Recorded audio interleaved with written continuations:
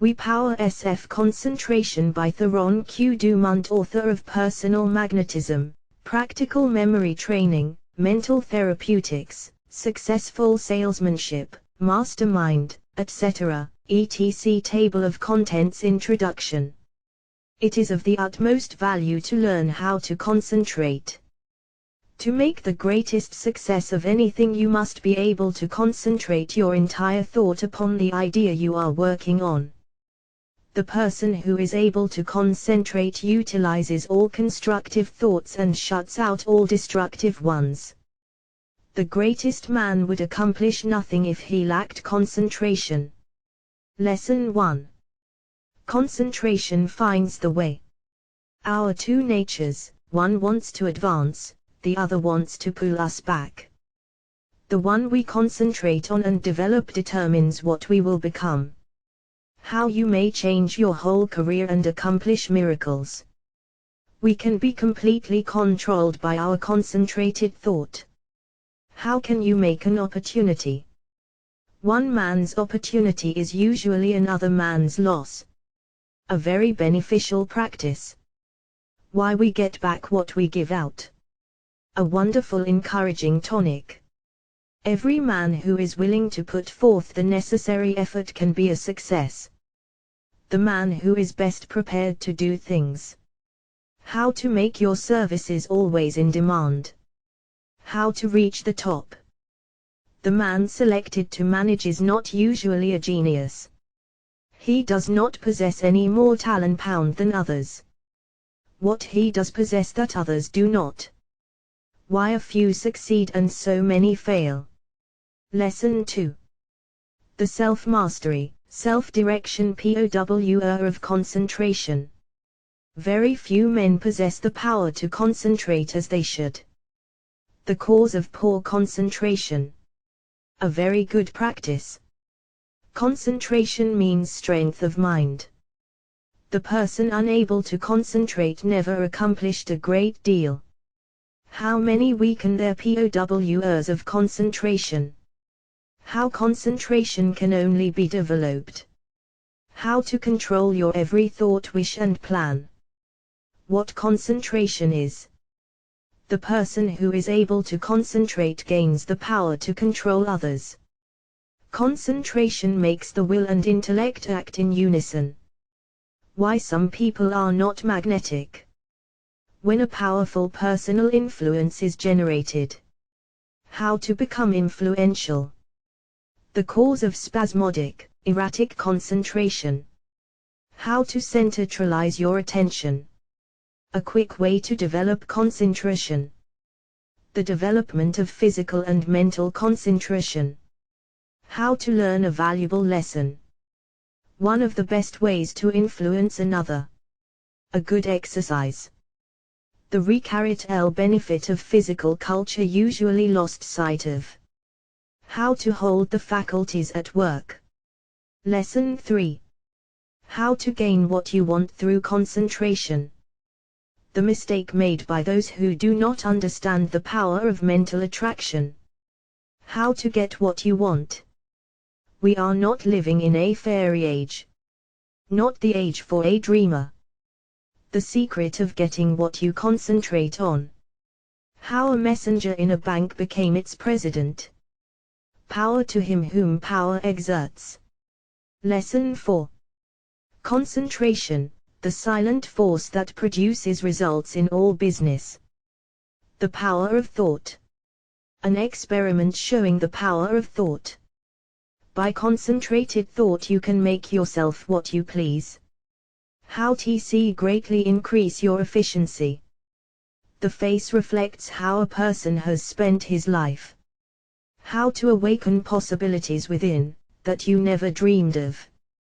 How to inspire confidence in those you deal with. The value of concentrating your thoughts in the proper channels. How to attract the good things without a great effort. By concentration you can revolutionize your life and gain happiness greater than you can imagine. Lesson 5. How concentrated thought links all humanity together. How you may become successful. The barriers to success can be controlled. How to realize your fondest ambitions. How to overcome destructive forces. How to become the master of circumstances. Through concentration you can mold your environment. You can get what you want. Sowing the thought seeds of success. Mind forces that are hardly dreamed of at present. A method for removing unfavorable conditions. Concentration makes you happy and gives you plenty to do. Lesson 6. The training of the will to do. The great secret of any accomplishment. Everything is possible today. The inner energy that controls all conscious acts. How you can become a genius. A mighty force at your disposal. Rules that will make you a man among men. The spirit that wins. Concentration develops determination and perseverance.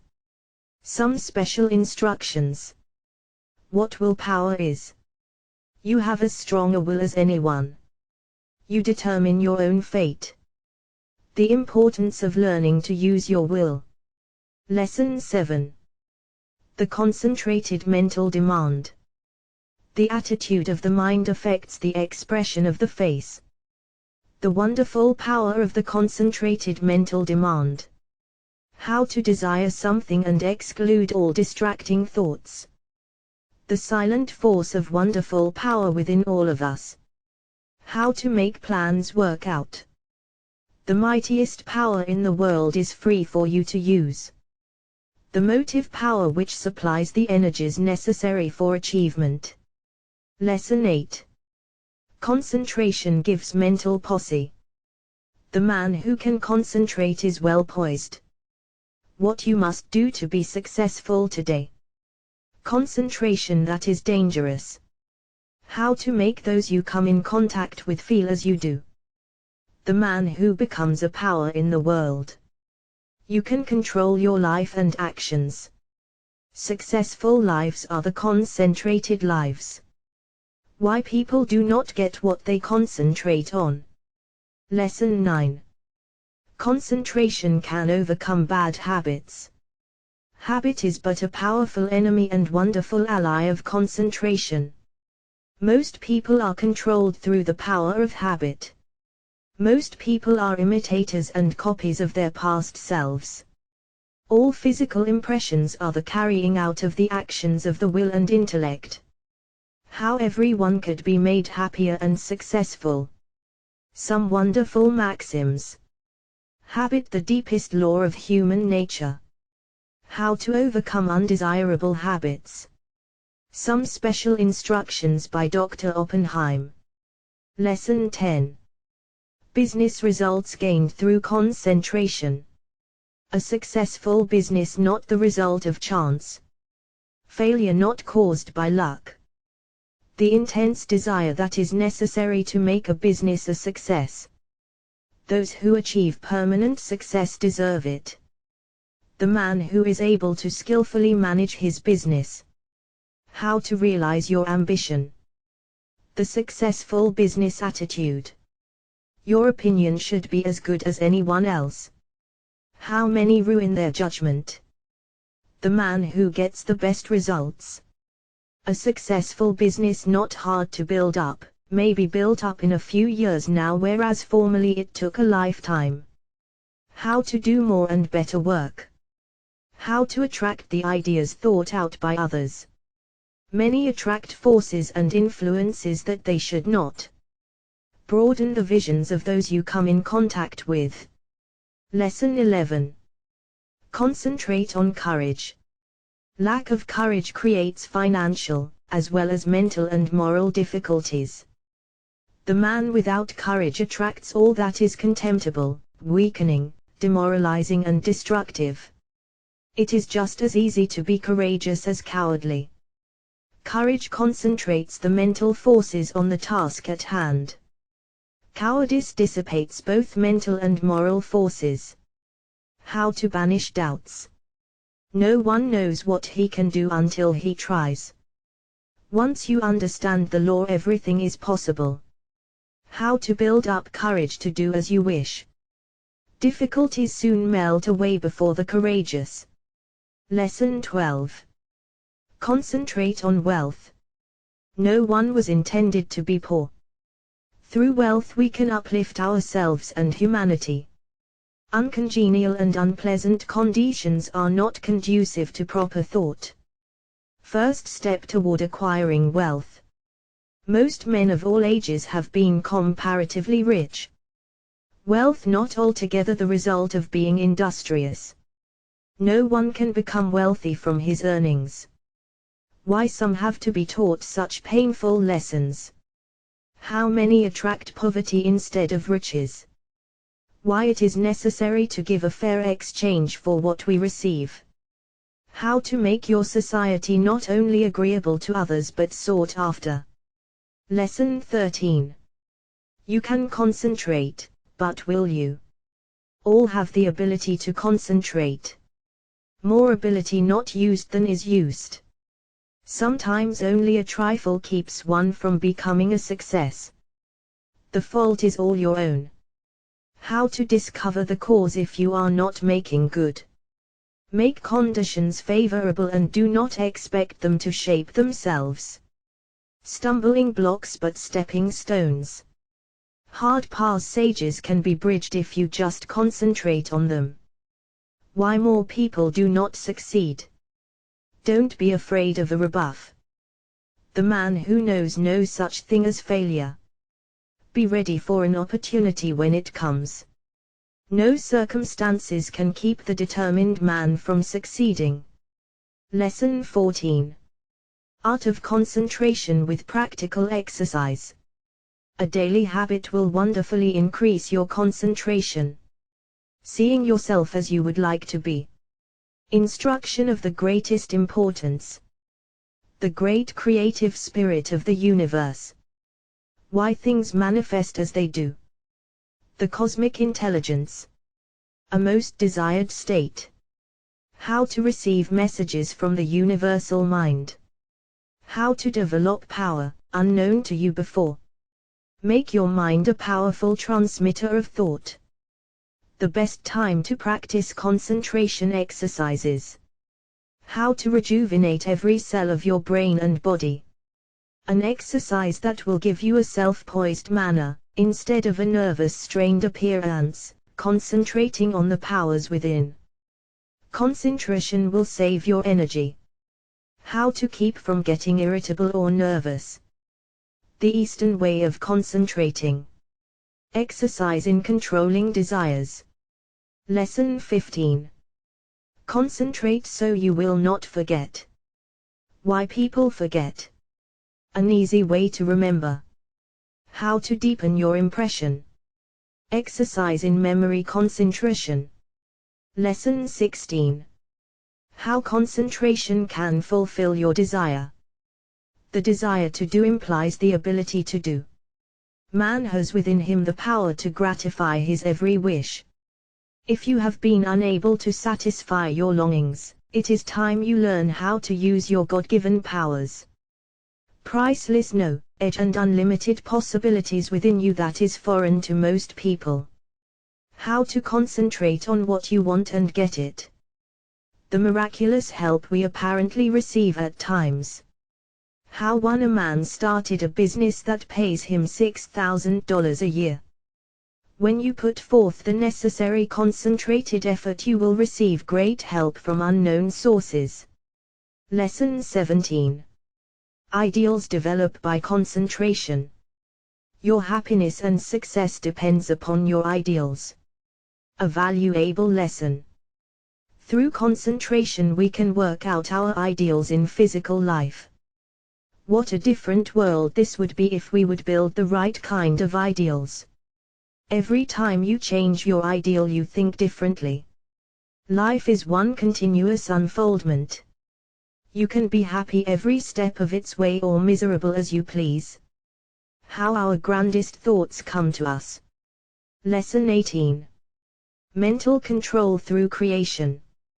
An inventor's vision. Why it is easy to project your thoughts to another. How your mental powers can draw to you forces of a helpful nature. The big businessman must possess mental power of control. How to make a friend or relative succeed.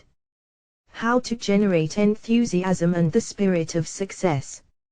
Your environment is either helpful or harmful. Mental starvation. How to instill your thoughts and ideas into others. Influence that must be shaken off before you can advance. Our attitude has more to do with success than you realize. Lesson 19. A concentrated will development. A most effective and practical method of developing the will. Practical exercises. Will training without exercises. Willpower can overcome big obstacles. The will to win. Man an unknown quality until his powers are developed. Ability plentiful, but organizing, initiative and creative power not so plentiful. The driving force within. Lesson 20. Concentration reviewed. Those unable to concentrate will generally suffer from poverty and unhappiness. The best instructor will only help you to the extent you put it into practice. Gaining the mastery of your work, life powers and forces. Concentrate the dominant quality that makes men successful. Everyone can learn to concentrate better. An experiment to try. Final instructions. Introductory. We all know that in order to accomplish a certain thing we must concentrate. It is of the utmost value to learn how to concentrate. To make a success of anything you must be able to concentrate your entire thought upon the idea you are working out. Do not become discouraged if you are unable to hold your thought on the subject very long at first. There are very few who can. It seems a peculiar fact that it is easier to concentrate on something that is not good for us, than on something that is beneficial. This tendency is overcome when we learn to concentrate consciously. If you will just practice a few concentration exercises each day, you will find you will soon develop this wonderful power.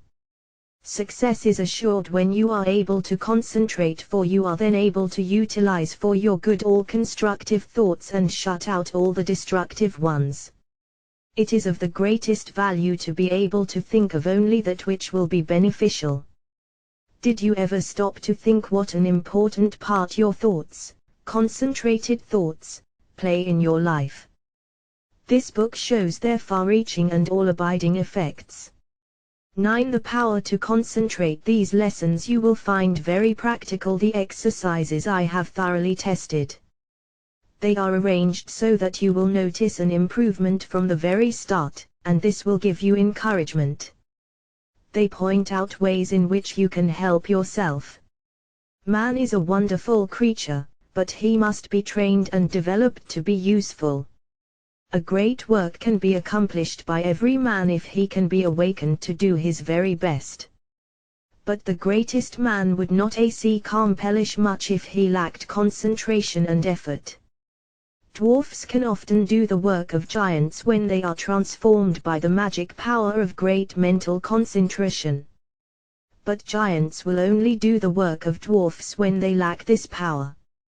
We accomplish more by concentration than by fitness. The man that is apparently best suited for a place does not always fill it best. It is the man that concentrates on its every possibility that makes an art of both his work and his life.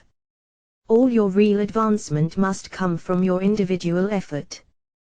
This course of lessons will stimulate and inspire you to achieve success. It will bring you into perfect harmony with the laws of success. It will give you a firmer hold on your duties and responsibilities. 10. The power to concentrate. The methods of thought concentration given in this work, if put into practice, will open up interior avenues that will connect you with the everlasting laws of being and their costless foundation of unchangeable truth. As most people are very different, it is impossible to give instructions that will be of the same value to all. The author has endeavored in these lessons to awaken that within the soul which perhaps the book does not express. So study these lessons as a means of awakening and training that which is within yourself. Let all your acts and thoughts have the intensity and power of concentration. To really get the full benefit of these lessons, you should read a page, then close the book and thoughtfully recall its ideas. If you will do this, you will soon cultivate a concentrated mental habit, which will enable you to read with ordinary rapidity and remember all that you read. 11. Wesonai concentration finds the way. Everyone has two natures. One wants us to advance and the other wants to pull us back. The one that we cultivate and concentrate on decides what we are at the end. Both natures are trying to gain control. The will alone decides the issue. A man by one supreme effort of the will may change his whole career and almost accomplish miracles. You may be that man. You can be if you will to be, for will can find a way or make one. I could easily fill a book of cases where men plodding along in a matter-of-fact way were all at once aroused, and as if awakening from a slumber they developed the possibilities within them, and from that time on were different persons. You alone can decide when the turning point will come. It is a matter of choice whether we allow our diviner self to control us or whether we will be controlled by the brute within us. No man has to do anything he does not want to do. He is therefore the director of his life if he wills to be. What we are to do is the result of our training. We are like putty, and can be completely control-led by our willpower. 12. The power to concentrate habit is a matter of acquirement. You hear people say, he comes by this or that nature ally, a chip off the old block / meaning that he is only doing what his parents did. This is quite often the case, but there is no reason for it, for a person can break a habit just the moment he masters the I will. A man may have been a good for nothing all his life up to this very minute, but from this time on he begins to amount to something. Even old men have suddenly changed and accomplished wonders. I lost my opportunity, says one. That may be true, but by sheer force of will, we can find a way to bring us another opportunity. There is no truth in the saying that opportunity knocks at our door but once in a lifetime. The fact is, opportunity never seeks us, we must seek it. What usually turns out to be one man's opportunity, was another man's loss. In this day one man's brain is matched against another's. It is often the quickness of brain action that determines the result. One man thinks I will do it, but while he procrastinates the other goes ahead and does the work. They both have the same opportunity. The one will complain of his lost chance. But it should teach him a lesson, and it will, if he is seeking the path that leads to success.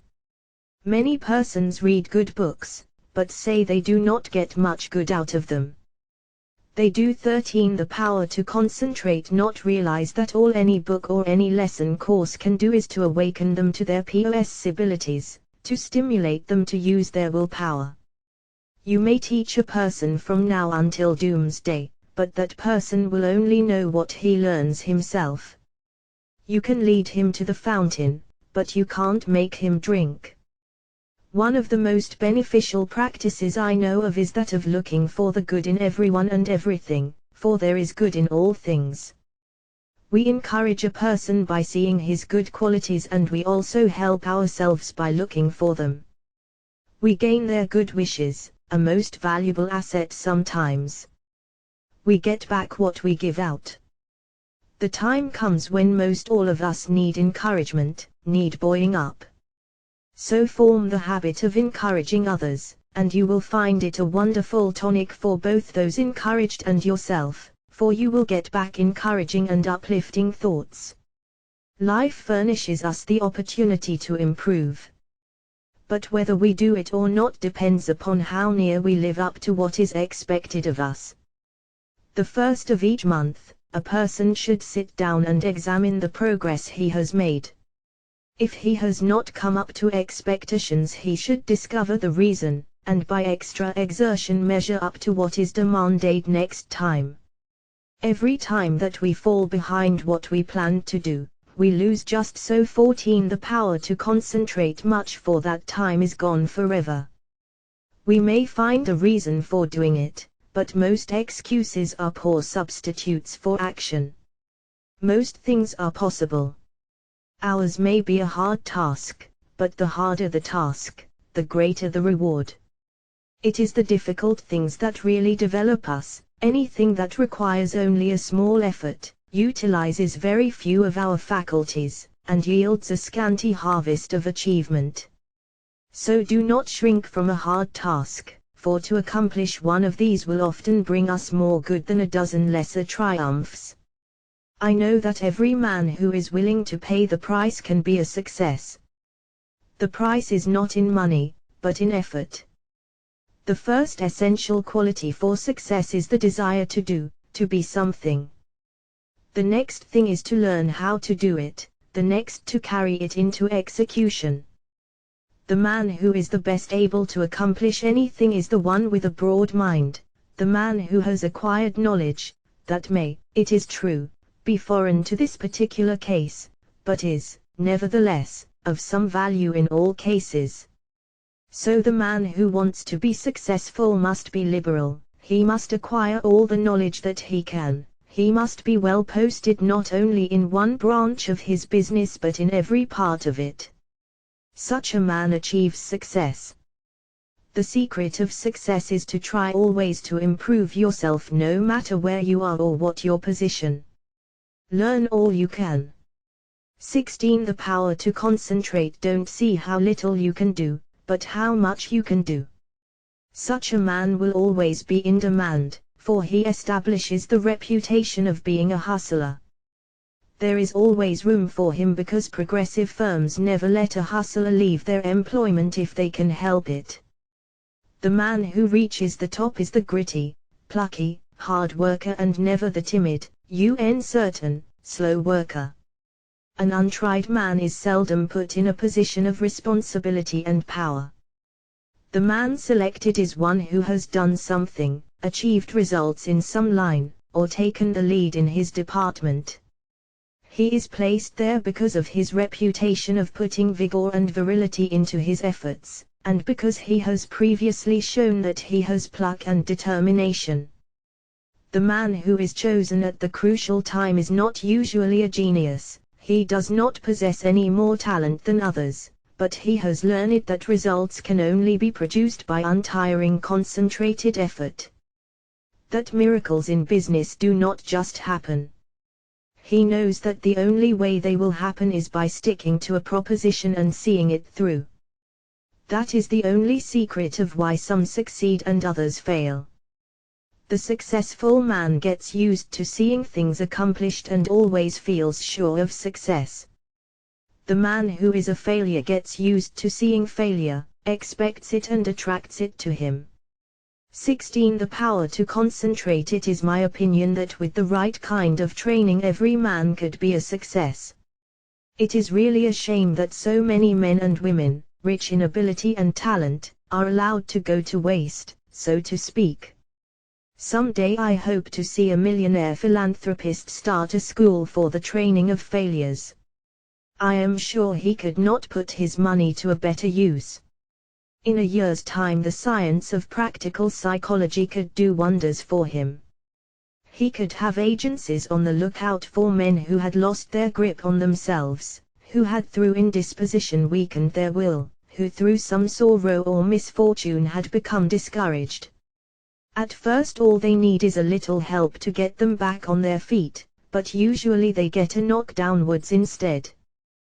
The result is that their latent powers never develop and both they and the world are the losers. I trust that in the near future, someone will heed the opportunity of using some of his millions in arousing men who have begun to falter. All they need to be shown is that there is within them an omnipotent source that is ready to aid them, providing they will make use of it. Their minds only have to be turned from despair to hope to make them regain their hold. When a man loses his grip today, he must win his redemption by his own will. He will get little encouragement or advice of an inspiring nature.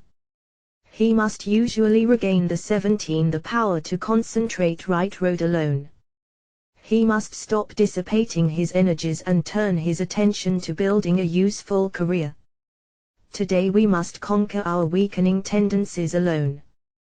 Don't expect anyone to help you. Just take one big brace, make firm resolutions, and resolve to conquer your weaknesses and vices. Really, none can do this for you. They can encourage you, that is all. I can think of nothing but lack of health that should interfere with one becoming successful. There is no other handicap that you should not be able to overcome. To overcome a handicap, all that is necessary to do is to use more determination and grit and will. The man with grit and will may be poor today and wealthy in a few years. Willpower is a better asset than money. Will can carry you over chasms of failure, if you but give it the chance. The men who have risen to the highest positions have usually had to gain their victories against big odds. Think of the hardships many of our inventors have gone through before they became a success. Usually they have been very much misunderstood by relatives and friends. Very often they did not have the bare necessities of life, yet, by sheer determination and resolute courage, they managed to exist somehow until they perfected their inventions, which afterwards the power to concentrate greatly helped in bettering the condition of others. Everyone really wants to do something, but there are few who will put forward the needed effort to make the necessary sacrifice to secure it. There is only one way to accomplish anything, and that is to go ahead and do it. A man may accomplish almost anything today, if he just sets his heart on doing it and lets nothing interfere with his progress. Obstacles are quickly overcome by the man who sets out to accomplish his heart's desire. The bigger the man, the smaller the obstacle appears. The smaller the man, the greater the obstacle appears. Always look at the advantage you gain by overcoming obstacles, and it will give you the needed courage for their conquest. Do not expect that you will always have easy sailing. Parts of your journey are likely to be rough. Don't let the rough places put you out of commission. Keep on with the journey. Just the way you weather the storm shows what material you are made of. Never sit down and complain of the rough places, but think how nice the pleasant stretches were. View with delight the smooth plains that are in front of you. Do not let a setback stop you. Think of it as a mere incident that has to be overcome before you can reach your goal. 19 Lesson 2 The Self-Mastery, Self-Direction Power of Concentration. Man from a psychological standpoint of development is not what he should be. He does not possess the self-mastery, the self-directing power of concentration that is his by right. He has not trained himself in a way to promote his self-mastery. Every balanced mind possesses the faculties whose chief duties are to engineer, direct and concentrate the operations of the mind, both in a mental and physical sense. Man must learn to control not only his mind but his bodily movements. When the controlling faculties, autonomic, are in an untrained condition, the impulses, passions, emotions, thoughts, actions and habits of the person suffer from lack of regulation, and the procedure of mental concentration is not good, not because the mind is necessarily weak in the autonomic department of the faculties, but because the mind is not properly trained. When the self-regulating faculties are not developed, the impulses, appetites, emotions and passions have full swing to do as they please, and the mind becomes impulsive, restless, emotional and irregular in its action. 20 The power to concentrate. This is what makes mental concentration poor. When the self-guiding faculties are weak in development, the person always lacks the power of mental concentration. Therefore you cannot learn to concentrate until you develop these very powers that qualify you to be able to concentrate. So if you cannot concentrate, one of the following is the cause: 1. Deficiency of the motor centers. 2. An impulsive and emotional mind. 3. An untrained mind. The last fault can soon be removed by systematic practice. It is easiest to correct. The impulsive and emotional state of mind can best be corrected by restraining anger, passion and excitement, hatred, strong impulses, intense emotions, fretfulness, etc. It is impossible to concentrate when you are in any of these excited states. These can be naturally decreased by avoiding such food and drinks as have nerve-weakening or stimulating influences, or our tendency to stir up the passions, the impulses and the emotions. It is a very good practice to watch and associate with those persons that are steady, calm, controlled and conservative. Correcting the deficiency of the motor centers is harder because as the person's brain is undeveloped, he lacks willpower. 21. The power to concentrate. To cure this takes some time. Persons so afflicted may benefit by reading and studying my course, The Mastermind / Many have the idea that when they get into a negative state they are concentrating, but this is not so. They may be meditating, though not concentrating. Those who are in a negative state a good deal of the time cannot, as a rule, concentrate very well. They develop instead abstraction of the mind, or absence of mind. Their power of concentration becomes weaker and they find it difficult to concentrate on anything. They very often injure the brain, if they keep up this state. To be able to concentrate you must possess strength of mind. The person who is feeble-minded cannot concentrate his mind, because of lack of will. The mind that cannot center itself on a special subject, or thought, is weak. Also the mind that cannot draw itself from a subject or thought is weak. But the person who can center his mind on any problem, no matter what it is, and remove any unharmonious impressions has strength of mind. Concentration, first, last and all the time, means strength of mind. Through concentration a person is able to collect and hold his mental and physical energies at work. A concentrated mind pays attention to thoughts, words, acts and plans. The person who allows his mind to roam at 22 the power to concentrate will never accomplish a great deal in the world. He wastes his energies. If you work, think, talk and act aimlessly, and allow your brain to wander from your subject to foreign fields, you will not be able to concentrate. You concentrate at the moment when you say, I want to, I can, I will. Some mistakes some people make.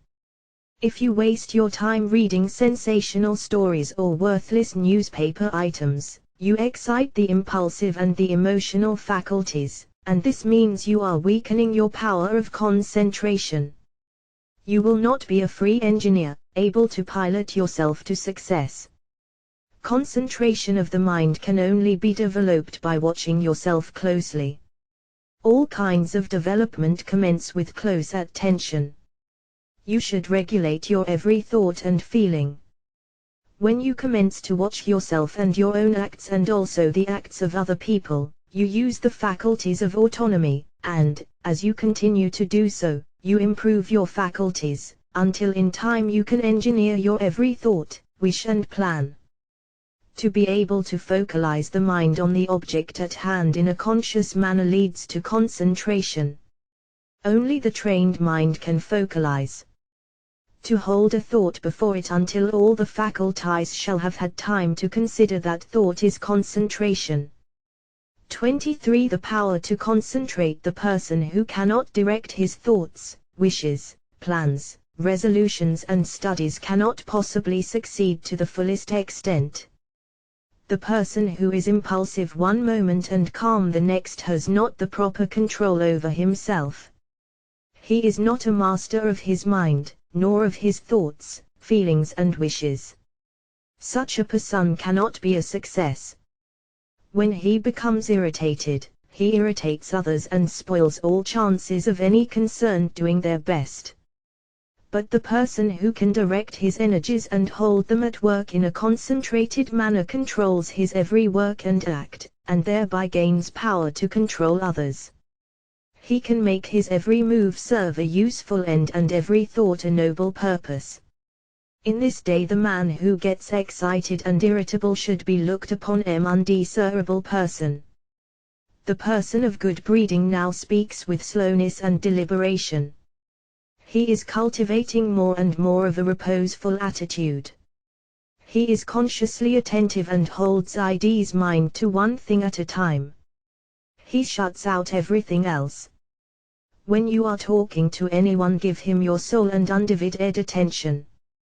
Don't let your attention wander or be diverted. Give no heed to anything else, but make your will and intellect act in unison. Start out in the morning and see how self-poised you can remain all day. At times take 24 the power to concentrate an inventory of your actions during the day and see if you have kept your determination. If not, see that you do tomorrow. The more self-poised you are, the better will your concentration be. Never be in too much of a hurry, and, remember, the more you improve your concentration, the greater are your prowess abilities. Concentration means success, because you are better able to govern yourself and centralize your mind. You become more in earnest in what you do, and this almost invariably improves your chances for success. When you are talking to a person, have your own plans in mind. Concentrate your strength upon the purpose you are talking about. Watch his every move, but keep your own plans before you. Unless you do, you will waste your energy and not accomplish as much as you should. I want you to watch the next person you see who has the reputation of being a strong actor, a man of force. Watch and see what a perfect control he has over his body. Then I want you to watch just an ordinary person. Notice how he moves his eyes, arms, fingers. Notice the useless expenditure of energy. These movements all break down the vital cells and lessen the person's power in vital and nerve directions. It is just as important for you to conserve your nervous forces as it is the vital forces. As an example, we see an engine 26 the power to concentrate going along the track very smoothly. Someone opens all the valves and the train stops. It is the same with you. If you want to use your full amount of steam, you must close your valves and direct your power of generating mental steam toward one end. Center your mind on one purpose, one plan, one transaction. There is nothing that uses up nerve force so quickly as excitement.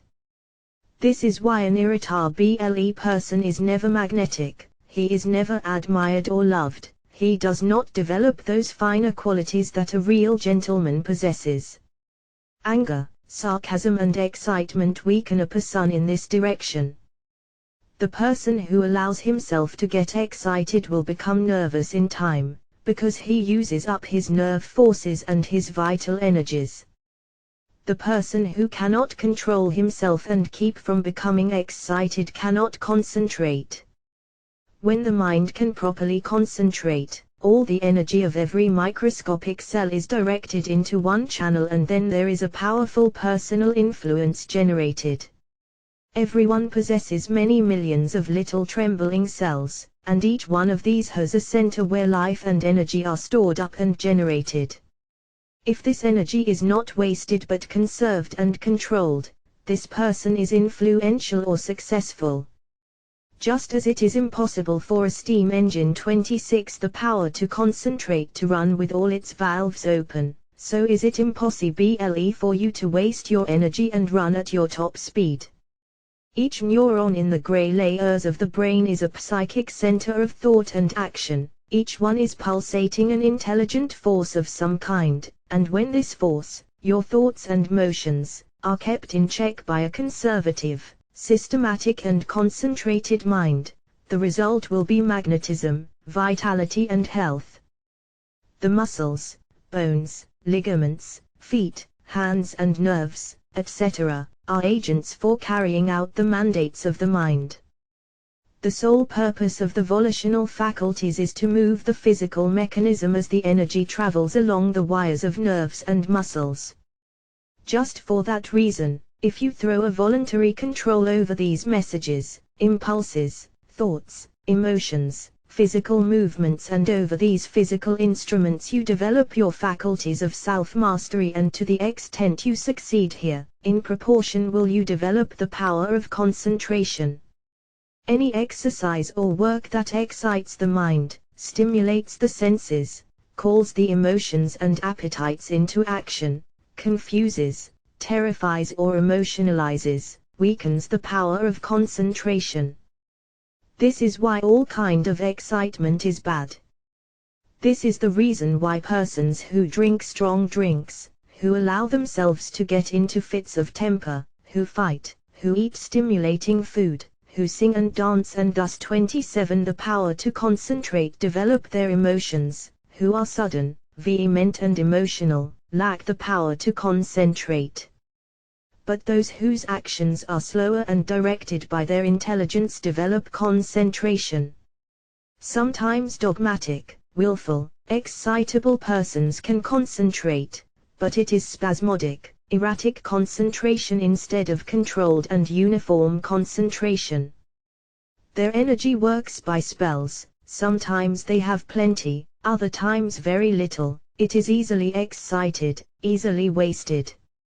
The best way to you understand it is to compare it with the discharge of a gun. If the gun goes off when you want it to, it accomplishes the purpose, but if it goes off before you are ready for it, you will not only waste ammunition, but it is also likely to do some damage. That is just what most persons do. They allow their energy to explode, thus not only wasting it but endangering others. They waste their power, their magnetism, and so injure their chance of success. Such persons are never well liked and never will be until they gain control over themselves. It will be necessary for them to practice many different kinds of concentration exercises, and to keep them up for some time.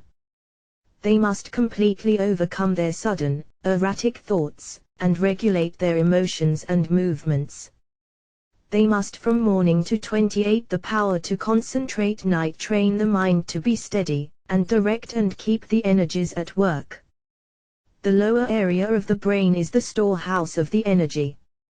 Most all persons have all the dynamic energy they need if they would concentrate it. They have the machine, but they must also have the engineer, or they will not go very far. The engineer is the self-regulating, directing power. The person who does not develop his engineering qualities will not accomplish much in life. The good engineer controls his every act. All work assists in development. By what you do, you either advance or degenerate. This is a good idea to keep always in mind. When you are uncertain whether you should do something or not, just think whether by doing it you will grow or deteriorate, and act accordingly. I am a firm believer in work when you work, and play when you play. When you give yourself up to pleasure you can develop concentration by thinking of nothing else but pleasure. When your mind dwells on love, think of nothing but this and you will find you can develop a more intense love than you ever had before.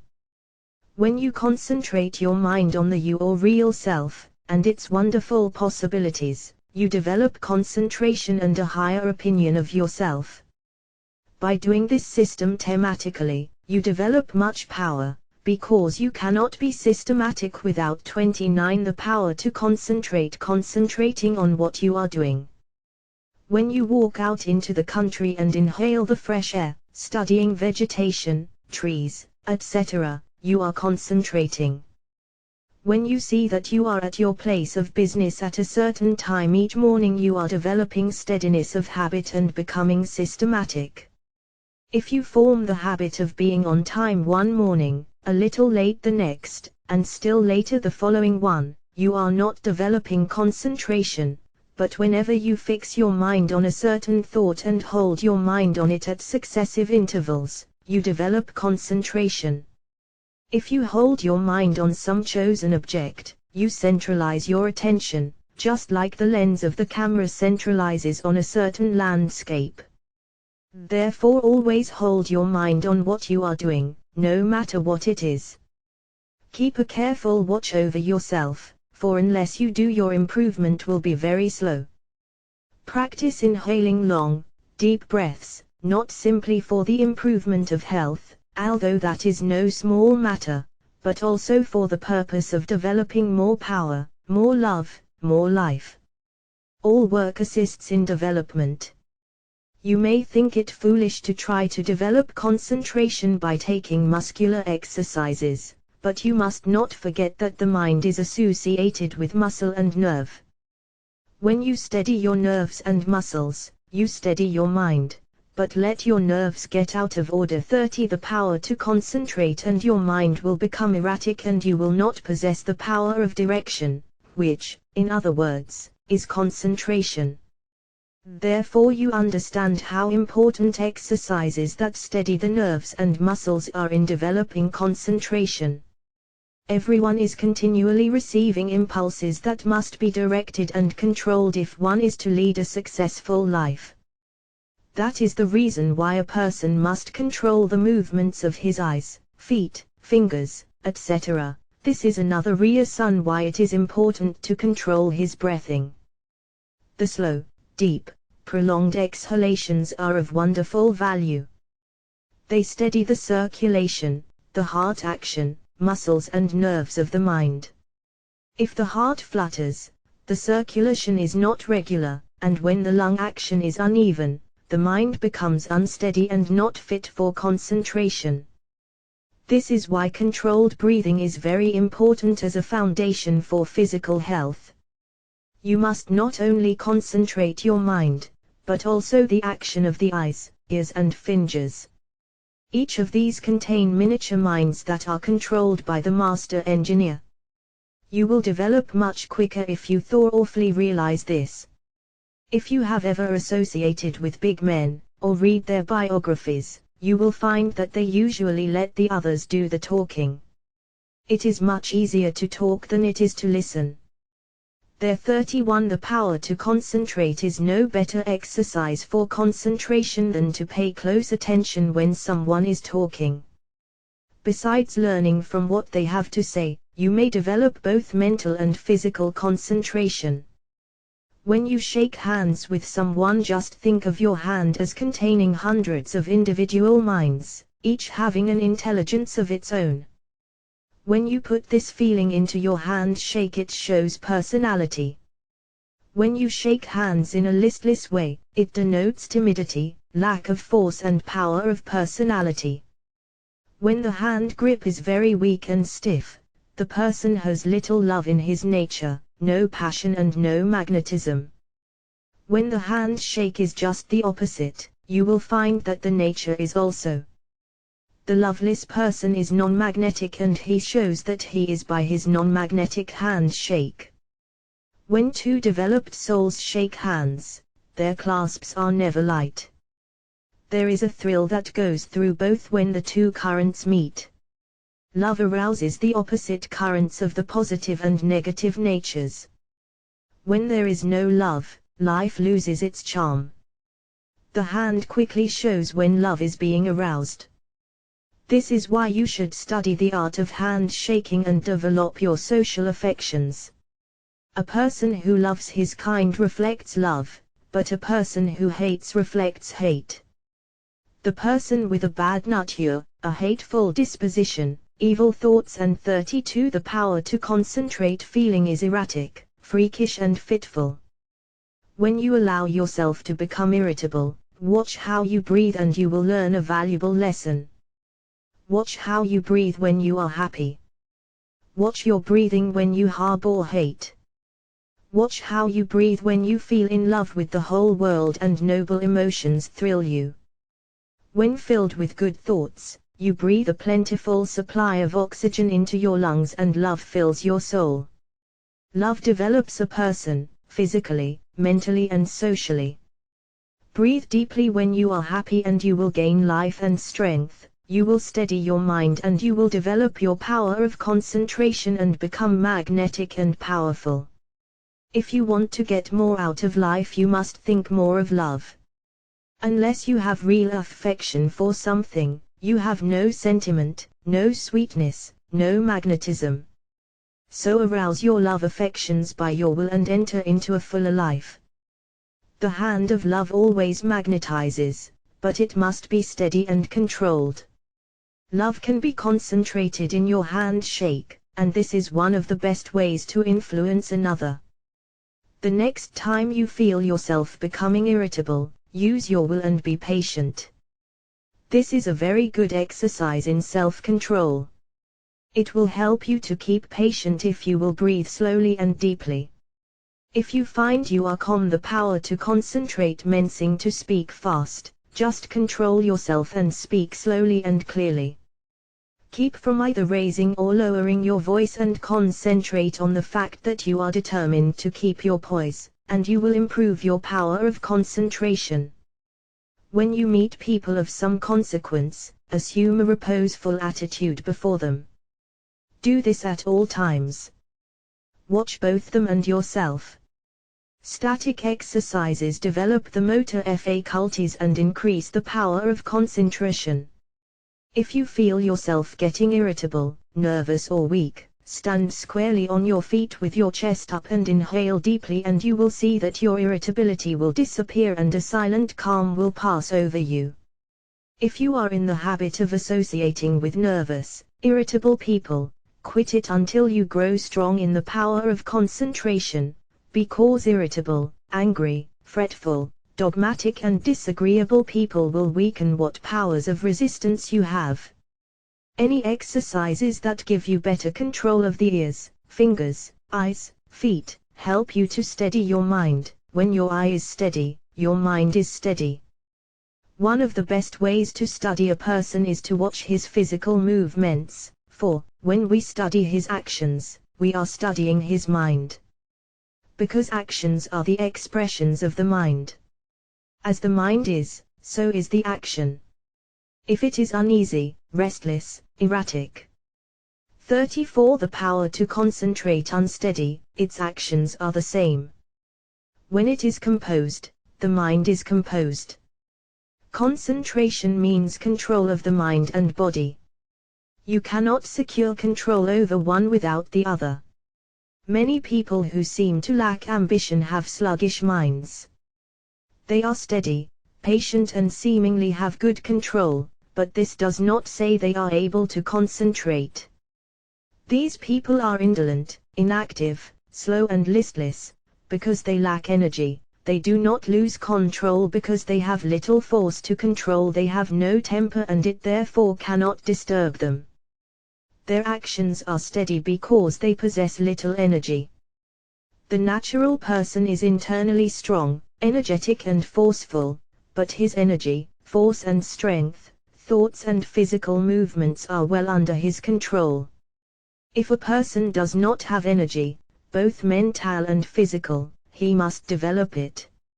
If he has energy which he cannot direct and hold to a point, he must learn to do so.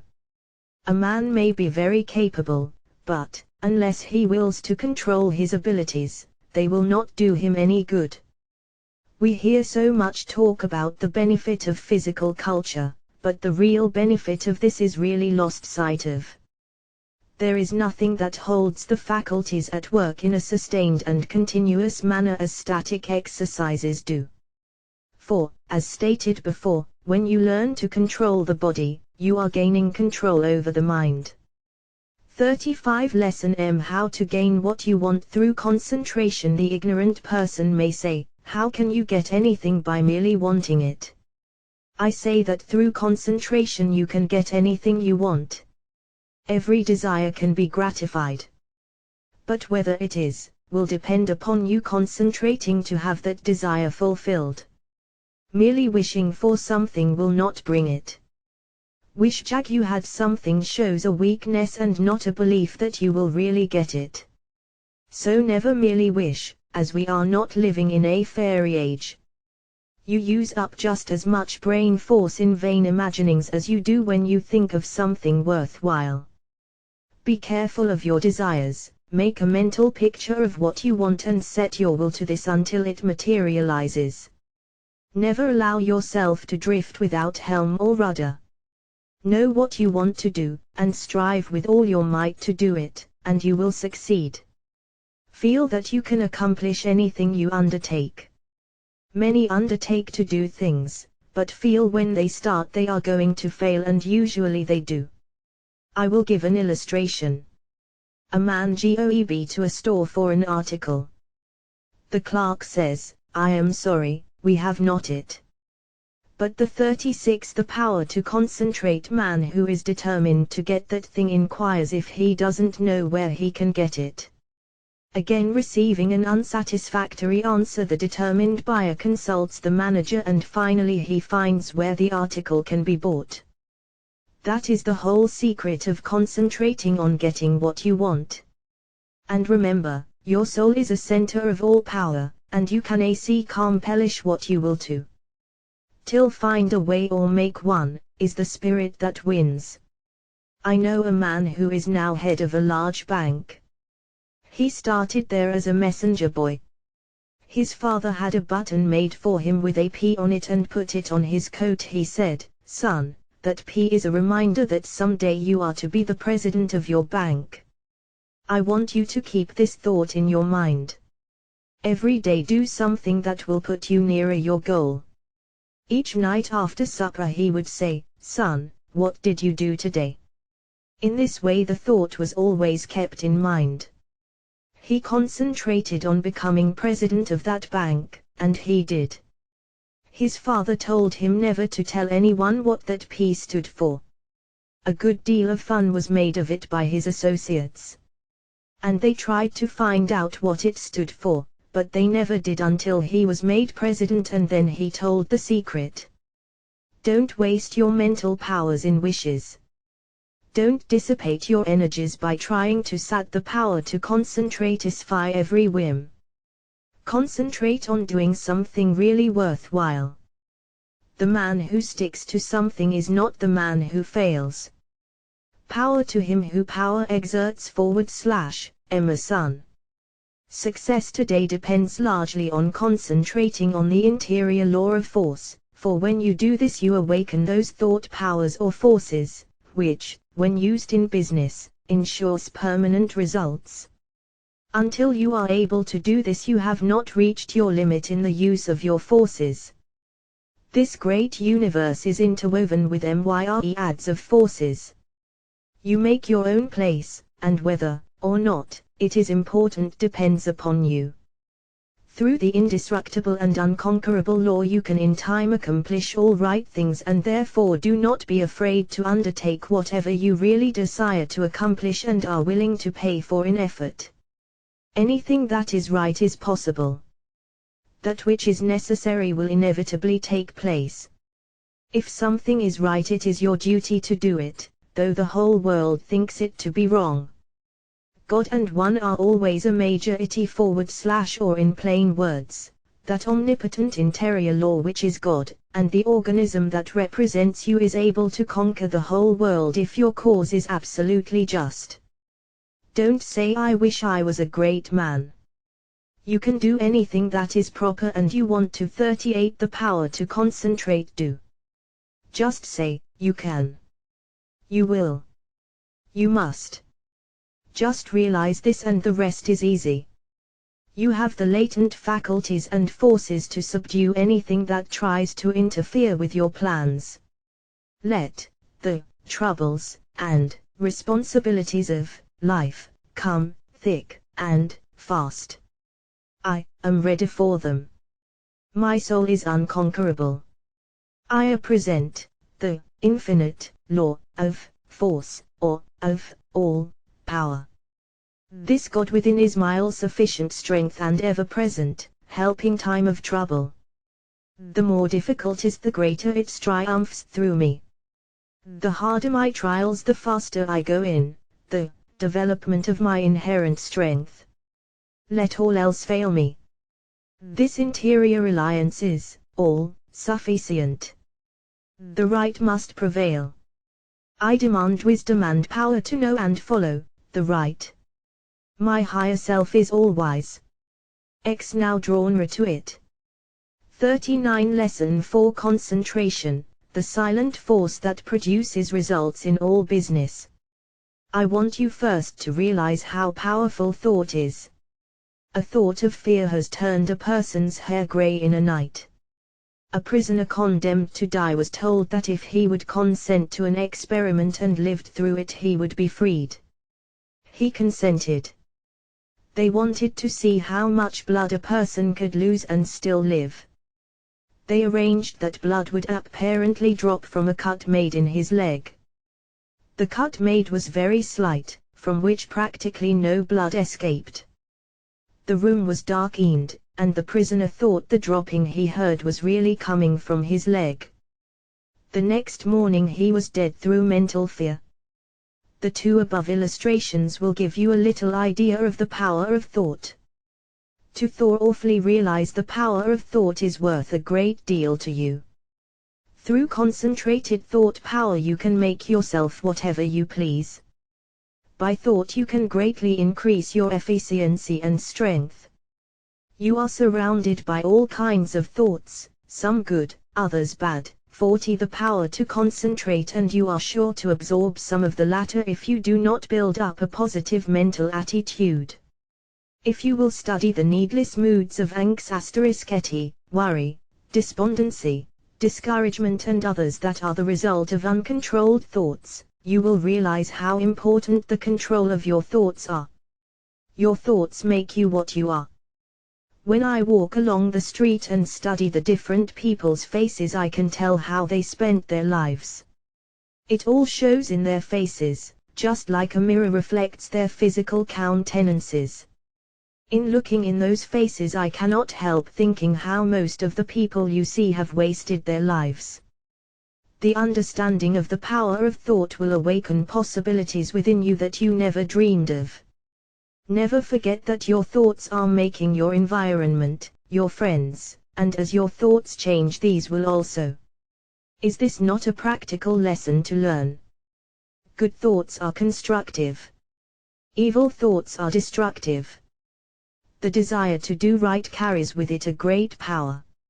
I want you to thoroughly realize the importance of your thoughts, and how to make them valuable, to understand that your thoughts come to you over invisible wires and influence you. If your thoughts are of a high nature, you become connected with people of the same 41 The power to concentrate mental caliber, and you are able to help yourself. If your thoughts are tricky, you will bring tricky people to deal with you, who will try to cheat you. If your thoughts are the right kind, you will inspire confidence in those with whom you are dealing. As you gain the goodwill of others, your confidence and strength will increase. You will soon learn the wonderful value of your thoughts and how serene you can become even when circumstances are the most trying. Such thoughts of right and good will bring you into harmony with people who amount to something in the world and who are able to give you help if you should need it, as nearly everyone does at times. You can now see why it is so important to concentrate your thoughts in the proper channels. It is very necessary that people should have confidence in you. When two people meet, they have not the time to look each other up. They accept each other according to instinct, which can usually be relied on. You meet a person and his attitude creates a suspicion in you. The chances are you cannot tell why, but something tells you, have no dealings with him, for if you do, you will be sorry. Thoughts produce actions. Therefore be careful of your thoughts. Your life will be molded by the thoughts you have. A 42 The power to concentrate spiritual power is always available to your thought, and when you are worthy you can attract all the good things without a great effort on your part. The sun's rays shine down on our gardens, but we can plant trees that will interfere with the sunlight. There are invisible forces ready to help you if you do not think and act to intercept these. These forces work silently. You reap what you sow. You have concentrated within powers that if developed will bring you happiness greater than you can even imagine. Most people go rushing through life, literally driving away the very things they seek. By concentration you can revolutionize your life, accomplish infinitely more and without a great effort. Look within yourself and you will find the greatest machine ever made. How to speak wisely. In order to speak wisely you must secure at least a partial concentration of the faculties and forces upon the subject at hand. Speech interferes with the focusing powers of the mind, as it withdraws the attention to the external and therefore is hardly to be compared with that deep silence of the subconscious mind, where deep thoughts, and the silent forces of high potency are evolved. It is necessary to be silent before you can speak wisely. The person who is really alert and well poised and able to 43 the power to concentrate, speak wisely under trying circumstances, is the person who has practiced in the silence. Most people do not know what the silence is and think it is easy to go into the silence, but this is not so. In the real silence we become attached to that interior law and the forces become silent, because they are in a state of high potency, or beyond the vibratory sounds to which our external ears are attuned. He who desires to become above the ordinary should open up for himself the interior channels which lead to the absolute law of the omnipotent. You can only do this by persistently and intelligently practicing thought concentration. Hold the thought, in silence I will allow my higher self to have complete control. I will be true to my higher self. I realize that it is to my self-interest to live up to my best. I demand wisdom, so that I may act wisely for myself and others. In the next chapter I will tell you of the mysterious law, which links all humanity together, by the powers of cooperative thought, and chooses for us companionship and friends. 44 Lesson V. How concentrated thought links all humanity together. It is within your power to gratify your every wish. Success is the result of the way you think. I will show you how to think to be successful. The power to rule and attract success is within yourself. The barriers that shut these off from you are subject to your control. You have unlimited power to think, and this is the link that connects you with your omniscient source. Success is the result of certain moods of mind or ways of thinking. These moods can be controlled by you and produced at will. You have been evolved to what you are from a lowly atom because you possessed the power to think. This power will never leave you, but will keep urging you on until you reach perfection. As you evolve, you create new desires and these can be gratified. The power to rule lies within you. The barriers that keep you from ruling are also within you. These are the barriers of ignorance. Concentrated thought will accomplish seemingly impossible results and make you realize your fondest ambitions.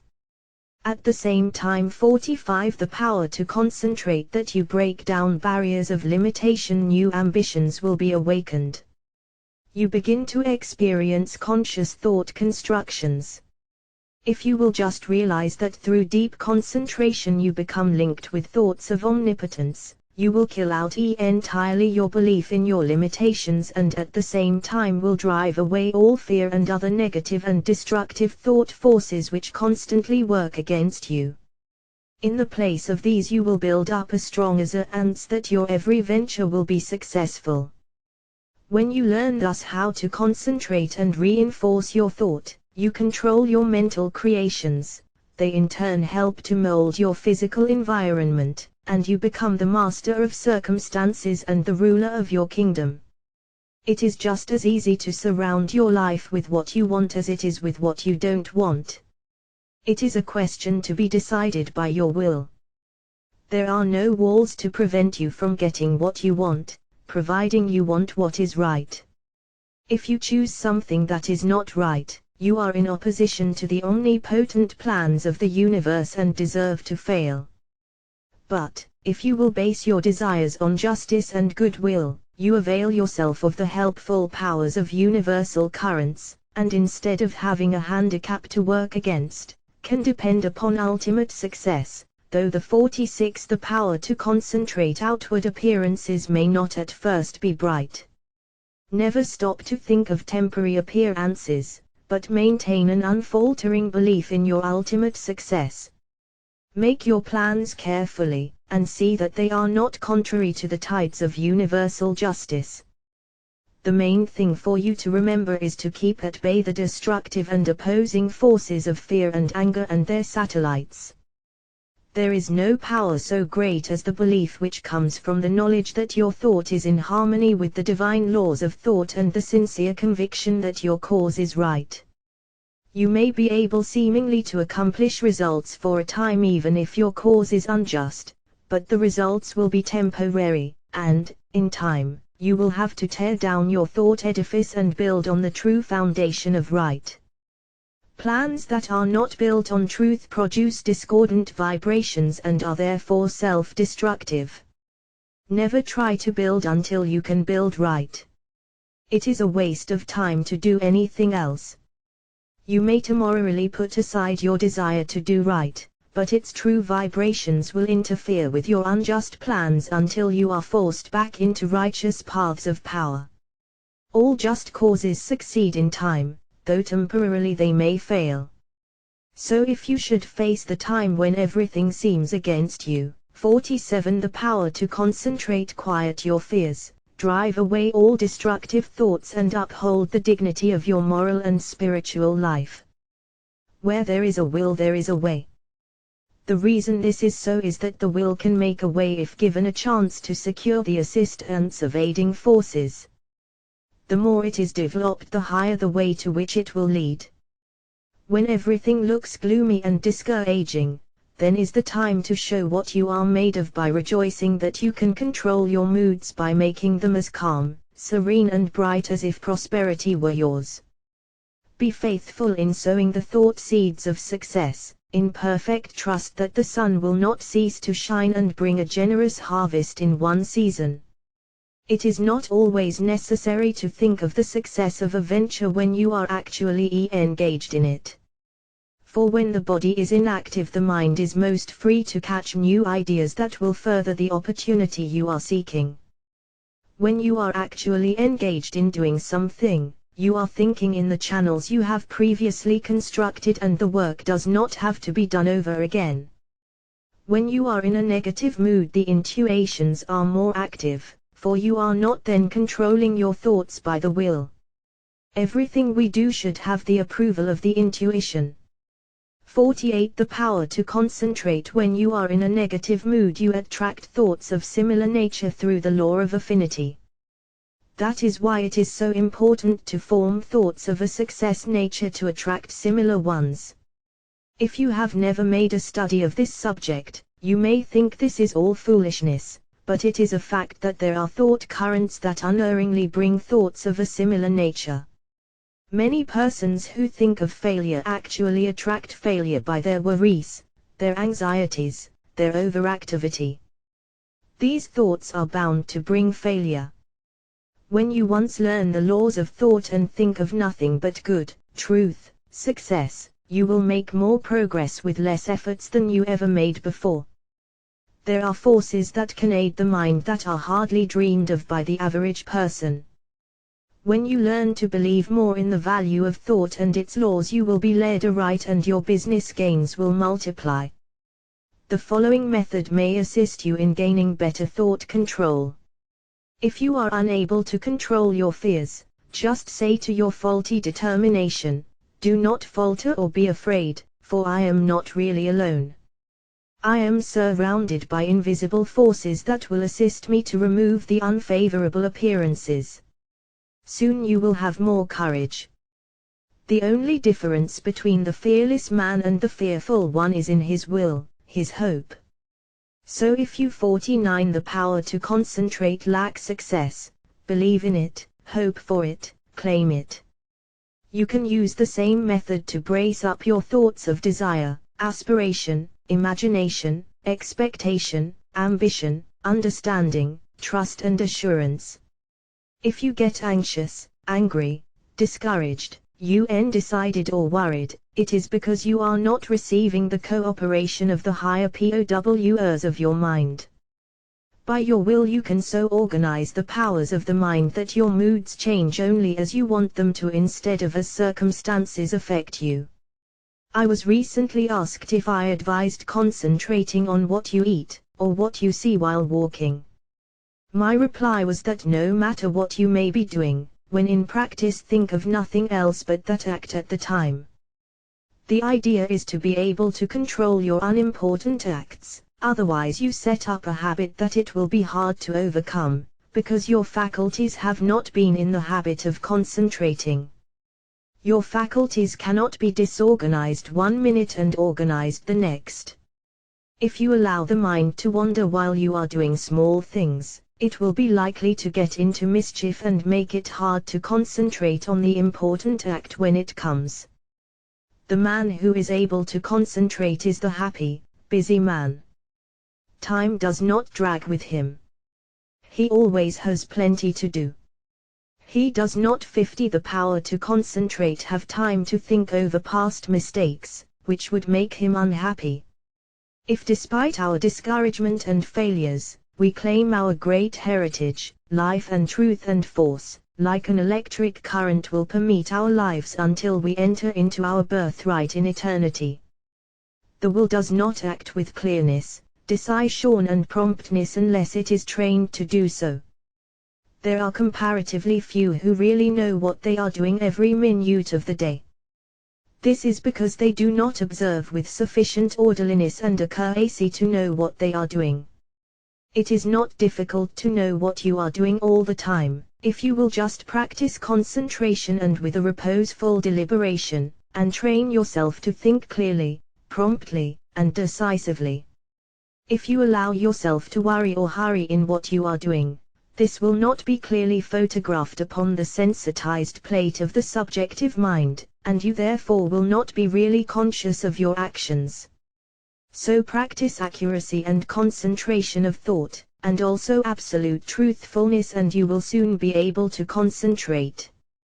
51 Lesson VX The training of the will to do. The will to do is the greatest power in the world that is concerned with human accomplishment, and no one can in advance determine its limits.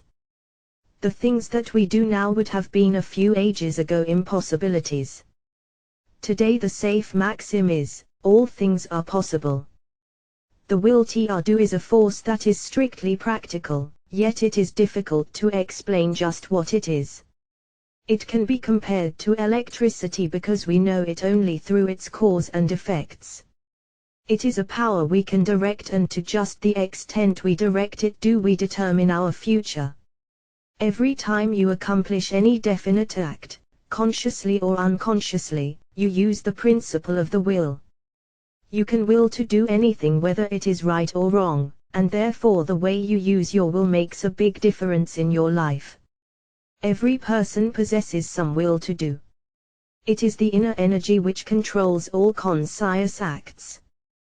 What you will to do directs your life forces. All habits, good or bad, are the result of what you will to do. You improve or lower your condition in life by what you will to do. Your will has a connection with all 52 the power to concentrate avenues of knowledge, all activities, all accomplishment. You probably know of cases where people have shown wonderful strength under some excitement, similar to the following. The house of a farmer's wife caught on fire. No one was around to help her move anything. She was a frail woman, and ordinarily was considered weak. On this occasion she removed things from the house that it later took 3 men to handle. It was the will to do that she used to accomplish her task. Genius is but a will to do little things with infinite pains. Little things well done open the door of opportunity for bigger things. The will accomplishes its greater results through activities that grow out of great concentration in acquiring the power of voluntary attention to such an extent that we can direct it where we will and hold it steadily to its task until our aim is accomplished. When you learn so to use it, your willpower becomes a mighty force. Almost everything can be accomplished through its proper use. It is greater than physical force because it can be used to control not only physical but mental and moral forces. There are very few who possess perfectly developed and balanced willpower, but those who do easily crush out their weak qualities. 53. The power to concentrate. Study yourself carefully. Find out your greatest weakness and then use your willpower to overcome it. In this way eradicate your faults, one by one, until you have built up a strong character and personality. Rules for improvement. A desire arises. Now think whether this would be good for you. If it is not, use your willpower to kill out the desire, but, on the other hand, if it is a righteous desire, summon all your willpower to your aid, crush all obstacles that confront you and secure possession of the coveted good. Slowness in taking decisions. This is a weakness of willpower. You know you should do something, but you delay doing it through lack of decision. It is easier not to do a certain thing than to do it, but conscience carries to do it. The vast majority of persons are failures because of the lack of deciding to do a thing when it should be done. Those who are successful have been quick to grasp opportunities by making a quick decision. This power of will can be used to bring culture, wealth and health. Some special pointers. For the next week, try to make quicker decisions in your little daily affairs. Set the hour you wish to get up and arise exactly at the fixed time. Anything that you should accomplish, do on or ahead of time. You want, of course, to give due deliberation to weighty matters, but by 54 the power to concentrate making quick decisions on little things you will acquire the ability to make quick decisions in bigger things. Never procrastinate. Decide quickly one way or the other even at the risk of deciding wrong. Practice this for a week or two and notice your improvement. The lack of initiative. This, too, keeps many men from succeeding. They have fallen into the way of imitating others in all that they do. Very often we hear the expression, "He seems clever enough, but he lacks initiative." Life for them is one continuous grind. Day after day they go through the same monotonous round of duties, while those who are getting along are using their initiative to get greater fullness of life. There is nothing so responsible for poverty as this lack of initiative, this power to think and do for ourselves. You are as good as anyone. You have willpower, and if you use it, you will get your share of the luxuries of life. So use it to claim your own. Don't depend on anyone else to help you. We have to fight our own battles. All the world loves a fighter, while the coward is despised by all. Every person's problems are different, so I can only say analyze your opportunities and conditions and study your natural abilities. Form plans for improvement and then put them into operation. Now, as I said before, 55 the power to concentrate. Don't just say, "I am going to do so and so," but carry your plan into execution. Don't make an indefinite plan, but a definite one, and then don't give up until your object has been accomplished. Put these suggestions into practice with true earnestness, and you will soon note astonishing results, and your whole life will be completely changed. An excellent motto for one of pure motives is, "Through my willpower, dare do what I want to." You will find this affirmation has a very strengthening effect. The spirit of perseverance. The spirit of stick-to-itiveness is the one that wins. Many go just so far and then give up, whereas, if they had persevered a little longer, they would have won out. Many have much initiative, but instead of concentrating it into one channel, they diffuse it through several, thereby dissipating it to such an extent that its effect is lost. Develop more determination, which is only the will to do, and when you start out to do something, stick to it until you get results. Of course, before starting anything you must look ahead and see what the finish leads to. You must select a road that will lead to somewhere rather than nowhere. The journey must be productive of some kind of substantial results. The trouble with so many young men is that they launch enterprises. 56 The power to concentrate without any end in sight. It is not so much the start as the finish of a journey that counts. Each little move should bring you nearer the goal which you planned to reach before the enterprise began. Lack of perseverance is nothing but the lack of the will to do. It takes the same energy to say, I will continue, as to say, I give up. Just the moment you say the latter, you shut off your dynamo, and your determination is gone. Every time you allow your determination to be broken, you weaken it. Don't forget this. Just the instant you notice your determination beginning to weaken, concentrate on it and by sheer willpower make it continue on the job. Never try to make a decision when you are not in a calm state of mind. If in a quick temper, you are likely to say things you afterwards regret. In anger, you follow impulse rather than reason. No one can expect to achieve success if he makes decisions when not in full control of his mental forces. Therefore, make it a fixed rule to make decisions only when at your best. If you have a quick temper, you can quickly gain control over it by simple rule of counting backwards. To count backwards requires concentration, and you thus quickly regain a calm state. In this way you can break the temper habit. 67 FHE power to concentrate. It will do you a lot of good. CC Think over what you said and thought the last time you were angry. Persevere until you see yourself as others see you. It would do no harm to write the scene out in story form and then sit in judgment of the character who played your part. Special instructions to develop the We Register trademark symbol to do.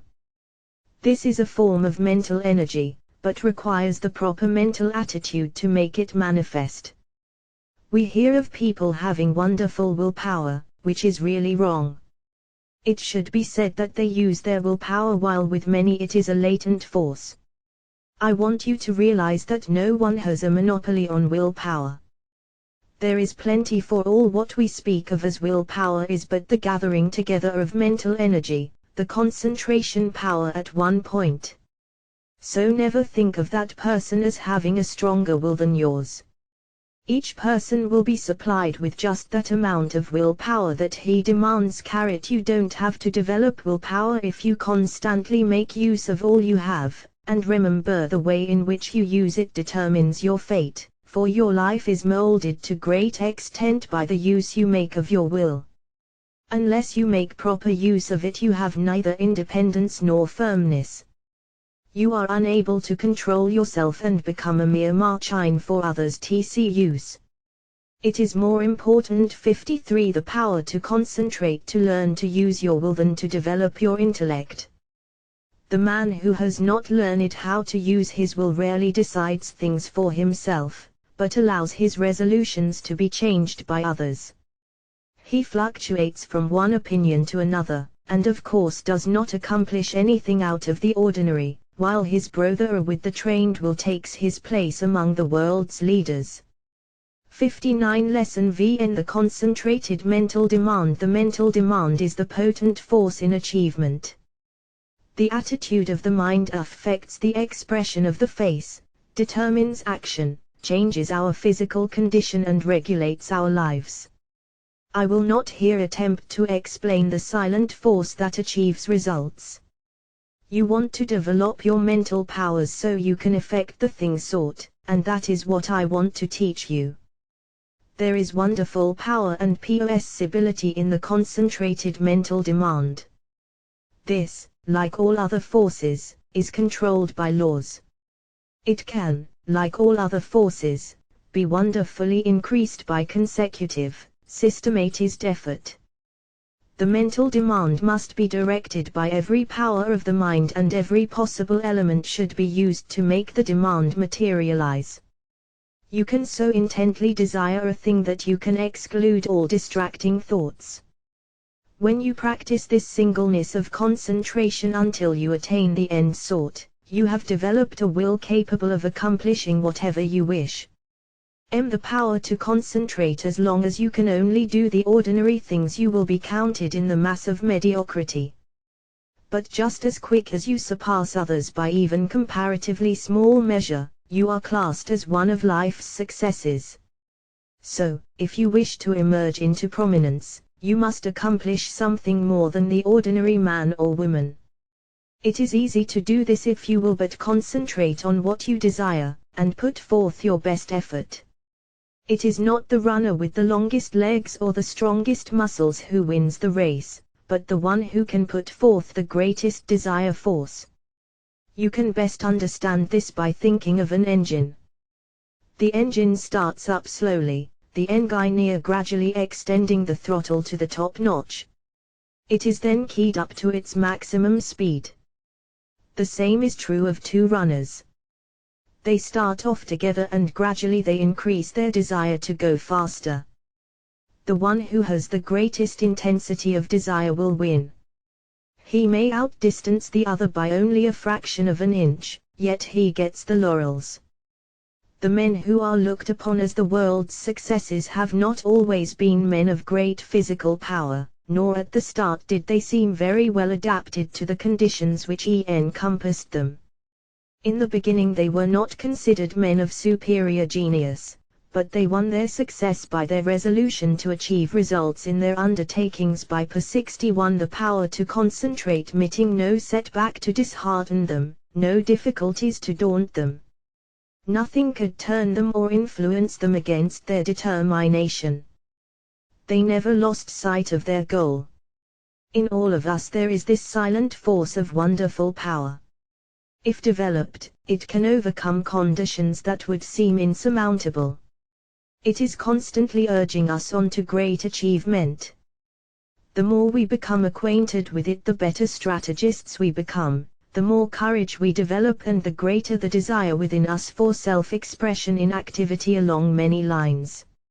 No one will ever be a failure if he becomes conscious of this silent force within that controls his destiny. But without the consciousness of this inner force, you will not have a clear vision, and external conditions will not yield to the power of your mind. It is the mental resolve that makes achievement possible.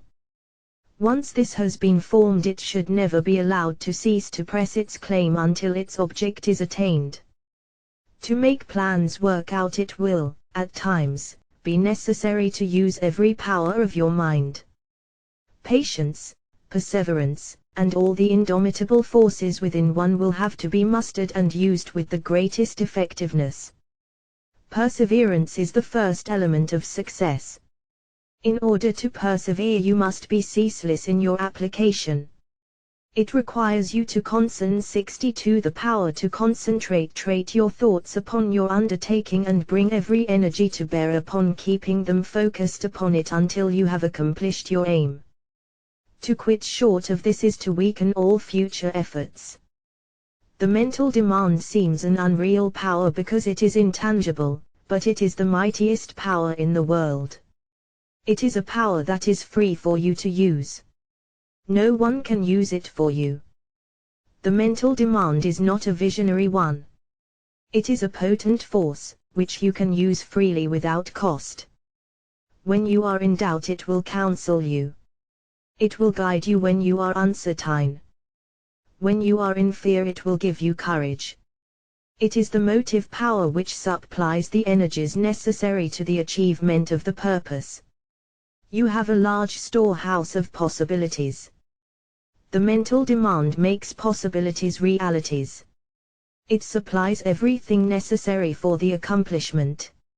It selects the tools and instructs how to use them. It makes you understand the situation. Every time you make a mental demand, you strengthen the brain centers by drawing to you external forces. Few realize the power of a mental demand.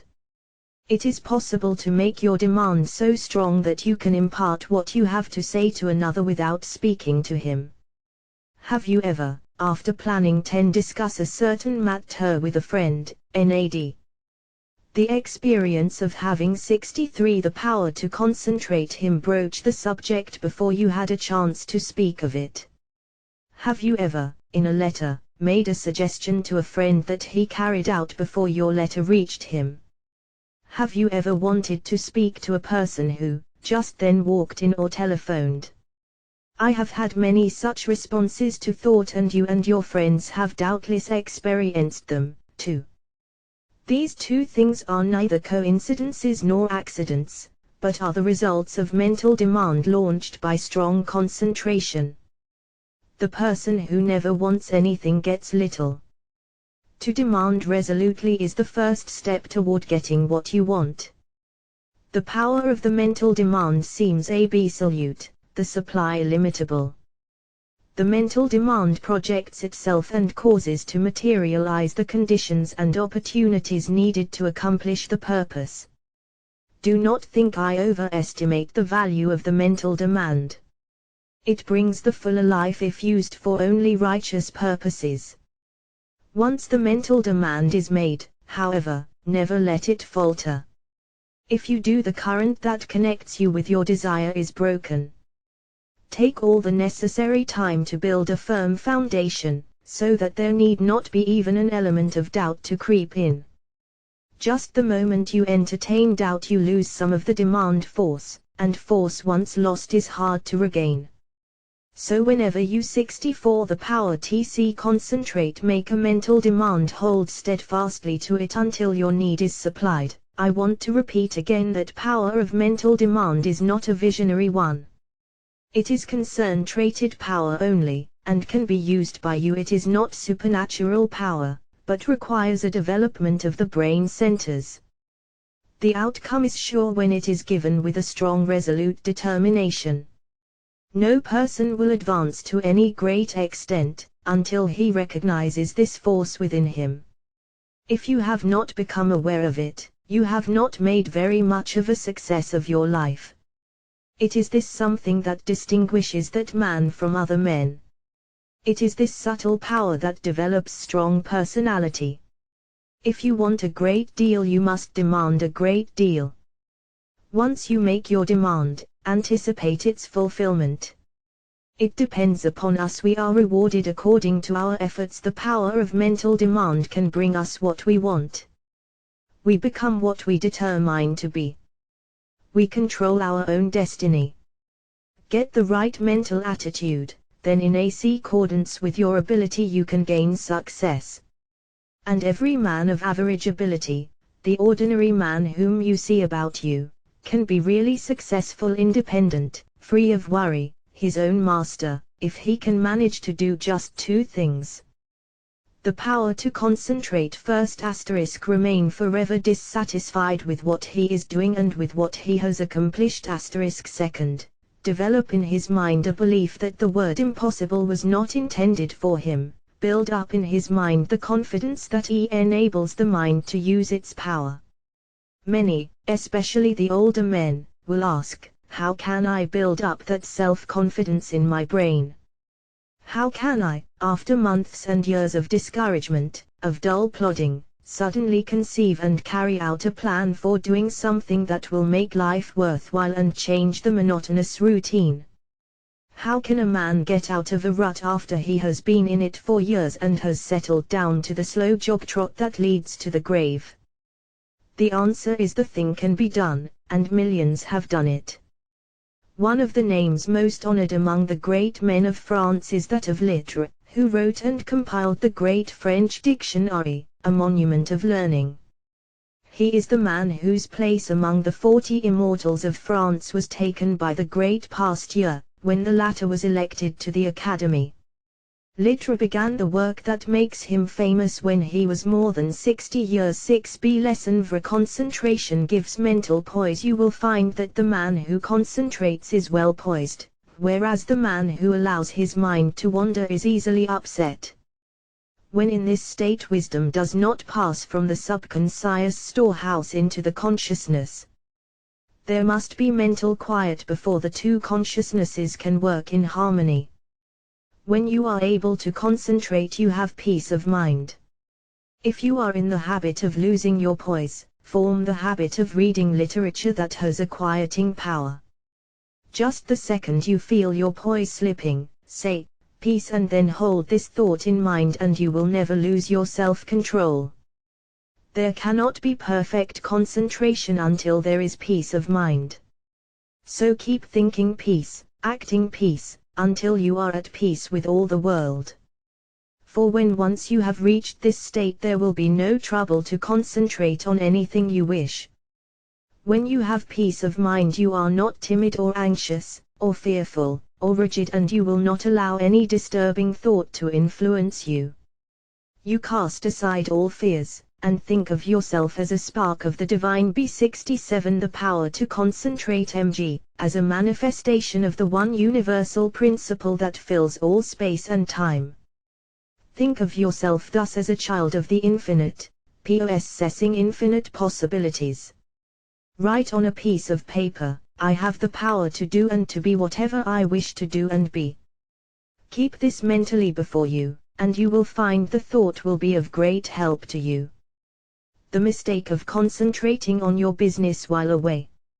In order to be successful today, you must concentrate, but don't become a slave to concentration, and carry your business cares home. Just as sure as you do, you will be burning the life forces at both ends, and the fire will go out much sooner than was intended. Many men become so absorbed in their busyness that when they go to church they do not hear the preacher because their minds are on their business. If they go to the theater, they do not enjoy it because their business is on their minds.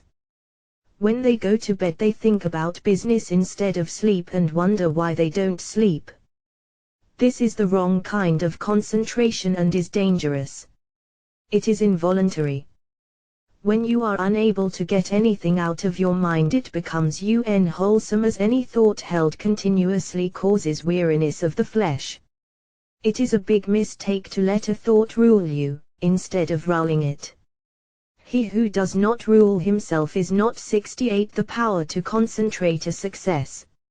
If you cannot control your concentration, your health will suffer. So never become so absorbed with anything that you cannot lay it aside and take up another. This is self-control. Concentration is paying attention to a chosen thought. Everything that passes before the eye makes an impression on the subconscious mind, but unless you pay attention to some certain thing, you will not remember what you saw. For instance, if you walked down a busy street without seeing anything that attracted your particular attention, you could not recall anything you saw. So you see only what attracts your attention. If you work, you only see and remember what you think about. When you concentrate on something, it absorbs your whole thought. Self-study valuable. Everyone has some habits that can be overcome by concentration. We will say, for instance, you are in the habit of complaining, or finding fault with yourself or others, or imagining that you do not possess the ability of others, or feeling that you are not as good as someone else, or that you cannot rely on yourself, or harboring any similar thought or thoughts of weakness. These should be cast aside, and instead thoughts of strength should be put in their place. Just remember, every time you think of yourself as being weak, in some way, you 69 The power to concentrate are making yourself so by thinking you are. Our mental conditions make us what we are. Just watch yourself and see how much time you waste in worrying, fretting and complaining. The more of it you do, the worse off you are. Just the minute you are aware of thinking a negative thought, immediately change to a positive one. If you start to think of failure, change to thinking of success. You have the germ of success within you. Care for it the same as the setting hen broods over the eggs, and you can make it a reality. You can make those who you come in contact with feel as you do, because you radiate vibrations of the way you feel, and your vibrations are felt by others. When you concentrate on a certain thing, you turn all the rays of your vibrations on this. Thought is the directing power of all life's vibrations. If a person should enter a room with a lot of people and feel as if he were a person of no consequence, no one would know he was there unless they saw him, and even if they did, they would not remember seeing him, because they were not attracted towards him. But let him enter the room feeling that he was magnetic and concentrating on this thought, others would feel his vibration. So remember, the way you feel you can make others feel. This is the law. Make yourself a concentrated 70, the power to concentrate dynamo from which your thoughts vibrate to others. Then you are a power in the world. Cultivate the art of feeling, for as I said before, you can only make others feel what you feel. If you will study all of the great characters of history, you will find that they were enthusiastic. First they were enthusiastic themselves, and then they could arouse others. 9. Enthusiasm. It is latent in everyone. It is a wonderful force when once aroused. All public men to be a success have to possess it. Cultivate it by concentration. Set aside some hour of the day, wherein to hold rapt converse with the soul. Meditate with sincere desire and contrite heart, and you will be able to accomplish that which you have meditated on. This is the keynote of success. Think, speak and act just as you wish to be, and you will be that which you wish to be. You are just what you think you are, and not what you may appear to be. You may fool others but not yourself. You may control your life and actions just as you can control your hands. If you want to raise your hand, you must first think of raising it. If you want to control your life, you must first control your thinking. Easy to do, is it not? Yes, it is, if you will but concentrate on what you think about. 71. The power to concentrate, for he only can who says he will. How can we secure concentration? To this question, the first and last answer must be, by interest and strong motive. The stronger the motive, the greater the concentration. Eustace Miller, M.D. The successful lives are the concentrated lives. The utterly helpless multitude who sooner or later have to be cared for by charity, are those who were never able to concentrate, and who have become the victims of negative ideas. Train yourself so you will be able to centralize your thought and develop your brain power, and increase your mental energy, or you can be a slacker, a drifter, a quitter or a sleeper. It all depends on how you concentrate, or centralize your thoughts. Your thinking then becomes a fixed power, and you do not waste time thinking about something that would not be good for you. You pick out the thoughts that will be the means of bringing you what you desire, and they become a material reality. Whatever we create in the thought world will someday materialize. That is the law. Don't forget this. In the old days men drifted without concentration, but this is a day of efficiency, and therefore all of our efforts must be concentrated, if we are to win any success worth the name. 78. The power to concentrate. Why people often do not get what they concentrate on, because they sit down in hopeless despair and expect it to come to them. But if they will just reach out for it with their biggest effort, they will find it is within their reach. No one limits us but ourselves. We are what we are today as the result of internal conditions. We can control the external conditions. They are subject to our will. Through our concentration we can attract what we want, because we became en rapport with the universal forces, from which we can get what we want. You have watched races, no doubt. They all line up together. Each has his mind set on getting to the goal before the others. This is one kind of concentration. A man starts to think on a certain subject. He has all kinds of thoughts come to him, but by concentration he shuts out all these but the one he has chosen. Concentration is just a case of willing to do a certain thing and doing it. If you want to accomplish anything, first put yourself in a concentrating, reposeful, receptive, acquiring frame of mind. In tackling unfamiliar work, make haste slowly and deliberately, and then you will secure that interior activity, which is never possible when you are in a hurry or under a strain. When 73 the power to concentrate carito, you think hard or try to hurry results too quickly, you generally shut off the interior flow of thoughts and ideas. You have often no doubt tried hard to think of something but could not, but just as soon as you stopped trying to think of it, it came to you.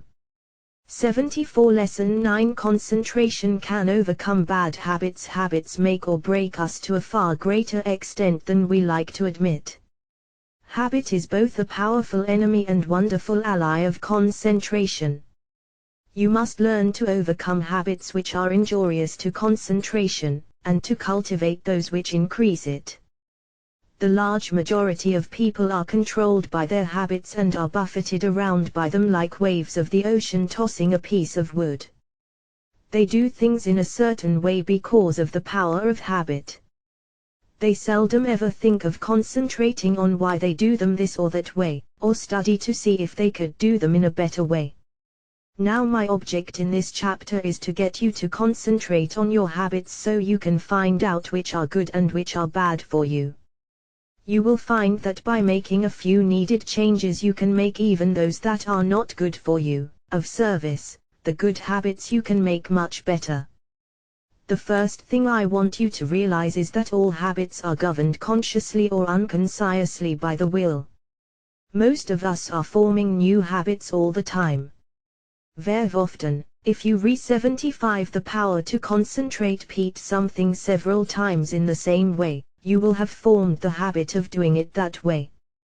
But the oftener you repeat it, the stronger that habit grows and the more deeply it becomes embedded in your nature.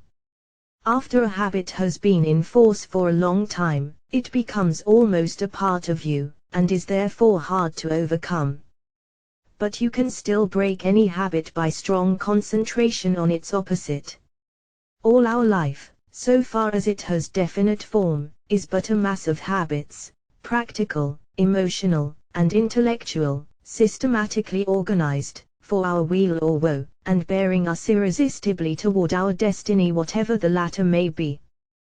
We are creatures of habits, imitators and copiers of our past selves. We are liable to be bent or curved as we can bend a piece of paper, and each fold leaves a crease, which makes it easier to make the fold there the next time. The intellect and will are spiritual functions, still they are immersed in matter, and to every movement of theirs, corresponds a movement in the brain, that is, in their material correlative. This is why habits of thought and habits of willing can be formed. All physical impressions are the carrying out of the actions of the will and intellect. Our nervous systems are what they are today, because of the way they have been exercised. As we grow older, most of us become more 76 the power to concentrate and more like automatic machines. The habits we have formed increase in strength. We work in our old characteristic way. Your associates learn to expect you to do things in a certain way. So you see that your habits make a great difference in your life, and as it is just about as easy to form good habits as it is bad, you should form only the former. No one but yourself is responsible for your habits. You are free to form the habits that you should, and if everyone could realize the importance of forming the right kind of habits, what a different world this would be. How much happier everyone would be. Then all instead of the few might win success.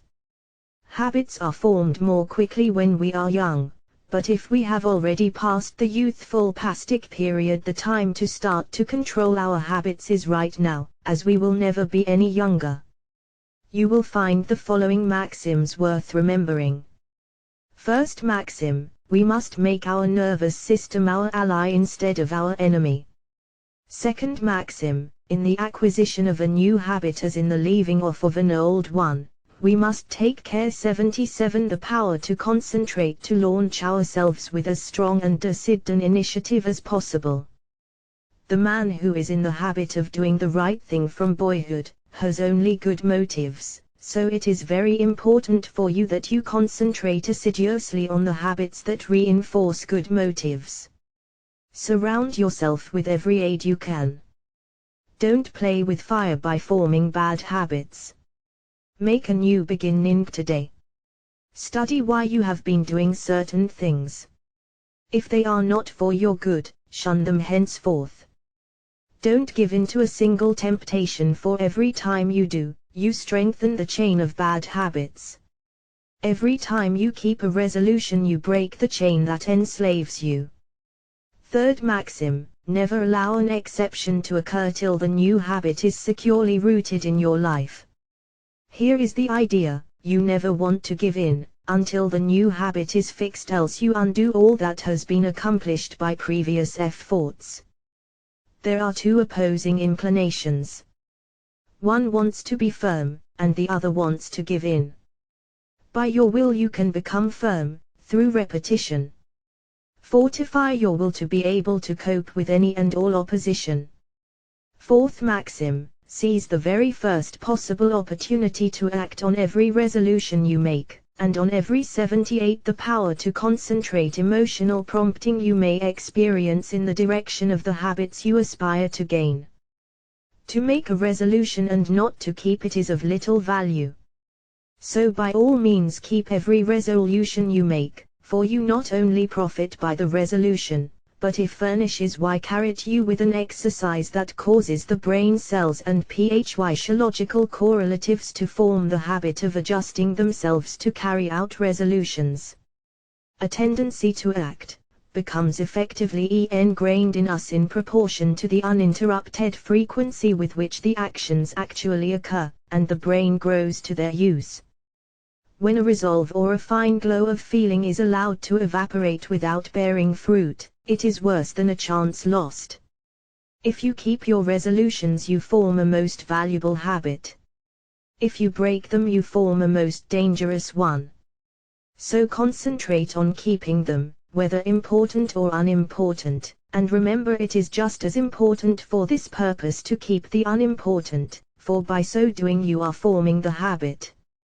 Fifth maxim, keep the faculty of effort alive in you by a little gratuitous exercise every day. The more we exercise the will, the better we can control our habits. Every few days do something for no other reason than its difficulty, so that when the hour of dire need 79 the power to concentrate draws nigh, it may find you not unnerved or untrained to stand the test. Asceticism of this sort is like the insurance which a man pays on his house and goods. The tax does him no good at the time, and possibly may never bring him a return, but if the fire does come, his having paid it will be his salvation from ruin. So with the man who has daily insured himself to habits of concentrated attention, energetic volition, and self-denial in unnecessary things. He will stand like a tower when everything rocks around him, and his softer fellow mortals are winnowed like chaff in the blast. The young should be made to concentrate on their habits and be made to realize that if they don't, they become walking bundles of injurious habits. Youth is the plastic state, and should be utilized in laying the foundations for a glorious future. The great value of habit for good and evil cannot be overestimated. Habit is the deepest law of human nature. No man is stronger than his habits, because his habits either build up his strength or decrease it. Why we are creatures of habits. Habits have often been called a labor-saving invention. Because when they are formed they acquire less of both mental and material strength. The more deeply the habit becomes ingrained, the more automatic it becomes. The power to concentrate. Therefore habit is an economizing tendency of our nature, for if it were not for habit we should have to be more watchful. We walk across a crowded street, the habit of stopping and looking prevents us from being hurt. The right kind of habits keeps us from making mistakes and mishaps. It is a well-known fact that a chauffeur is not able to master his machine safely until he has trained his body in a habitual way. When an emergency comes, he instantly knows what to do. Where safety depends on quickness, the operator must work automatically. Habits means less risk, less fatigue, and greater accuracy. You do not want to become a slave to habits of a trivial nature.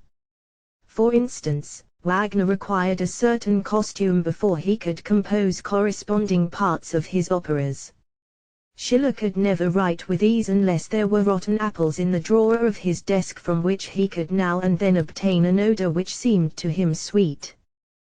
Gladstone had different desks for his different activities, so that when he worked on Homer he never sat among habitual accompaniments of his legislative labors. In order to overcome undesirable habits, two things are necessary. You must have trained your will to do what you want it to do, and the stronger the will the easier it will be to break a habit. Then you must make a 81 the power to concentrate resolution to do just the opposite of what the habit is. Therefore one habit must replace another. If you have a strong will, you can tenaciously and persistently concentrate on removing the bad habit, and in a very short time the good habit will gain the upper hand. I will bring this chapter to a close by giving Dr. Oppenheimer's instructions for overcoming a habit. If you want to abolish a habit, and its accumulated circumstances as well, you must grapple with the matter as earnestly as you would with a physical enemy. You must go into the encounter with all tenacity of determination, with all fierceness of resolve, yet, even with a passion for success that may be called vindictive. No human enemy can be as insidious, so persevering, as unrelenting as an unfavorable habit. It never sleeps, it needs no rest. It is like a parasite that grows with the growth of the supporting body, and, like a parasite, it can best be killed by violent separation and crushing.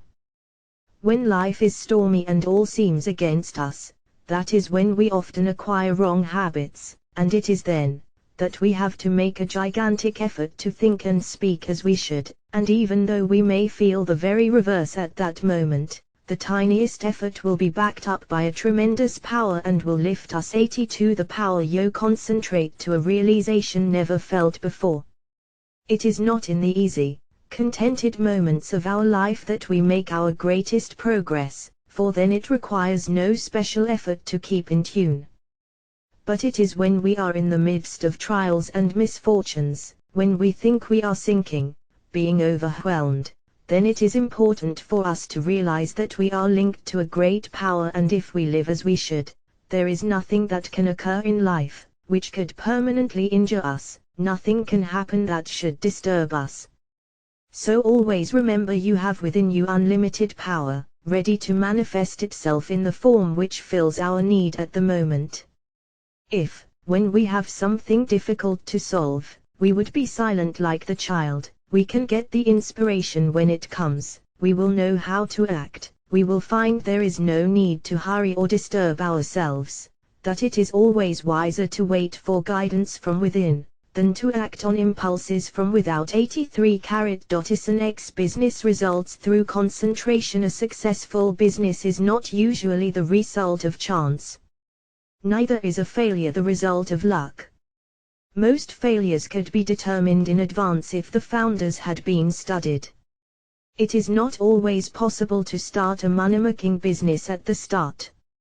Usually a number of changes have to be made. Plans do not work out as their creators thought they would. They may have to be changed a little, broadened it may be, here and there, and as you broaden your business you broaden your power to achieve. You gain an intense and sustained desire to make your business a success. When you start a business, you may have but a vague notion of the way you will conduct it. You must fill in the details as you go along. You must concentrate on these details. As you straighten out one after another, others will require attention. In this way you cover the field of the first endeavor and new opportunities open up for you. When you realize one desire, another comes. But if you do not fulfill the first desire, you will not the second. The person who does not 84 the power to concentrate carry his desires into action is only a dreamer. Desire is a great creative force, if it is pure, intense and sustained. It is our desires that keep string us up to action, and they will strengthen and broaden you if you make them materialize. Every man who achieves success deserves it. When he first started out, he did not understand how to solve the problems that afterwards presented themselves, but he did each thing as it came up in the very best way that he could, and this developed his power of doing bigger things. We become masters of business by learning to do well whatever we attempt. The man who has a thorough edge of his business can of course direct it much more easily and skillfully than the man who lacks that knowledge. The skilled business director can sit in his private office and still know accurately what is actually being done. He knows what should be done in any given time, and if it is not accomplished, he knows that his employees are not turning out the work that they should. It is then easy to apply the remedy. Business success depends on well-concentrated efforts. You must use every mental force you can master. The more these are used, the more they increase. Therefore, the more you accomplish today, the more force you 85 the power to concentrate will have at your disposal with which to solve your problems tomorrow. If you are working for someone else today and wish to start in a business for yourself, think over carefully what you would like to do. Then when you have resolved what you want to do, you will be drawn towards it. There is a law that opens the way to the fulfillment of your desires. Of course, back of your desire you must put forward the necessary effort to carry out your purpose. You must use your power to put your desires into force. Once they are created and you keep up your determination to have them fulfilled, you both consciously and unconsciously work toward their materialization. Set your heart on your purpose, concentrate your thought upon it, direct your efforts with all your intelligence, and in due time you will realize your ambition. Feel yourself a success, believe you are a success, and thus put yourself in the attitude that demands recognition, and the thought current draws to you what you need to make you a success. Don't be afraid of big undertakings. Go at them with grit, and pursue methods that you think will accomplish your purpose.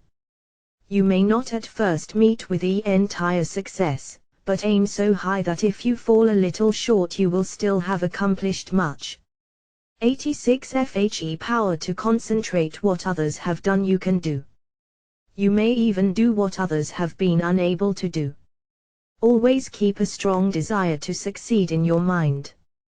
Be in love with your aim and work, and make them, as far as possible, square with the rule of the greatest good to the greatest number, and your life cannot be a failure. The successful business attitude must be cultivated to make the most out of your life, the attitude of expecting great things from both yourself and others. It alone will often cause men to make good, to measure up to the best that is in them. It is not the spasmodic spurts that count on a long journey, but the steady efforts. Spurts fatigue and make it hard for you to continue. Rely on your own opinion. It should be as good as anyone else's. When once you reach a conclusion, abide by it. Let there be no doubt, or wavering in your judgment. If you are uncertain about every decision you make, you will be subject to harassing doubts and fears which will render your judgment of little value. The man who decides according to what he thinks right and who learns from every mistake acquires a well-balanced mind that gets the best results. He gains the confidence of others. He is known as the man who knows what he wants, and not as one who is as changeable as the weather. The man of 87, the power to concentrate today, wants to do business with the man whom he can depend upon. Uncertainties in the business world are meeting with more disfavor. Reliable firms want to do business with men of known qualities, with men of firmness, judgment and reliability. So if you wish to start in business for yourself, your greatest asset, with the single exception of a sound physique, is that of a good reputation. A successful business is not hard to build if we can concentrate all our mental forces upon it. It is the man who is unsettled because he does not know what he wants who goes to the wall. We hear persons say that business is trying on the nerves, but it is the unsettling elements of fret and worry and suspense that are nerve exhausting and not the business. Executing one's plans may cause fatigue, enjoyment comes with rest. If there has not been any unnatural strain, the recuperative powers replace what energy has been lost. By attending to each day's work properly, you develop the capacity to do a greater work tomorrow. It is this gradual development that makes possible the carrying out of big plans. The man who figures out doing something each hour of the day gets somewhere. At the end of each day you should be a step nearer your aim. Keep the idea in mind. 88 The power to concentrate that you mean to go forward, that each day must mark an advance and forward you will go. You do not even have to know the exact direction so long as you are determined to find the way. But you must not turn back once you have started. Even brilliant men's conceptions of the possibilities of their mental forces are so limited and below their real worth that they are far more likely to belittle their possibilities than they are to exaggerate them. You don't want to think that an aim is impossible because it has never been realized in the past. Every day someone is doing something that was never done before. We are pushing ahead faster. Formerly it took decades to build up a big business, but today it is only but a matter of years, sometimes of months. Plan each day's activities carefully and you can reach any height you aim at. If each thing you do is done with concise and concentrated thought, you will be able to turn out an excellent quality and a large quantity of work.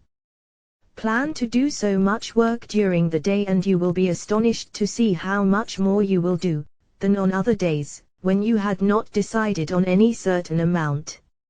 I have demonstrated that the average business working force could do the same amount of work in 6 hours that they now do in 8, without using up any more energy. Never 89 The power to concentrate. Start to accomplish anything in an indecisive, indefinite, uncertain way. Tackle everything with a positiveness and an earnestness that will concentrate your mind and attract the very best associated thoughts. You will in a short time find that you will have extra time for planning bigger things. The natural leader always draws to himself, by the law of mental attraction, ideas in his chosen subject that have ever been conceived by others. This is of the greatest importance and help. If you are properly trained, you benefit much by others' thoughts, and providing you generate from within yourself something of value, they will benefit from yours. We are heirs of all the ages, but we must know how to use our inheritance. The confident, pushing, hopeful, determined man influences all with whom he associates, and inspires the same qualities in them. You feel that his is a safe example to follow and he arouses the same force within you that is pushing him onward and upward. One seldom makes a success of anything that he goes at in a listless, spiritless way. To build up a business you must see it expanding in your mind before it actually takes tangible shape. Every great task that has ever been accomplished has first been merely a vision in the mind of its creator. Detail after detail has had to be worked out in his mind from his 90. The power to concentrate. First faint idea of the enterprise. Finally clear idea was formed, and then the accomplishment, which was only the material result of the mental concept, followed. The up-to-date businessman is not content to build only for the present, but is planning ahead. If he does not, he will fall behind his competitor, who is. What we are actually doing today was carefully thought out and planned by others in the past. All progressive businesses are conducted this way. That is why the young businessman of today is likely to accomplish more in a few years than his father did in all his life. There is no reason why your work or business should fag you out. When it does, there is something wrong. You are attracting forces and influence that you should not, because you are not in harmony with what you are doing. There is nothing so tiring as to try to do the work for which we are unfitted, both by temperament and training. Each one should be engaged in a business that he loves. He should be furthering movements with which he is in sympathy. He will then only do his best work and take intense pleasure in his business. In this way, while constantly growing and developing his powers, he is at the same time rendering through his work genuine and devoted service to humanity. 91. The power to concentrate. Business success is not the result of chance, but of scientific ideas and plans carried out by an aggressive and progressive management. Use your mental forces so that they will grow and develop. Remember that everything you do is the result of mental action, therefore you can completely control your every action. Nothing is impossible for you. Don't be afraid to tackle a difficult proposition. Your success will depend upon the use you make of your mind. That is capable of wonderful development. See that you make full use of it, and not only develop yourself but your associates. Try to broaden the visions of those with whom you come in contact and you will broaden your own outlook of life. Are you afraid of responsibilities? In order for the individual soul to develop, you must have responsibilities. You must manifest the omnipotence of the law of supply. The whole world is your legitimate sphere of activity. How much of a conqueror are you? What have you done? Are you afraid of responsibility, or are you ever dodging, flinching, or sidestepping it? If you are not a real man. Your higher self never winces, so be a man and allow the powers of the higher self to manifest, and you will find you have plenty of strength and you will feel better when you are tackling difficult propositions. 92. Lesson 11. Concentrate on your courage. Courage is the backbone of man. The man with courage has persistence. He states what he believes and puts it into execution. The courageous man has confidence. He draws to himself all the moral qualities and mental forces which go to make up a strong man. Whereas, the man without courage draws to himself all the qualities of a weak man: vacillation, doubt, hesitancy, and unsteadiness of purpose. You can therefore see the value of concentration on courage. It is a most vital element of success. The lack of courage creates financial, as well as mental and moral difficulties. When a new problem comes, instead of looking upon it as something to be achieved, the man or woman without courage looks for reasons why it cannot be done, and failure is naturally the almost inevitable result. This is a subject well worthy of your study. Look upon everything within your power as a possibility instead of as merely a probability, and you will accomplish a great deal more, because by considering a thing as impossible, you immediately draw to yourself all the elements that contribute to failure. Lack of courage destroys your 93. The power to concentrate. Confidence in yourself. It destroys that forceful, resolute attitude so important to success. The man without courage unconsciously draws to himself all that is contemptible, weakening, demoralizing and destructive. He then blames his luck when he does not secure the things he weakly desires. We must first have the courage to strongly desire something.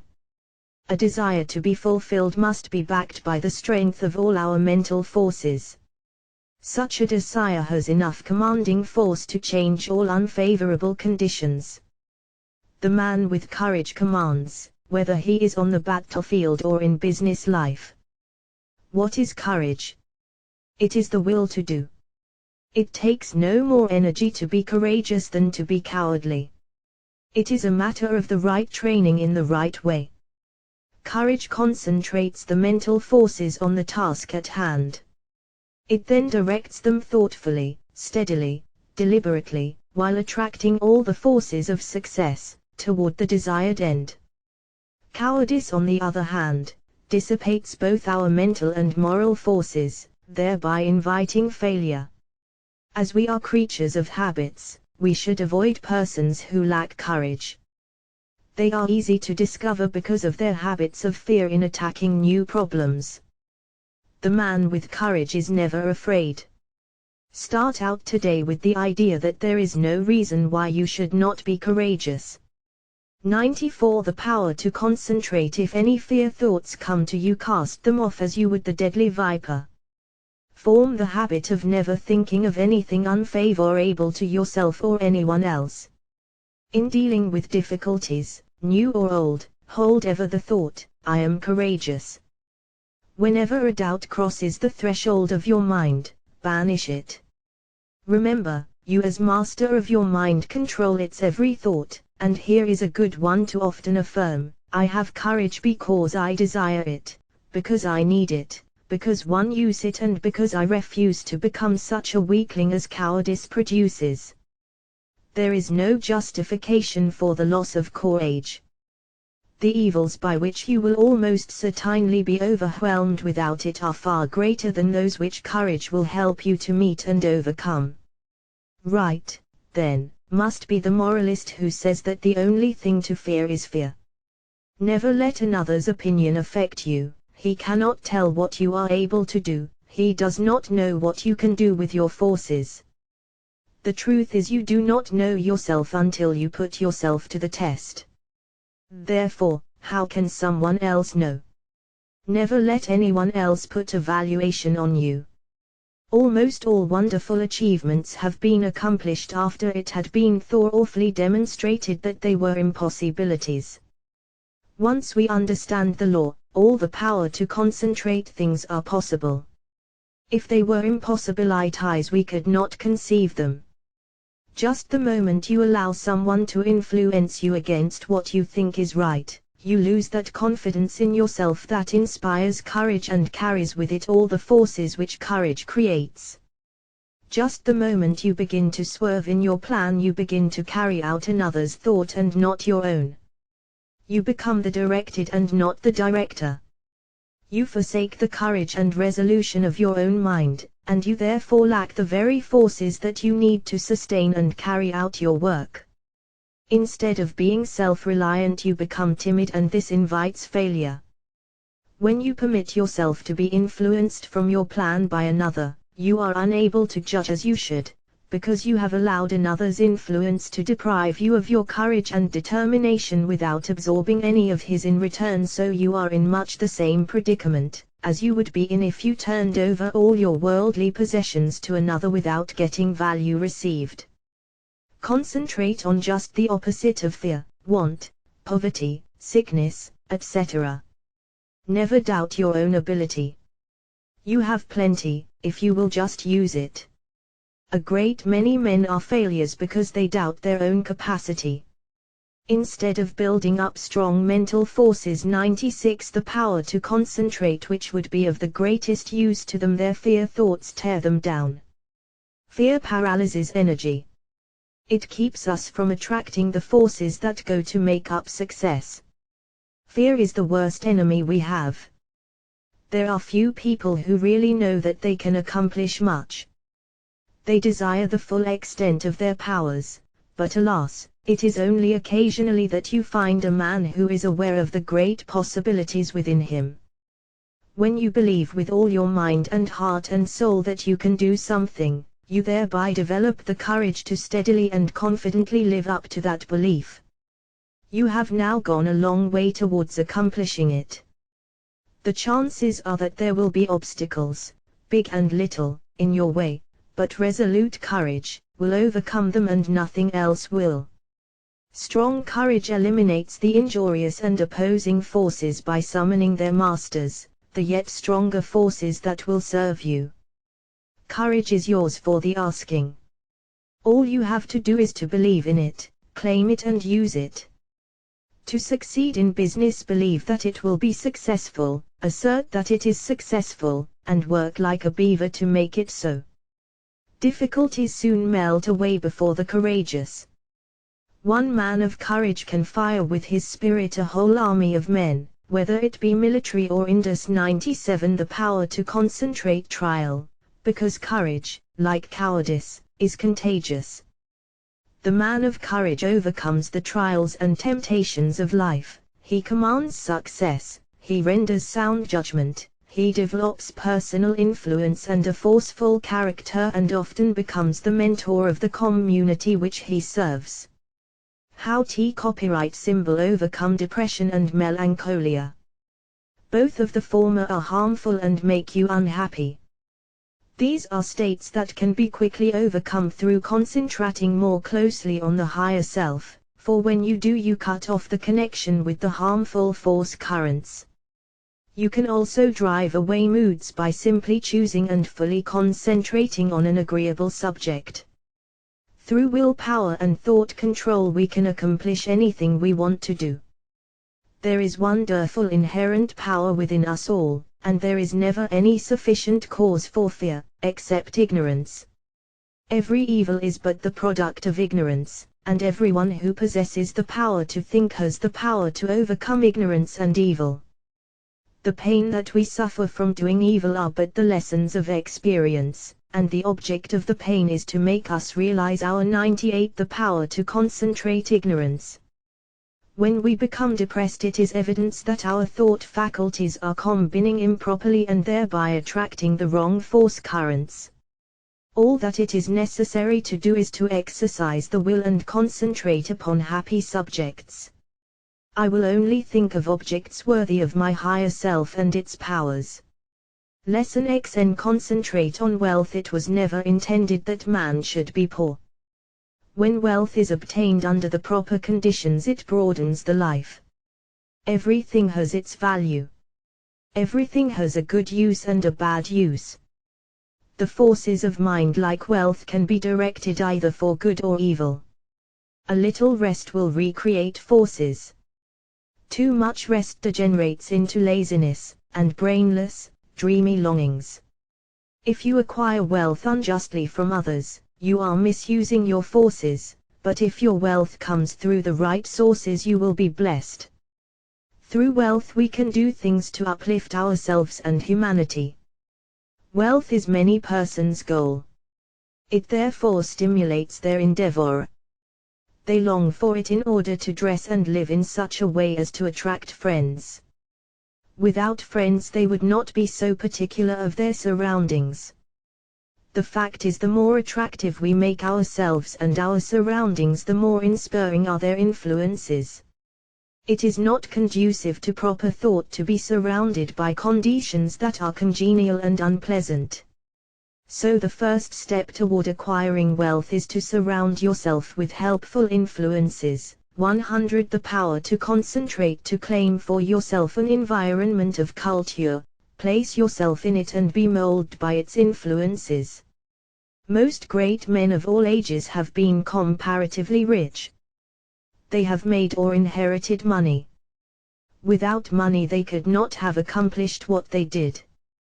The man engaged in physical drudgery is not likely to have the same high ideals as the man who can command comparative leisure. Wealth is usually the fruit of achievement. It is not, however, altogether the result of being industrious. Thousands of persons work hard and never grow wealthy. Others with much less effort acquire wealth. Seeing possibilities is another step toward acquiring wealth. A man may be as industrious as he can possibly be, but if he does not use his mental forces he will be a laborer, to be directed by the man who uses to good advantage his mental forces. No one can become wealthy in an ordinary lifetime, by mere savings from earnings. Many scrimp and economize all their lives, but by so doing waste all their vitality and energy. For example, I know a man who used to walk to work. It took him an hour to go and an hour to return. He could have taken a car and gone in 20 minutes. He saved 10 cents a day but wasted an hour and a half.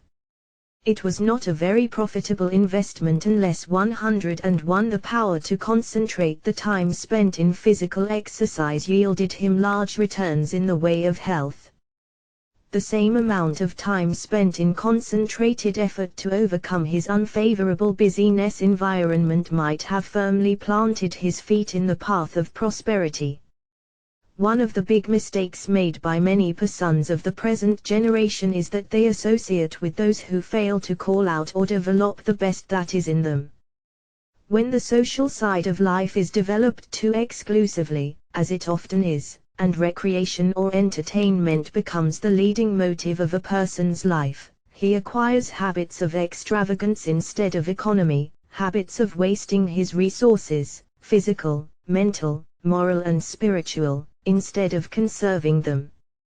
He is, in consequence, lacking in proper motivation, his God-given powers and forces are undeveloped and he inevitably brings poor judgment to bear upon all the higher relationships of life, while, as to his financial fortunes, he is ever the leaner, often a parasite, and always, if opportunity affords, as heavy a consumer as he is a poor producer.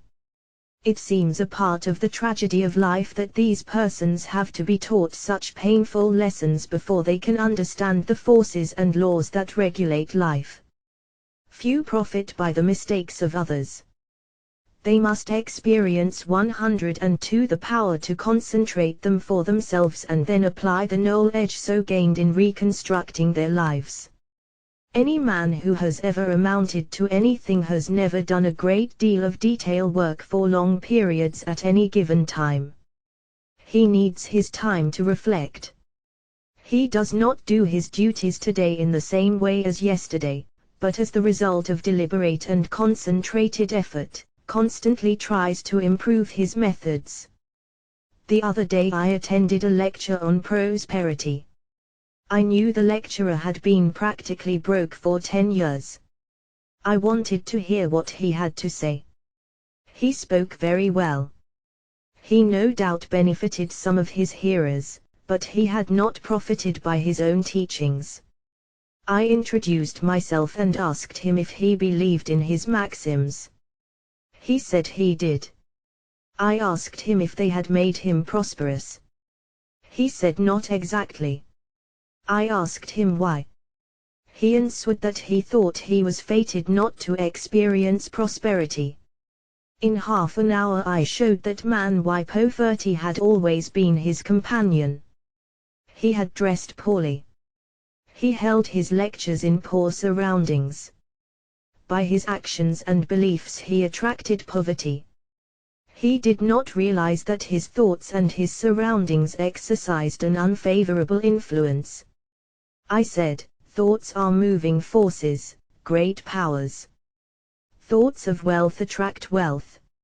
Therefore, if you 103 the power to concentrate desire wealth, you must attract the forces that will help you to secure it. Your thoughts attract a similar kind of thoughts. If you hold thoughts of poverty, you attract poverty. If you make up your mind you are going to be wealthy, you will instill this thought into all your mental forces, and you will at the same time use every external condition to help you. Many persons are of the opinion that if you have money it is easy to make more money. But this is not necessarily true. 90% of the men who start in business fail.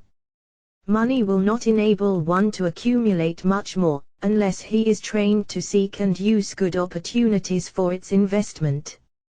If he inherits money, the chances are that he will lose it. While, if he has made it, he not only knows its value, but has developed the power to use it as well as to make more if he loses it. Business success today depends on foresight, good judgment, grit, firm resolution and settled purpose. But never forget that thought is as real a force as electricity. Let your thoughts be such, that you will send out as good as you receive. If you do not, you are not enriching others, and therefore deserve not to be enriched. The man who tries to get all he can from others for nothing becomes so selfish and mean that he does not even enjoy his acquisitions. 104. The power to concentrate. We see examples of this every day. What we take from others, will in turn, be taken from us. All obligations have to be met fairly and squarely. We cannot reach perfection until we discharge every obligation of our lives. We all realize this, so why not willingly give a fair exchange for all that we receive? Again I repeat that the first as well as the last step in acquiring wealth is to surround yourself with good influence, good thought, good health, good home and business environment and successful business associates.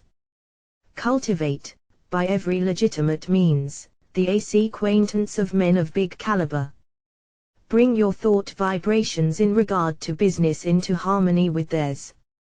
This will make your society not only agreeable, but sought after, and, when you have formed intimate friendships with clean, reputable men of wealth, entrust to them, for investment, your surplus earnings, however small, until you have developed the initiative and business acumen to successfully manage your own investments. By this time you will, through such associations, have found your place in life which, if you have rightly concentrated upon and used your opportunities, will not be among men of small parts. With a competence secured, you will take pleasure in using a part of it in making the road you traveled in reaching your position easier for those who follow you. Q105. The power to concentrate. There is somewhere in every brain the energy that will get you out of that rut and put you far up on the mountain of success if you can only use the energy. You know that gasoline in the engine of an automobile doesn't move the car until the spark comes to explode the gasoline. So it is with the mind of man. We are not speaking now of men of great genius, but of average, able citizens. Each one of them has in his brain the capacity to climb over the word impossible and get into the successful country beyond. And hope, self-confidence and the determination to do something supply the spark that makes the energy work. IOE Lesson XIH. You can concentrate, but will you? All have the ability to concentrate, but will you? You can, but whether you will or not depends on you. It is one thing to be able to do something, and another thing to do it. There is far more ability not used than is used. Why do not more men of ability make something of themselves? There are comparatively few successful men but many ambitious ones. Why do not more get along? Cases may differ, but the fault is usually their own. They have had chances, perhaps better ones than some others who have made good.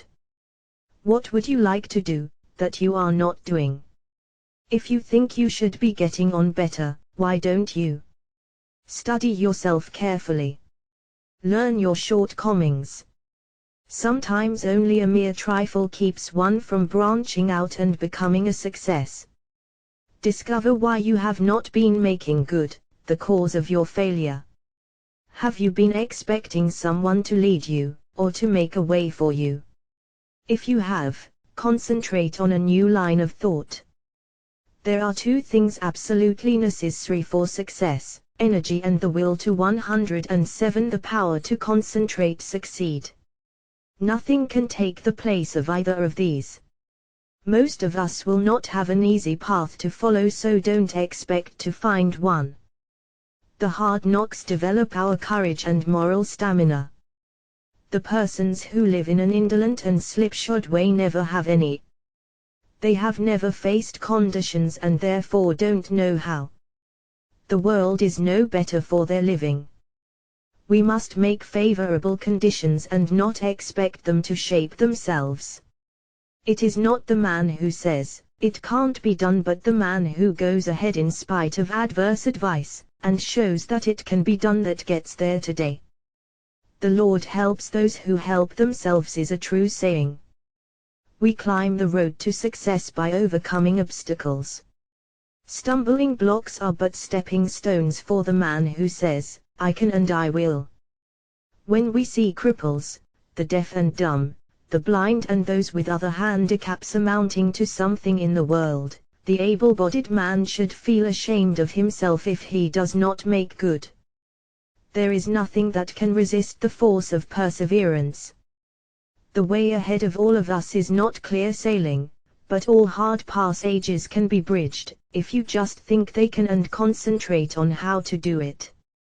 But if you think the obstacles are unsurmountable, you will not of course try, and even if 108 the power to concentrate you do, it will be in only a half-hearted way, a way that accomplishes nothing. Many men will not begin an undertaking unless they feel sure they will succeed in it. What a mistake! This would be right, if we were sure of what we could and could not do. But who knows? There may be an obstruction there now that might not be there next week. There may not be an obstruction there now that will be there next week. The trouble with most persons is that just as soon as they see their way blocked they lose courage. They forget that usually there is a way around the difficulty. It's up to you to find it. If you tackle something with little effort, when the conditions call for a big effort, you will of course not win. Tackle everything with a feeling that you will utilize all the power within you to make it a success. This is the kind of concentrated effort that succeeds. Most people are beaten before they start. They think they are going to encounter obstacles, and they look for them instead of for means to overcome them. The result is that they increase their obstacles instead of diminishing them. Have you ever undertaken something that you thought would be hard, but afterwards found it to be easy? That is the way a great many times. The things that look difficult in advance turn out 109 he power to concentrate to be easy of conquest when once encountered. So start out on your journey with the idea that the road is going to be clear for you, and that if it is not, you will clear the way. All men who have amounted to anything have cleared their way, and they did not have the assistance that you will have today. The one great keynote of success is to do whatever you have decided on. Don't be turned from your path, but resolve that you are going to accomplish what you set out to do. Don't be frightened at a few rebuffs, for they cannot stop the man who is determined. The man who knows in his heart that success is only bought by tremendous resolution, by concentrated and wholehearted effort.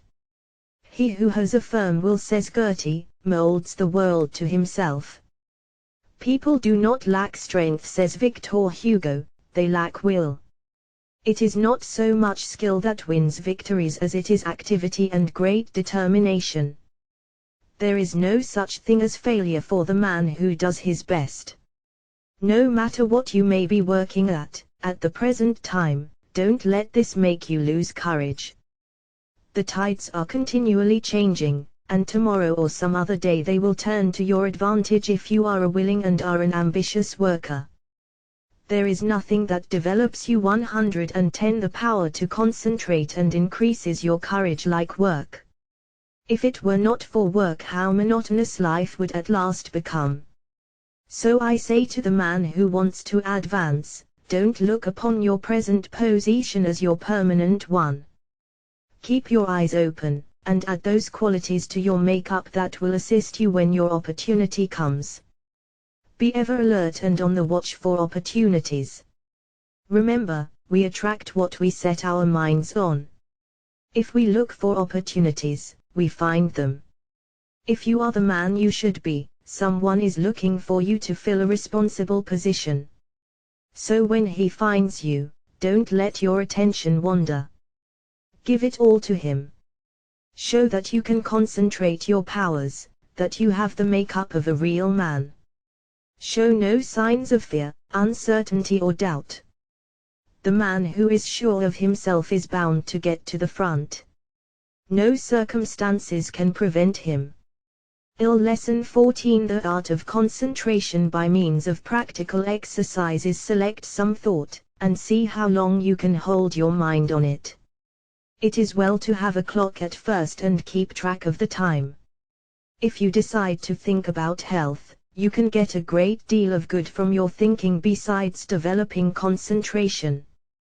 Think of health as being the greatest blessing there is in the world. Don't let any other thought drift in. Just the moment one starts to obtrude, make it get out. Make it a daily habit of concentrating on this thought for, say, 10 minutes. Practice until you can hold it to the exclusion of everything else. You will find it of the greatest value to centralize your thoughts on health.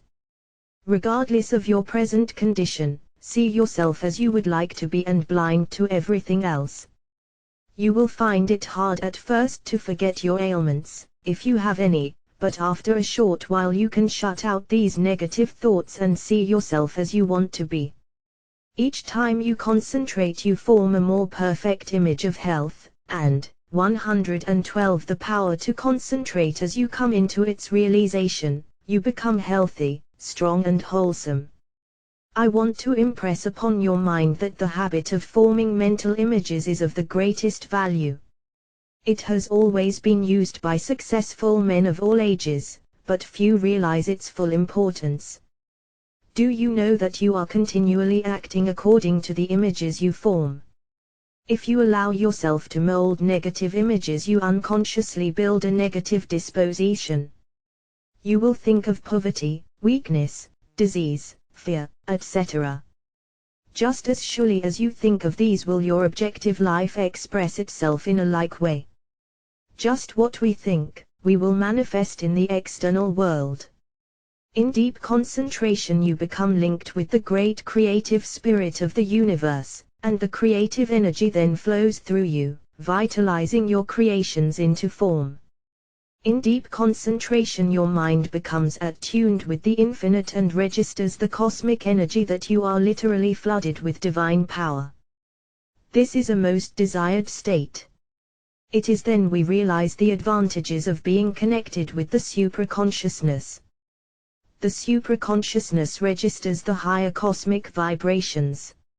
It is often referred to as the wireless station, the message recorded coming from the universal mind. 113. The power to concentrate. There are very few who reach this stage of concentration. Very few even know that it is possible. They think concentration means limitation to one subject, but this deeper concentration that brings us into harmony with the infinite is that which produces and maintains health. When you have once come in contact with your supraconsciousness, you become the controller of your human thoughts. That which comes to you is higher than human thoughts. It is often spoken of as cosmic consciousness. Once it is experienced, it is never forgotten.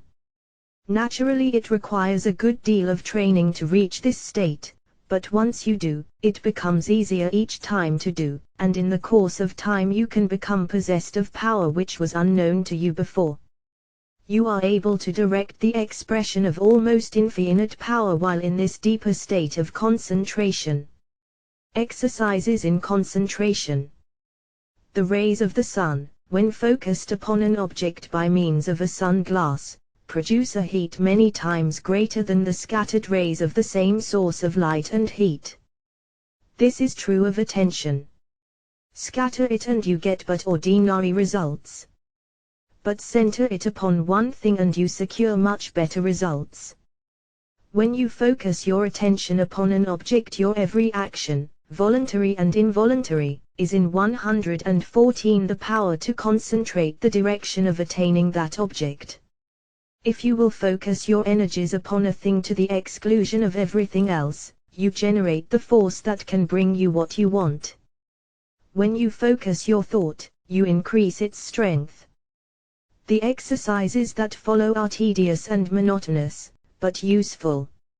If you will persist in them, you will find they are very valuable, as they increase your powers of concentration. Before proceeding with the exercises, I will answer a question that just comes to me. This person says after he works all day he is too tired to practice any exercise. But this is not true. We will say he comes home all tired out, eats his supper and sits down to rest. If his work has been mental, the thought which has been occupying his mind returns to him, and this prevents him from securing the rest he needs. I see an admitted fact that certain thoughts call into operation a certain set of brain cells. The other cell carrot, of course, are not busy at that time and are rested. Now if you take up something that is just different from what you have been doing during the day, you will use the cells that have not done anything and give those that have had work to do a rest. So you should regulate the evenings that you have and call forth an entirely different line of thought so as not to use the cells which you 115 the power to concentrate have tired out during the day. If you will center your attention on a new thought, you relieve the old cells from vibrating with excitement and they get their needed rest. The other cells that have been idle all day want to work, and you will find you can enjoy your evening while securing needed rest. When once you have learned to master your thoughts, you will be able to change them just as easily as you change your clothes. Remember, the real requisite of centering is to be able to shut out outside thoughts, anything foreign to the subject. Now, in order to control your intention, first gain control over the body. This must be brought under direct control of the mind under the control of the will. Your will is strong enough to do anything you wish, but you must realize that it is. The mind can be greatly strengthened by being brought under the direct influence of the will. When the mind is properly strengthened by the impulse of the will, it becomes a more powerful transmitter of thought, because it has more force. The best time to concentrate is after reading something that is inspiring, as you are then mentally and spiritually exalted in the desired realm. Then is the time you are ready for deep concentration. If you are in your room, first see that your windows are up and the air is good. Lie down flat on your bed, 116 the power to concentrate without a pillow. See that every muscle are you relaxed. Now breathe slowly, filling the lungs comfortably full of fresh air. Hold this as long as you can without straining yourself, then exhale slowly. Exhale in an easy, rhythmic way. Breathe this way for 5 minutes, letting the divine breath flow through you, which will cleanse and rejuvenate every cell of brain and body. You are then ready to proceed. Now think how quiet and relaxed you are. You can become enthusiastic over your condition. Just think of yourself as getting ready to receive knowledge that is far greater than you have ever received before. Now relax and let the Spirit work in and through you and assist you to accomplish what you wish. Don't let any doubts or fears enter. Just feel that what you wish is going to manifest. Just feel it already has, in reality it has, for just the minute you wish a thing to be done, it manifests in the thought world. Whenever you concentrate, just believe it is a success. Keep up this feeling and allow nothing to interfere, and you will soon find you have become the master of concentration. You will find that this practice will be of wonderful value to you, and that rapidly you will be learning to accomplish anything that you undertake. 117 The power to concentrate. It will be necessary to first train the body to obey the commands of the mind. I want you to gain control of your muscular movements. The following exercise is especially good in assisting you to acquire perfect control of the muscles. Exercise 1. Sit in a comfortable chair and see how still you can keep. This is not as easy as it seems. You will have to center your attention on sitting still. Watch and see that you are not making any involuntary muscular movements. By a little practice you will find you are able to sit still without a movement of the muscles for 15 minutes. At first I advise sitting in a relaxed position for 5 minutes. After you are able to keep perfectly still, increase the time to 10 minutes and then to 15. This is as long as it is necessary. But never strain yourself to keep still. You must be relaxed completely. You will find this habit of relaxing is very good. Exercise 2. Sit in chair with your head up and your chin out, shoulders back. Raise your right arm until it is on the level with your shoulder, pointing to your right. Look around, with head only, and fix your gaze on your fingers, and keep the arm perfectly still for 1 minute. Do the same exercise with left arm. When 118 the power to concentrate, you are able to keep the arm perfectly steady. Increase the time until you are able to do this 5 minutes with each arm. Turn the palm of the hand downward when it is outstretched, as this is the easiest position. If you will keep your eyes fixed on the tips of the fingers, you will be able to tell if you are keeping your arm perfectly still. Exercise 3. Fill a small glass full of water, and grasp it by the fingers. Put the arm directly in front of you. Now fix the eyes upon the glass and try to keep the arm so steady that no movement will be noticeable. Do this first for 1 moment and then increase it to 5. Do the exercise with first one arm and then the other. Exercise 4. Watch yourself during the day and see that your muscles do not become tense or strained. See how easy and relaxed you can keep yourself. See how poised you can be at all times. Cultivate a self-poised manner, instead of a nervous, strained appearance. This mental feeling will improve your carriage and demeanor. Stop all useless gestures and movements of the body. These mean that you have not proper control over your body. After you have acquired this control, notice how ill at ease people are that have not gained this 119 the power to concentrate control. I have just been sizing up a salesman who has just left me. Part of his body kept moving all the time. I just felt like saying to him, "Do you know how much better appearance you would make if you would just learn to speak with your voice instead of trying to express what you say with your whole body?" Just watch those who interview you and see how they lack poise. Get rid of any habit you have of twitching or jerking any part of your body. You will find you make many involuntary movements.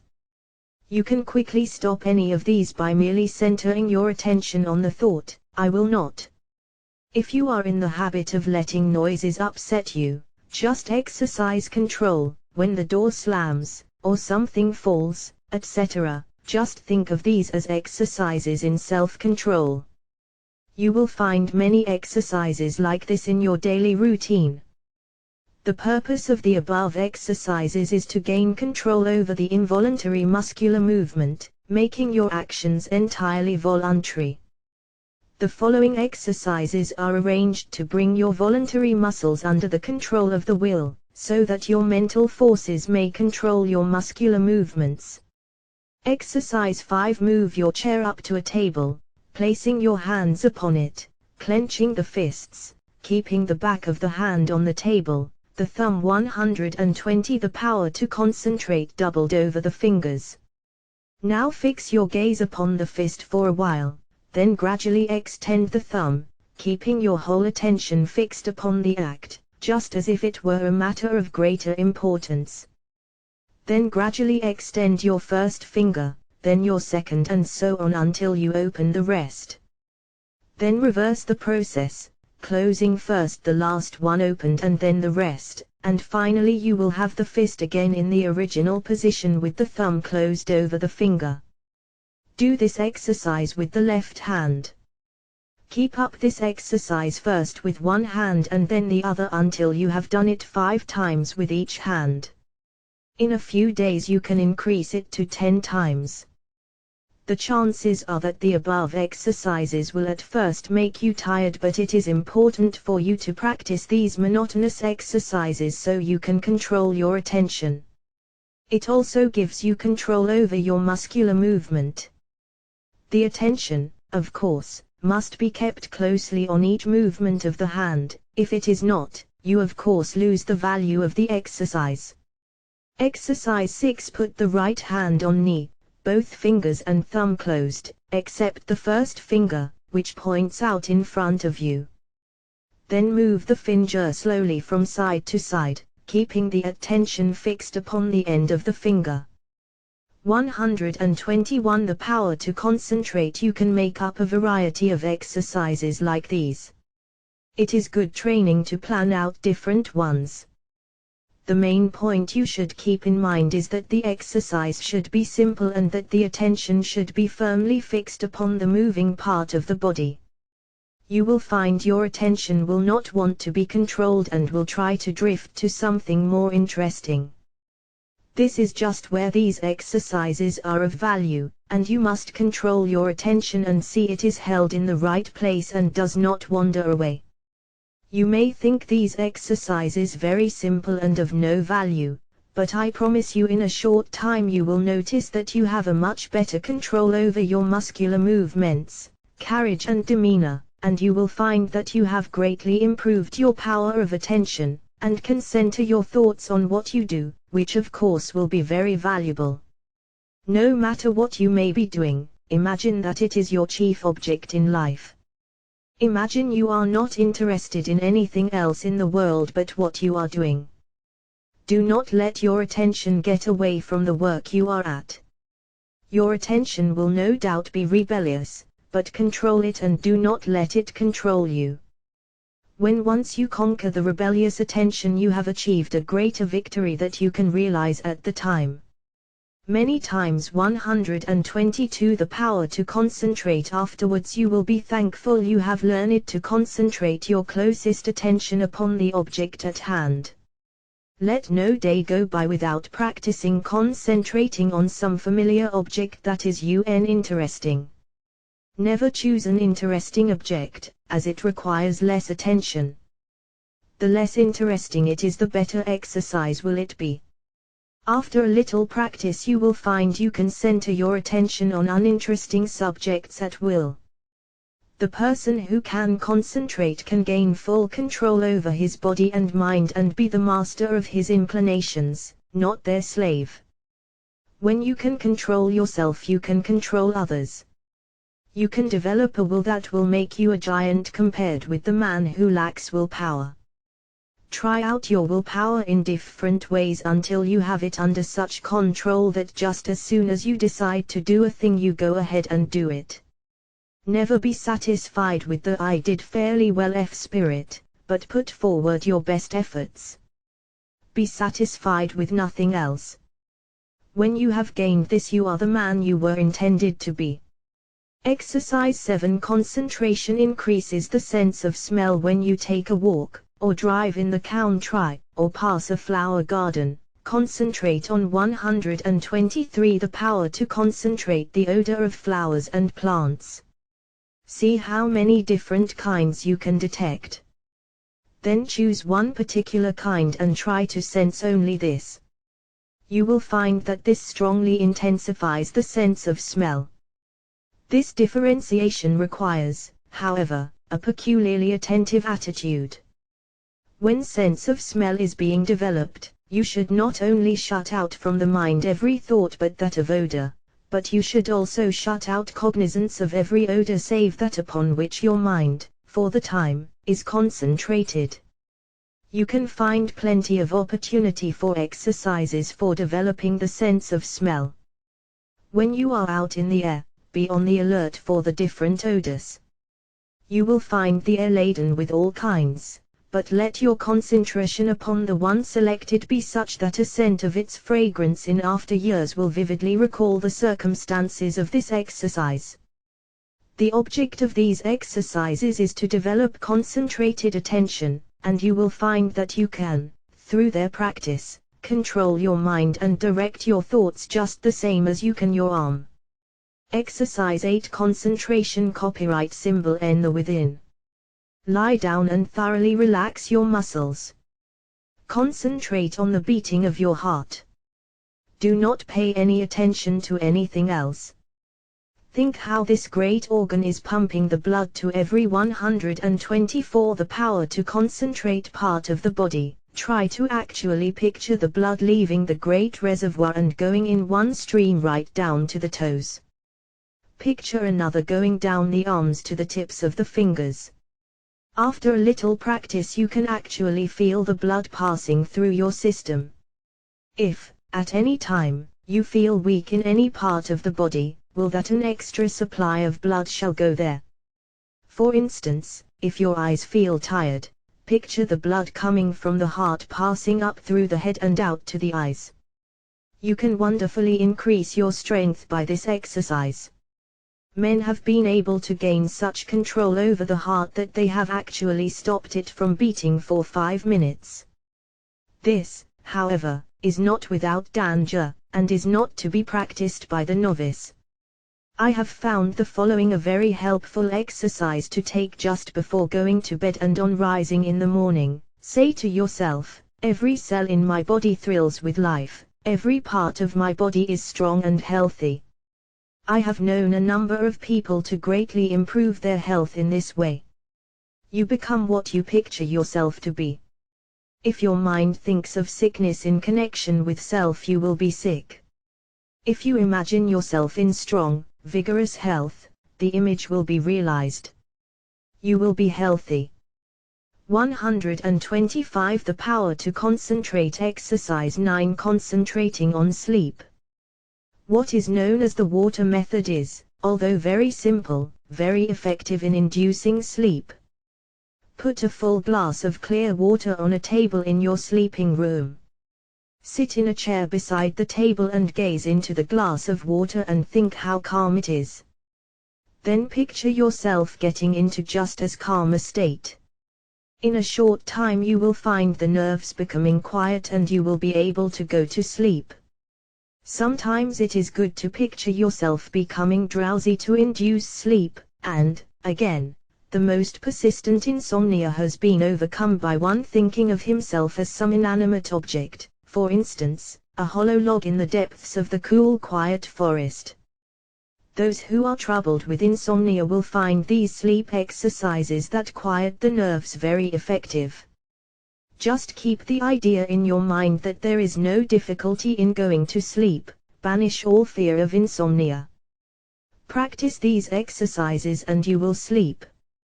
By this time you should have awakened to the possibilities of concentration and have become aware of the important part it plays in your life.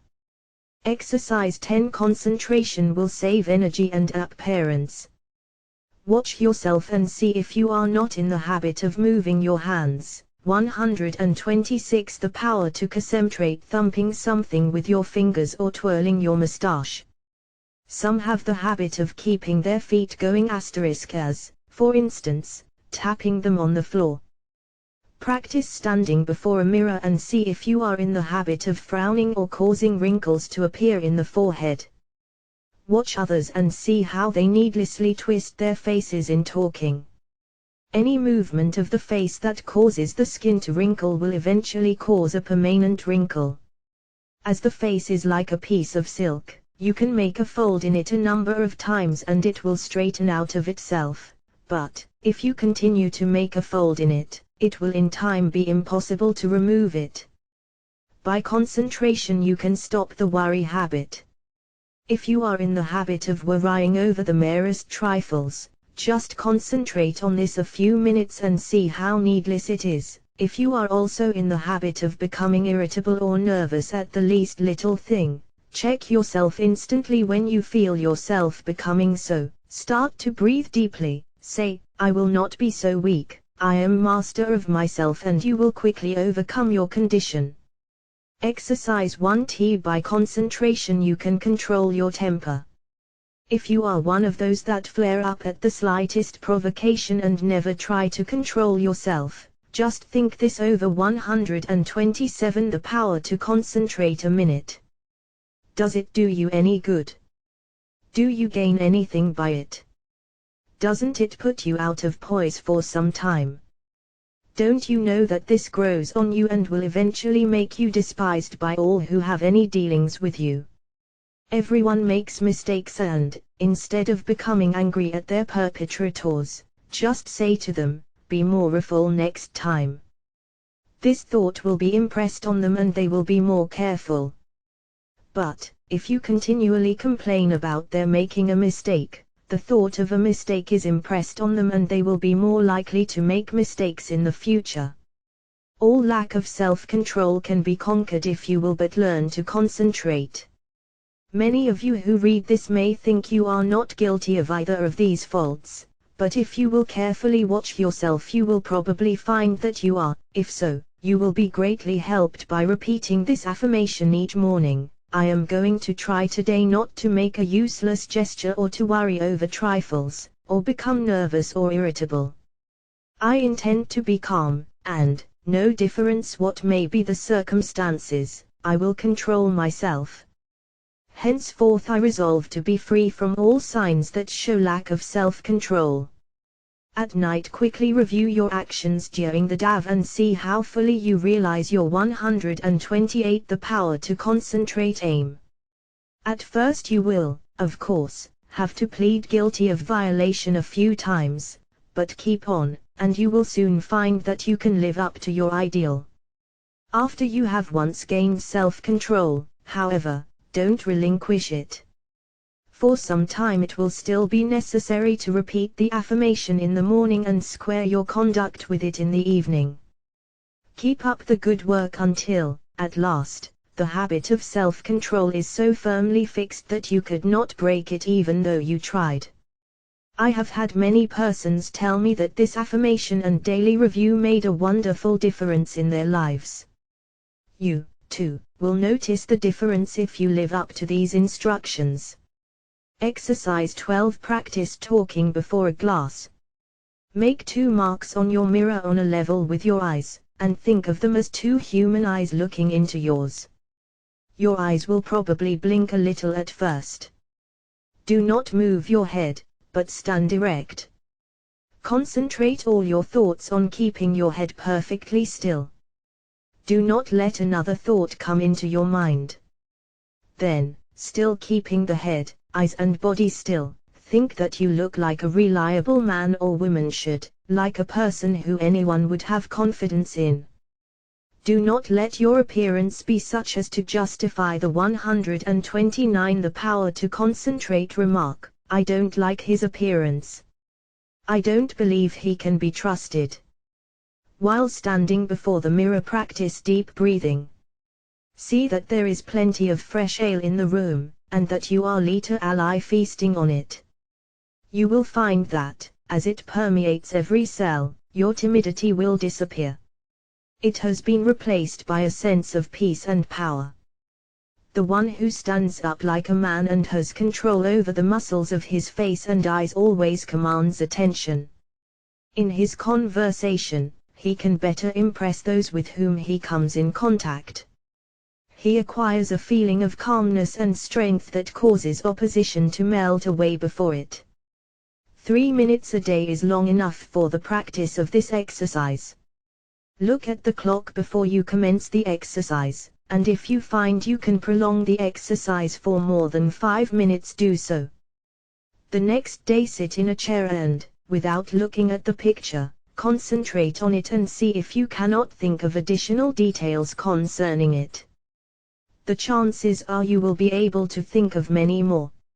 It might be well for you to write down all you thought of the first day, and then add to the list each new discovery. You will find that this is a very excellent exercise in concentration. 130 The power to concentrate. Exercise 13 The control of sensations. Think how you would feel if you were cool, then how you would feel if you were cold, again, how you would feel if it were freezing. In this state you would be shivering all over. Now think of just the opposite conditions. Construct such a vivid image of heat that you are able to experience the sensation of heat even in the coldest atmosphere. It is possible to train your imagination until you do this, and it can then be turned to practical account in making undesirable conditions bearable. You can think of many very good exercises like this. For instance, If you feel yourself getting hungry or thirsty and for any reason you do not wish to eat, do not think of how hungry or thirsty you are, but just visualize yourself as finishing a hearty meal. Again, when you experience pain, do not increase it by thinking about it, but do something to divert your attention, and the pain will seem to decrease. If you will start practicing along this line systematically, you will soon gain a wonderful control over the things that affect your physical comfort. Exercise 14. The Eastern way of concentrating. Sit in a chair with a high back in upright position. Press one finger against the right nostril. 131. The power to concentrate. Now take a long, deep breath, drawing the breath in gently as you count 10. Then expel the breath through the right nostril as you count 10. Repeat this exercise with high opposite nostril. This exercise should be done at least 20 times at each sitting. Exercise 15. Desires, which is one of the hardest forces to control, will furnish you with excellent exercises in concentration. It seems natural to want to tell others what you know, but, by learning to control these desires, you can wonderfully strengthen your powers of concentration. Remember, you have all you can do to attend to your own business. Do not waste your time in thinking of others or in gossiping about them. If, from your own observation, you learn something about another person which is detrimental, keep it to yourself. Your opinion may afterwards turn out to be wrong anyway, but whether right or wrong, you have strengthened your will by controlling your desire to communicate your views. If you hear good news, resist the desire to tell it to the first person you meet, and you will be benefited thereby. It will require the concentration of all your powers of resistance to prohibit the desire to tell. After you feel that you have complete control over your controlling desires.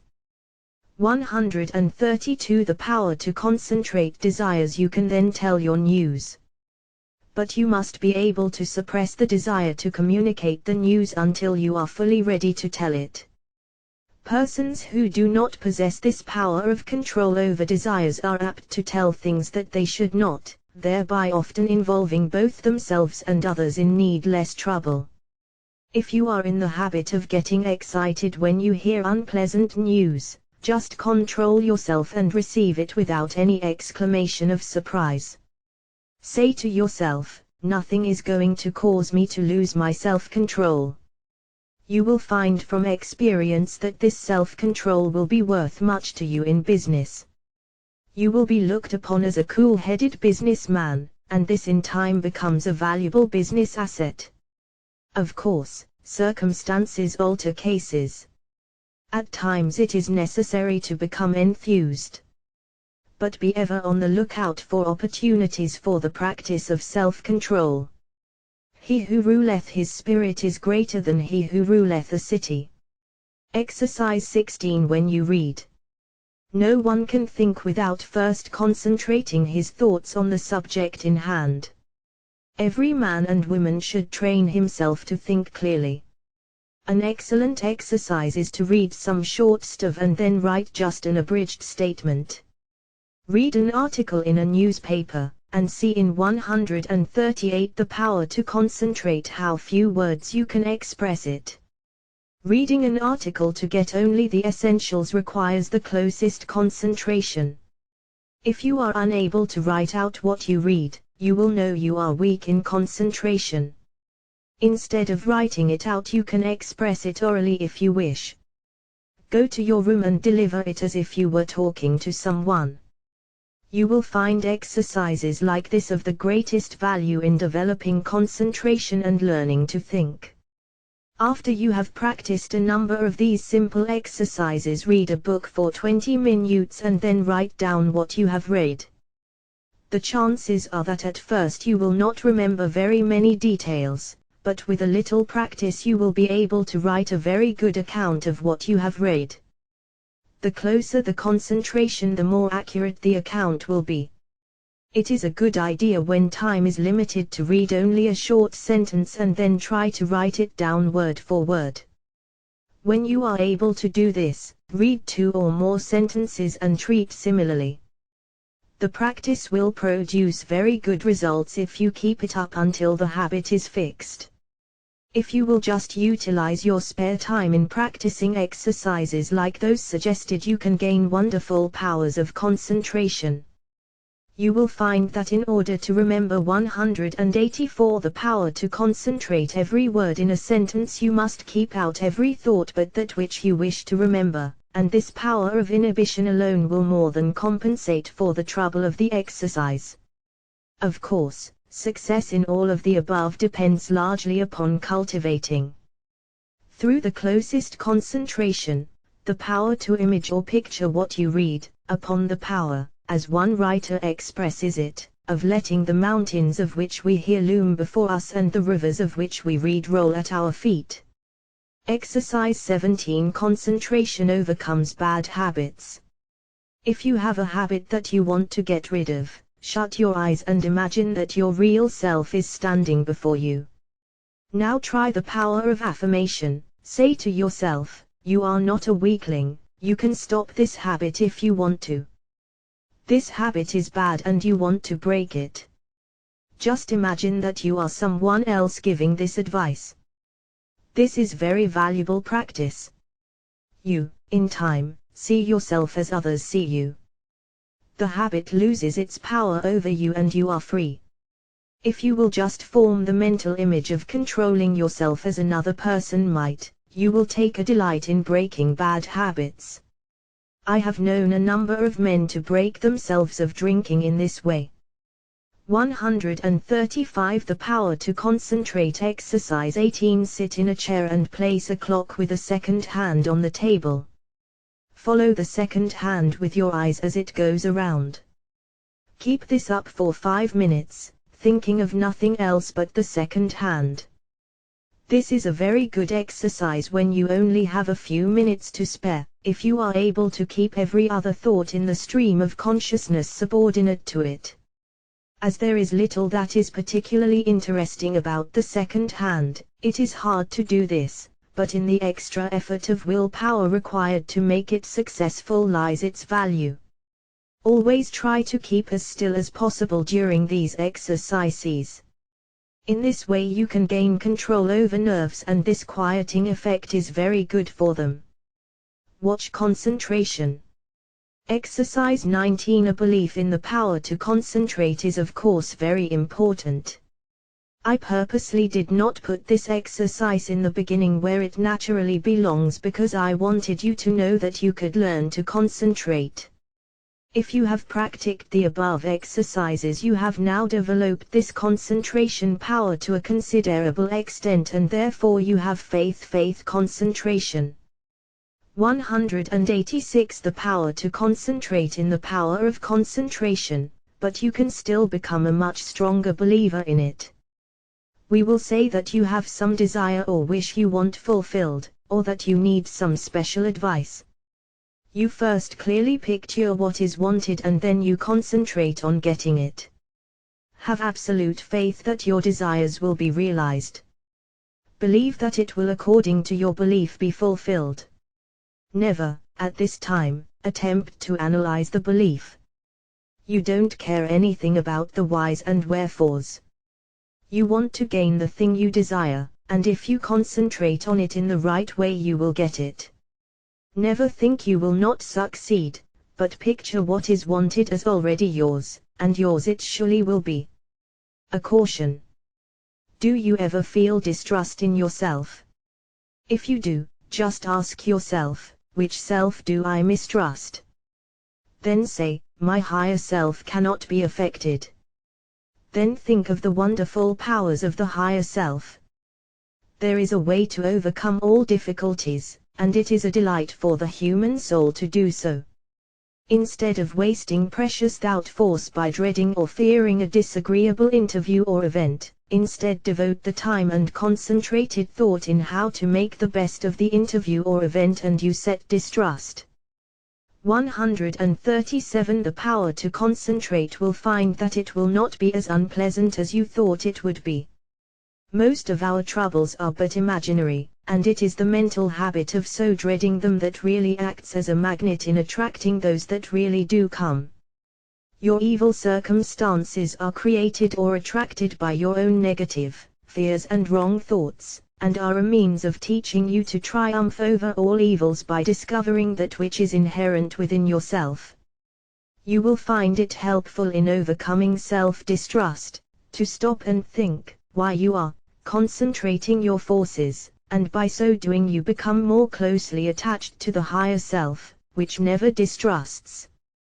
188 Lesson 15 Concentrate so you will not forget. A man forgets because he does not concentrate his mind on his purpose, especially at the moment he conceives it. We remember only that which makes a deep impression, hence we must first deepen our impressions by associating in our minds certain ideas that are related to them. We will say a wife gives her husband a letter to mail. He does not think about it, but automatically puts it in his pocket and forgets all about it. When the letter was given to him, had he said to himself, "I will mail this letter. The box is at the next corner and when I pass it I must drop this letter," it would have enabled him to recall the letter the instant he reached the mailbox. The same rule holds good in regard to more important things. For example, if you are instructed to drop in and see Mr. Smith while out to luncheon today, you will not forget it. If, at the moment the instruction is given, you say to yourself something similar to the following: "When I get to the corner of blank street, on my way to luncheon, I shall turn to the right and call on Mr. Smith in 139. The power to concentrate this way, the impression is made, the connection established, and the sight of the associated object recalls the errand.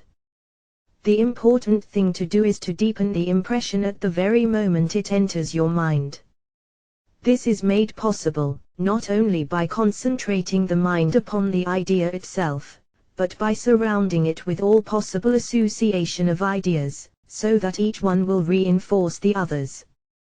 The mind is governed by laws of association, such as the law that ideas which enter the mind at the same time emerge at the same time, one assisting in recalling the others.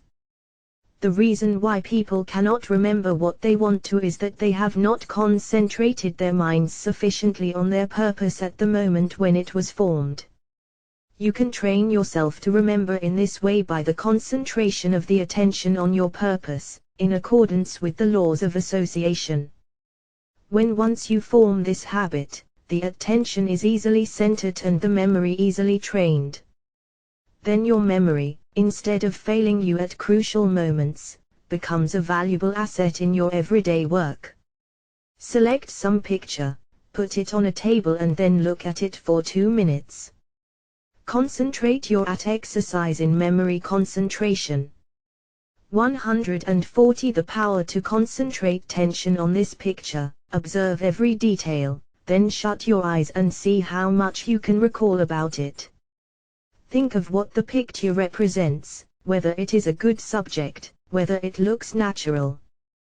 Think of objects in foreground, middle ground, background, of details of color and form.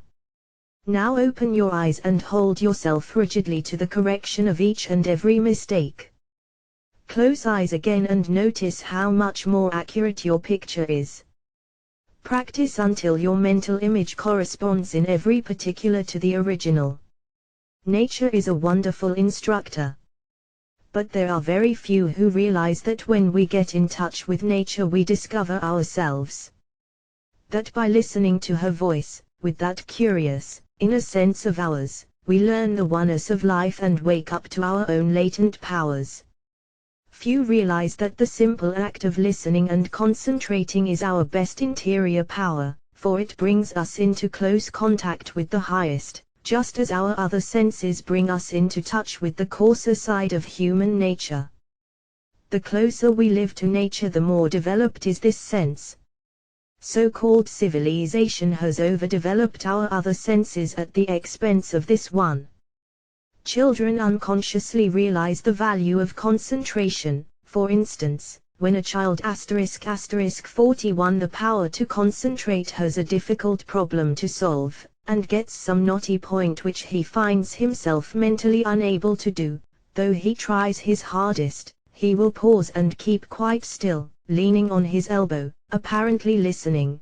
Then you will see, if you are watching, a sudden illumination come and he goes on happily and accomplishes his task. A child instinctively but unconsciously knows when he needs help, he must be quiet and concentrate. All great people concentrate and owe their success to it.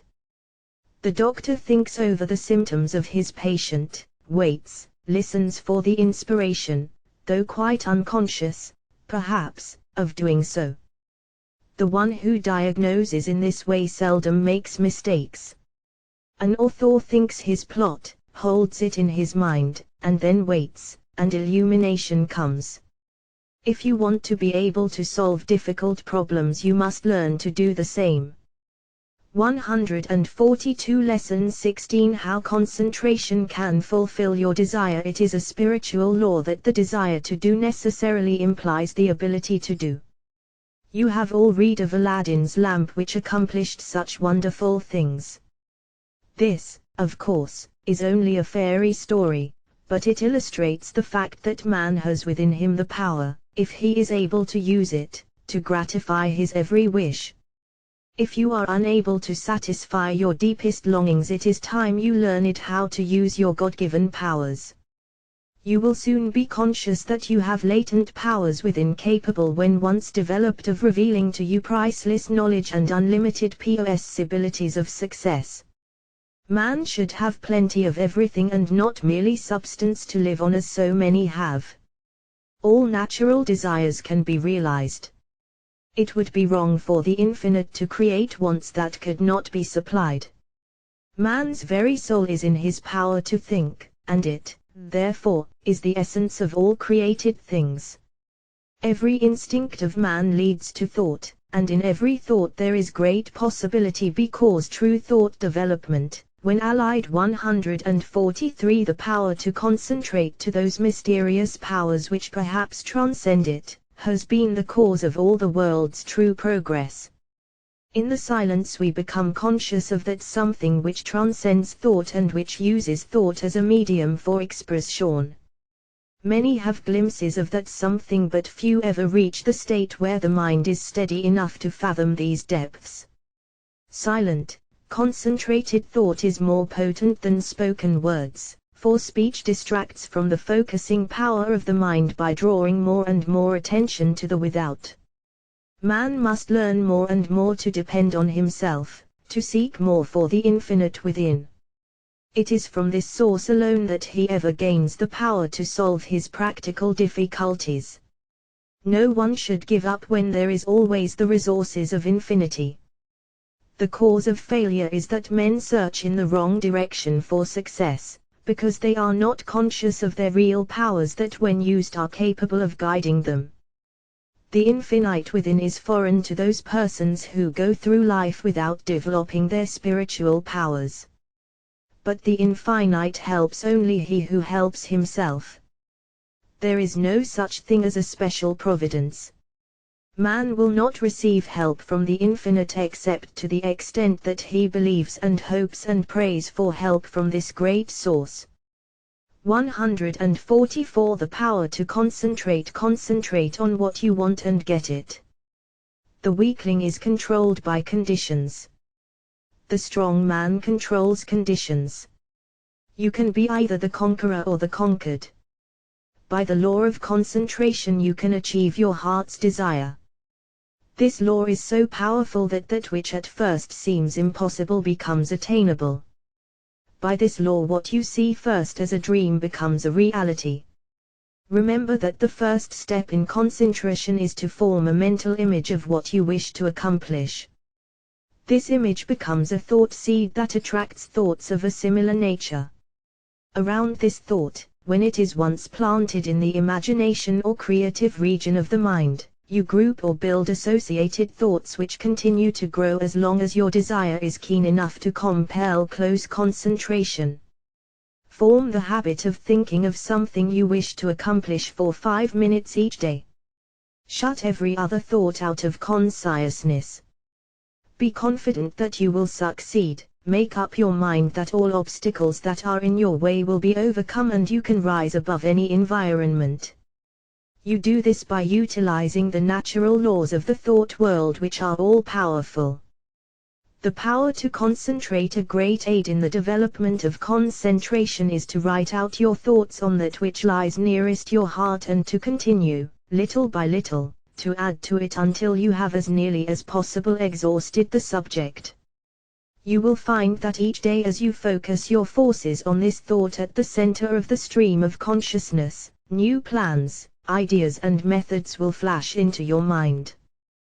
There is a law of attraction that will help you accomplish your purpose. An advertiser, for instance, gets to thinking along a certain line. He has formed his own ideas, but he wants to know what others think.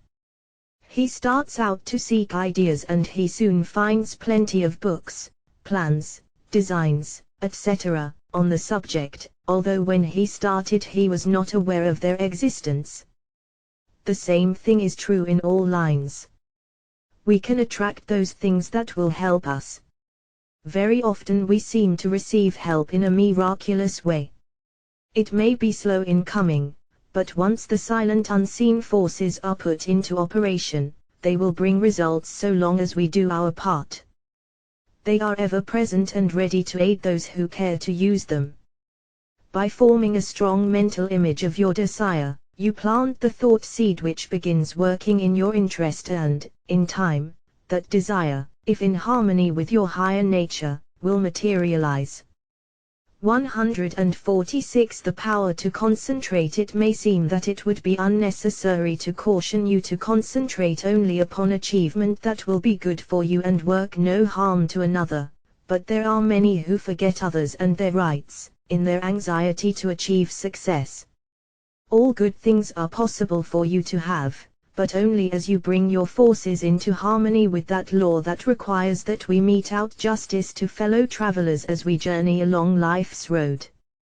So first think over the thing wanted, and if it would be good for you to have, say, I want to do this, I am going to work to secure it. The way will be open for me. If you fully grasp mentally the thought of success and hold it in mind each day, you gradually make a pattern or mold which in time will materialize. But by all means keep free from doubt and fear, the destructive forces. Never allow these to become associated with your thoughts. At last you will create the desired conditions and receive help in many unlooked-for ways that will lift you out of the undesired environment. Life will then seem very different to you, for you will have found happiness through awakening within yourself the power to become the master of circumstances instead of their slave. To the beginner in this line of thought, some of the things stated in this book may sound 141 the power to concentrate strange, even absurd, but, instead of condemning them, give them a trial. You will find they will work out. The inventor has to work out his idea mentally before he produces it materially. The architect first sees the mental picture of the house he is to plan and from this works out the one we see. Every object, every enterprise, must first be mentally created. I know a man who started in business with 13 cents and not a dollar's worth of credit. In 10 years he has built up a large and profitable business. He attributes his success to two things: belief that he would succeed and hard work. There were times when it did not look like he could weather the storm. He was being pressed by his creditors who considered him bankrupt. They would have taken 50 cents on the dollar for his notes and considered themselves lucky. But by keeping up a bold front he got an extension of time when needed. When absolutely necessary for him to raise a certain sum at a certain time, he always did it. When he had heavy bills to meet, he would make up his mind that certain people who owed him would pay by a certain date, and they always did. Sometimes he would not receive their check until the last mail of the day of the extension, and I have known him to send out a check with the prospect of receiving a check 148, the power to concentrate, from one of his customers the following day. He would have no reason other than his belief in the power of affecting the mind of another by concentration of thought for expecting that check, but rarely has he been disappointed. Just put forth the necessary concentrated effort and you will be wonderfully helped from sources unknown to you. Remember the mystical words of Jesus, the Master: "Whatsoever thing ye desire when ye pray, pray as if ye had already received, and ye shall have." 149 Lesson 17 Ideals developed by concentration through our paltry stir and strife, glows the wished ideal, and longing molds in clay what life carves in the marble real. Lowell. We often hear people spoken of as idealists. The fact is, we are all idealists to a certain extent, and upon the ideas we picture depends our ultimate success. You must have the mental image if you are to produce the material thing. Everything is first created in the mind. When you control your thoughts, you become a creator. You receive divine ideas and shape them to your individual needs. All things of this world are to you just what you think they are. Your happiness and success depends upon your ideals. You are responsible for every condition you go through, either consciously or unconsciously. The next step you take determines the succeeding step. Remember this, it is a valuable lesson. By concentrating on each step as you go along, you can save a lot of waste steps and will be able to choose a straight path instead of a roundabout road. 150 The power to concentrate. Concentrate upon your ideals and they will become material actualities. Through concentration we work out our ideals in physical life.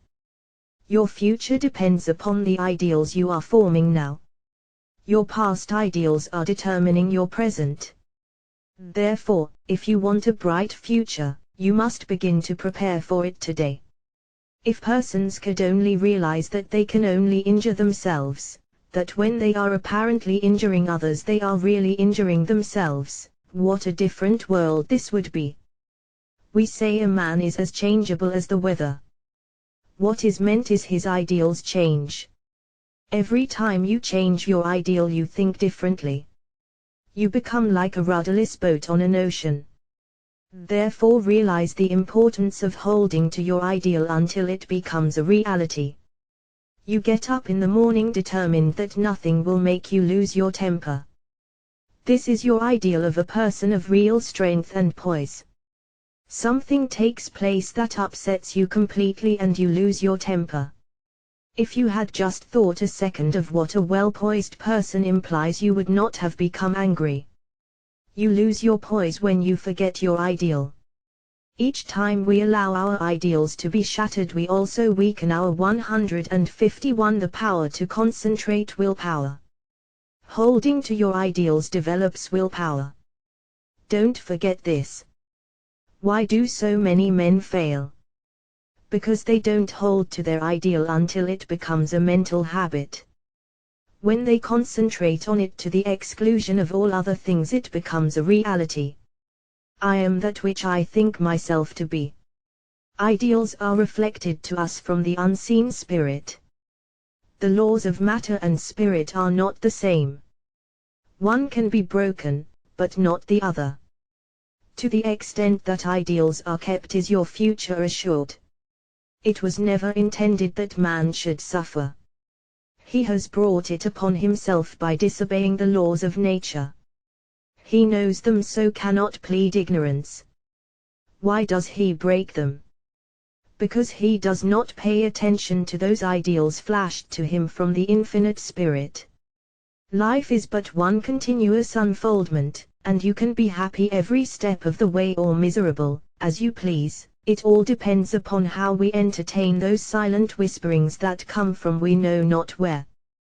We cannot hear them with mortal ear, but from the silence they come as if they were dreams, not to you or me alone, but to everyone. In this way the grandest thoughts come to us, to use or abuse. So search not in treasured. 152 The power to concentrate volumes for noble thoughts, but within, and bright and glowing vision will come to be realized now and hereafter. You must give some hours to concentrated, consistent, persistent thought. You must study yourself and your weaknesses. No man gets over a fence by wishing himself on the other side. He must climb. No man gets out of the rut of dull, tiresome, monotonous life by merely wishing himself out of the rut. He must climb. If you are standing still, or going backward, there is something wrong. You are the man to find out what is wrong.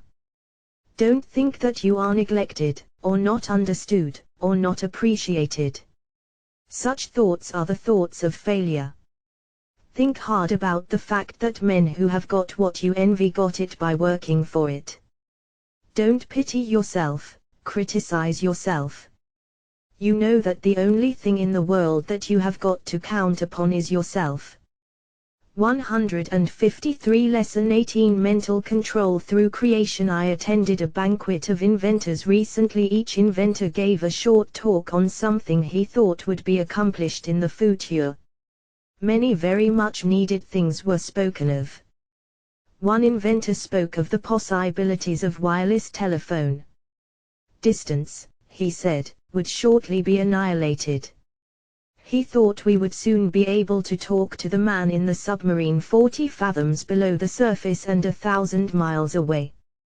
When he got through, he asked if there were any who doubted what he said.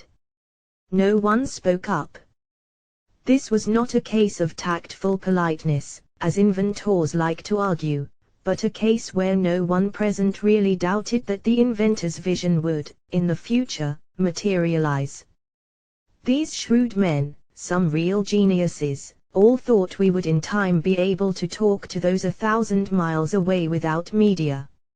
Now, if we can make an instrument so wonderful that we can send wireless messages 1,000 miles, is there any reason why we should not through mental control transmit messages from one person to another?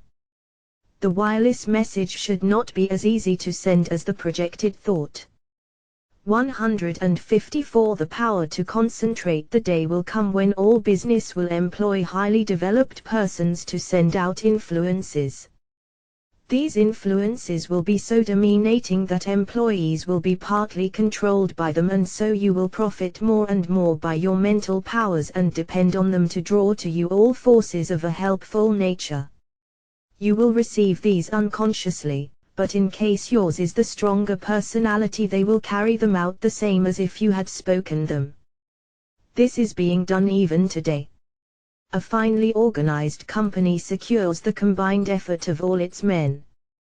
They may be each doing a different kind of work, but all work to bring about the very best results. The whole atmosphere is impregnated with a high standard of workmanship. Everyone feels he must do his best. He could not be in such surroundings and be satisfied to do anything but his best work. A business will succeed only to the extent that the efforts of all are coordinated towards one result. At least one person is needed to direct all toward the desired end. The person at the head does not have to exactly outline to the others what steps to take, but he must possess the mental power of control over others. An up-to-date business letter is not written in a casual, commonplace way today. The 165 The power to concentrate. Writer tries to convey something he thinks the receiver will be interested to know. In this way he awakens a responsive spirit. Sometimes just the addition of a word or two will change a letter of the matter-of-face style to one that compels a response. It is not always what is actually in a letter, but the spirit which it breathes that brings results. That intangible something that defies analysis is the projected thought of the master that brings back the harvest that it claims. But we should not always claim success for ourselves only. If you are anxious that some friend or relative should succeed, Think of this person as becoming successful. Picture him in the position you would like to see him in.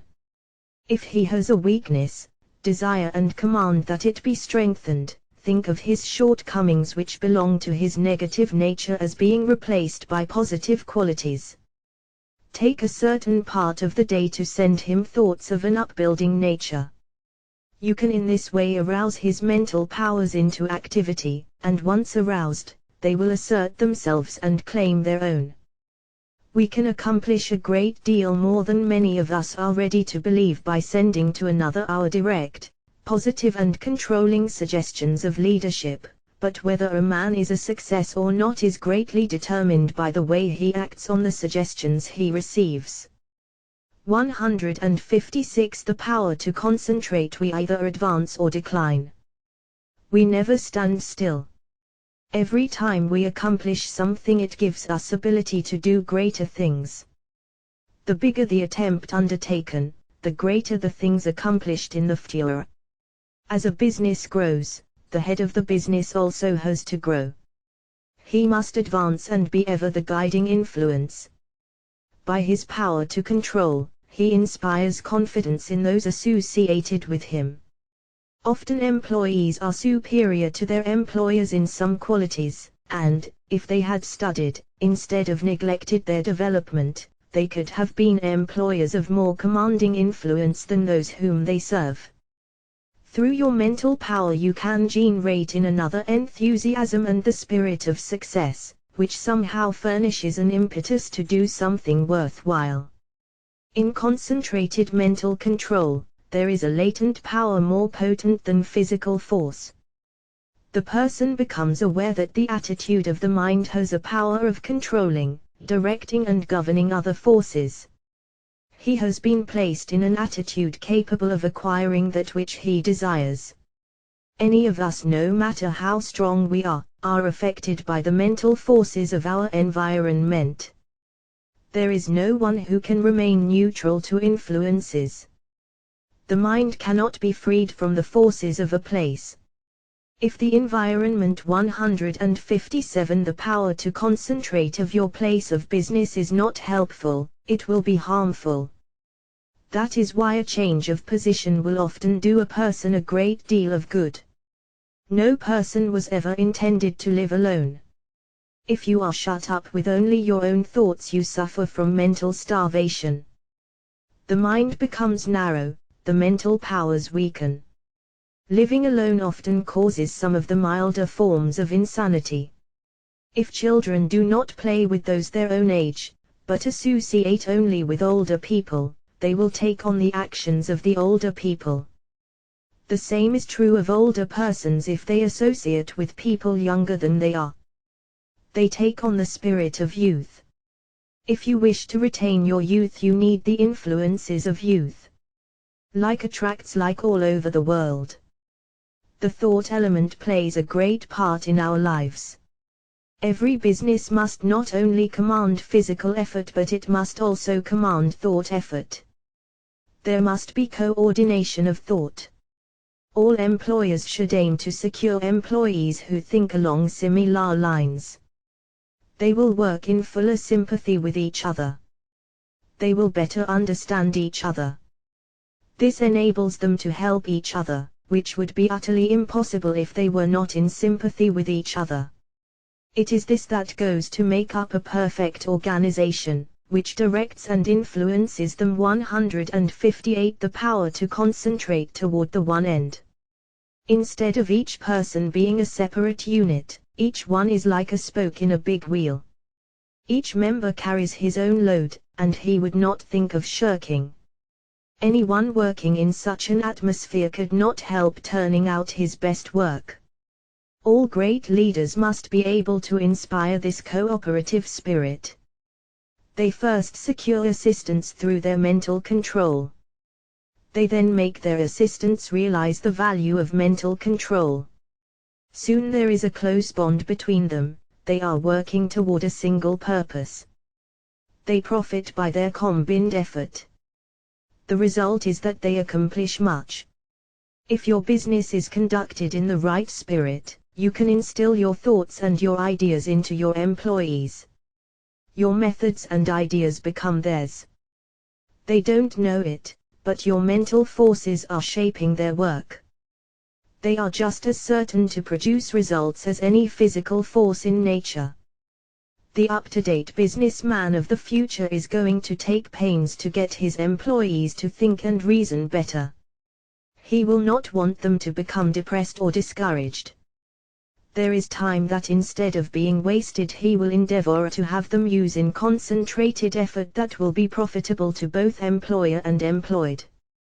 There must be more of the spirit of justice entered into the busyness of the future. 159 The power to concentrate. There is a firm I know that will not hire an employee until he has filled out an application blank. No doubt those who fill it out think it is foolishness, but it is not. A capable manager can look over his application blank and pretty nearly tell if this person will fit into his management. The main thing he wants to know is the applicant's capacity for efficient cooperative effort. He wants persons who have faith in themselves. He wants them to realize that when they talk of misfortunes and become blue, they are likely to communicate the same depressing influence to others. The up-to-date manager wants to guard against hiring employees who will obstruct his success.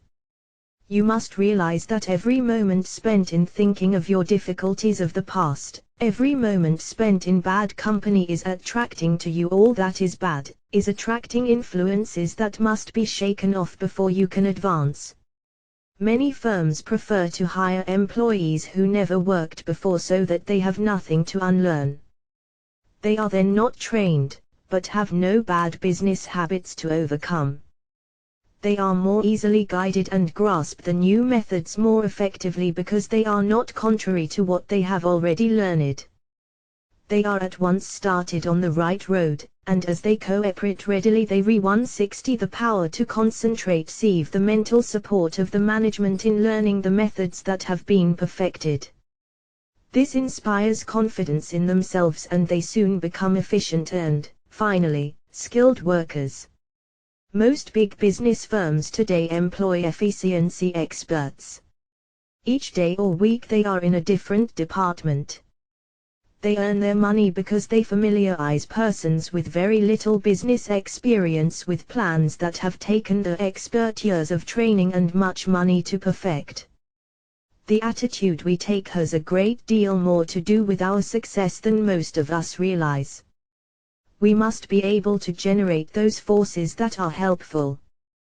There is a wonderful power in the thought rightly controlled and projected, and we must through concentration develop this power to the fullest possible extent. We are surrounded by many forces of which we know but little at present. Our knowledge of these is to be wonderfully increased. Each year we learn more about these psychic forces which are full of possibilities of which we are not even dimly conscious. We must believe in mental control, learn more about it, and use it, if we want to command these higher powers and forces which will unquestionably direct the lives of countless future generations. 161 Lesson 19 A concentrated will development NW method. You will find in this chapter a most effective and most practical method of developing the will. You can develop a strong one if you want to. You can make your will a dynamo to draw to you untold power. Exercises are given which will, if practiced, strengthen your will, just as you would strengthen your muscles by athletic exercises. In starting to do anything, we must first commence with elementary principles. Simple exercises will be given. It is impossible to estimate the ultimate good to be derived from the mental cultivation that comes through these attempts at concentration. Even the simple exercises are not to be thought useless. In no respect, writes Dr. Oppenheim, can a man show a finer quality of willpower than in his own private, intimate life. We are all subjected to certain temptations. The will decides whether we will be just, or unjust, pure of thought, charitable in opinion, forbearing in overlooking others' shortcomings, whether we live up to our highest standard. SNCE, these are all controlled by the will. We should find time for plenty of exercises for training of the will in our daily life. 162. The power to concentrate. You, of course, realize that your will should be trained. You must also realize that to do this requires effort that you alone can command. No one can call it forth for you. To be successful in these exercises, you must practice them in a spirit of seriousness and earnestness. I can show you how to train your will, but your success depends upon your mastery and application of these methods. New methods of will training. Select a quiet room where you will not be interrupted, have a watch to determine the time, and a notebook in which to enter observations.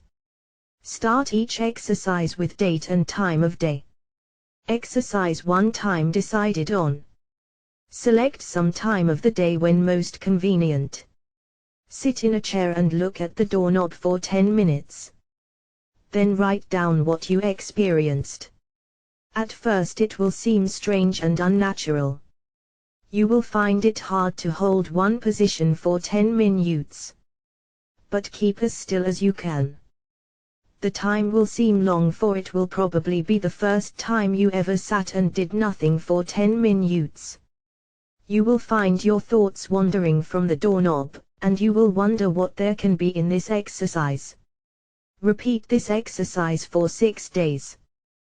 10 p.m. second day. You should be able to sit quieter, and the time should pass more quickly. You notes. 163. The power to concentrate will probably feel a little stronger because of gaining a better control of your will. It will brace you up, as you have kept your resolution. 10 p.m. third day. Notes. It may be a little harder for you to concentrate on the doorknob, as perhaps you have a very busy day and your mind kept trying to revert to what you had been doing during the day. Keep on trying and you will finally succeed in banishing all foreign thoughts. Then you should feel a desire to gain still more control. There is a feeling of power that comes over you when you are able to carry out your will. This exercise will make you feel bigger and it awakens a sense of nobility and manliness. You will say, I find that I can actually do what I want to and can drive foreign thoughts out. The exercise, I can now see, is valuable. /10 p.m. fourth day. Notes. I found that I could look at the doorknob and concentrate my attention on it at once. Have overcome the tendency to move my legs. No other thoughts try to enter, as I have established the fact that I can do what I want to do and not have to be directed. I feel that I am gaining in mental strength. I can now see the wonderful value of being the master of my own will force. I know now if I 164 the power to concentrate make a resolution, I will keep it. I have more self-confidence and I can feel my self-control increasing. 10 p.m. fifth day. Notes. Each day I seem to increase the intensity of my concentration. I feel that I can center my attention on anything I wish. 10 p.m. sixth day. Notes. I can instantly center my whole attention on the doorknob. Feel that I have thoroughly mastered this exercise and that I am ready for another. You have practiced this exercise enough, but before you start another, I want you to write a summary of just how successful you were in controlling the flitting impulses of the mind and will. You will find this an excellent practice. There is nothing more beneficial to the mind than to pay close attention to its own wonderful, subtle activities. Exercise 2. Secure a package of playing cards. Select some time to do the exercise. Each day at the appointed time, take the pack in one hand and then start laying them down on top of each other just as slowly as you can, with an even motion. Try to get them as even as possible. Each card laid down should completely cover the under one.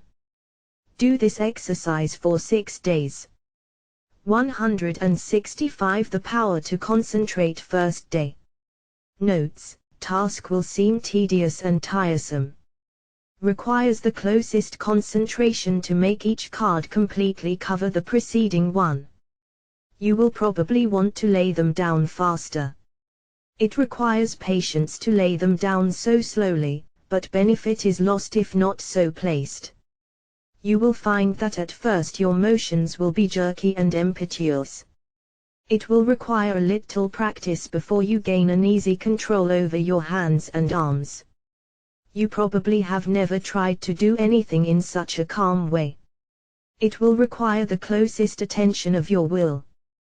But you will find that you are acquiring a calmness you never had before. You are gradually acquiring new powers. You recognize how impulsive and impetuous you have been, and how, by using your will, you can control your temperament. Second day. Notes: you start laying the cards down slowly. You will find that by practice you can lay them down much faster. But you want to lay them down slowly, and therefore you have to watch yourself. The slow, steady movement is wearisome. You have to conquer the desire of wanting to hurry up.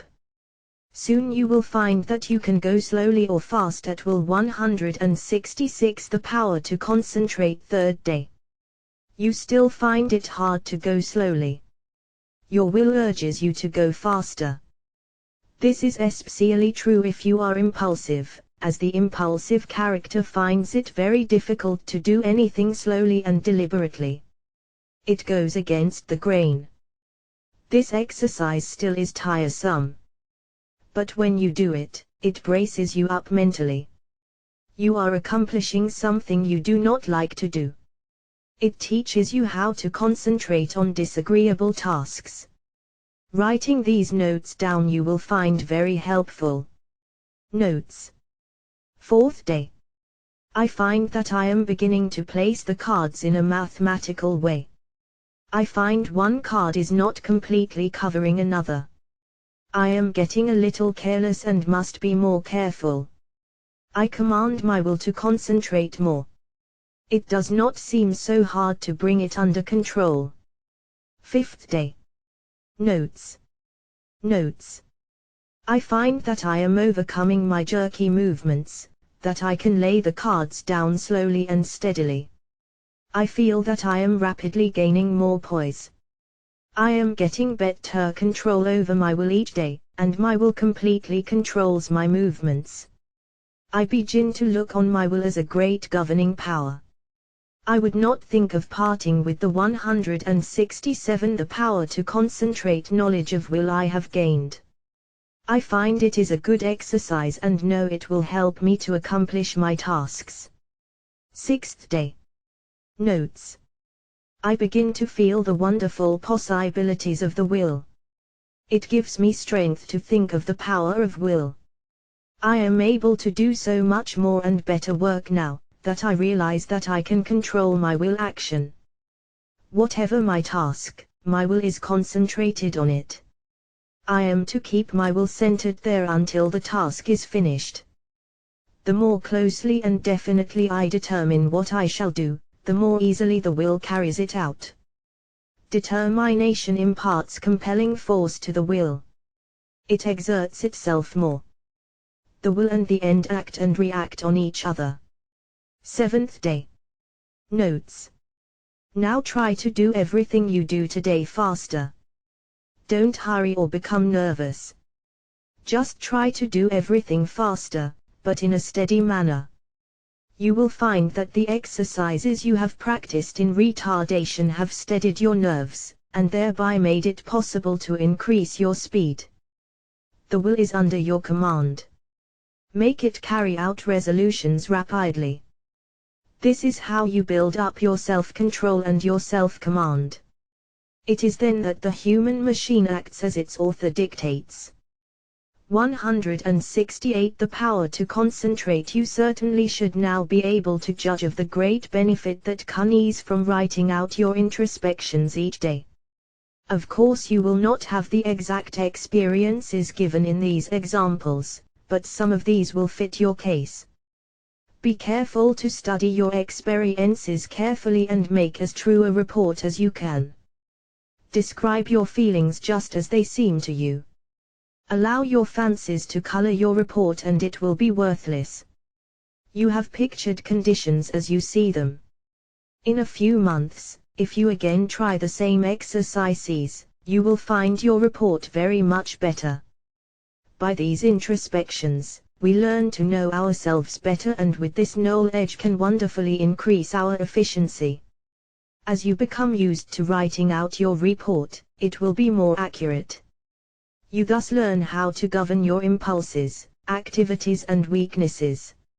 Each person should try to plan exercises that will best fit his needs. If not convenient for you to practice exercises every day, take them 2 or 3 times a week. But carry out any plan you decide to try. If you cannot devote 10 minutes a day to the experiments, start with 5 minutes and gradually increase the time.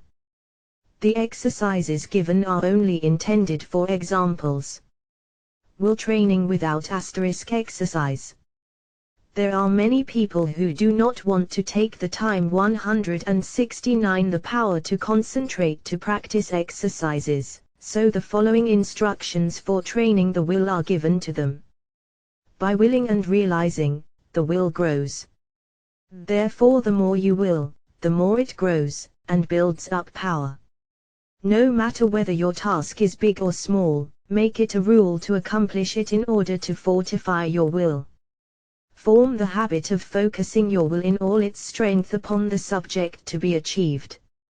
You form in this way the habit of getting a thing done, of carrying out any plan. You acquire the feeling of being able to accomplish that which lies before you, no matter what it is. This gives you confidence and a sense of power that you get in no other way. You know when you make a resolution that you will keep it. You do not tackle new tasks in a half-hearted way, but with a bold, brave spirit. We know that the will is able to carry us over big obstacles. Knowing this, despair never claims us for a victim. We have wills and are going to use them with more and more intensity, thus giving us the power to make our resolutions stronger, our actions freer and our lives finer and better. The education of the will should not be left to chance. It is only definite tasks that will render it energetic, ready, persevering and consistent. The only way it can be done is by self-study and self-discipline. The cost is effort, time and patience, but the returns are 170 the power to concentrate /allowable.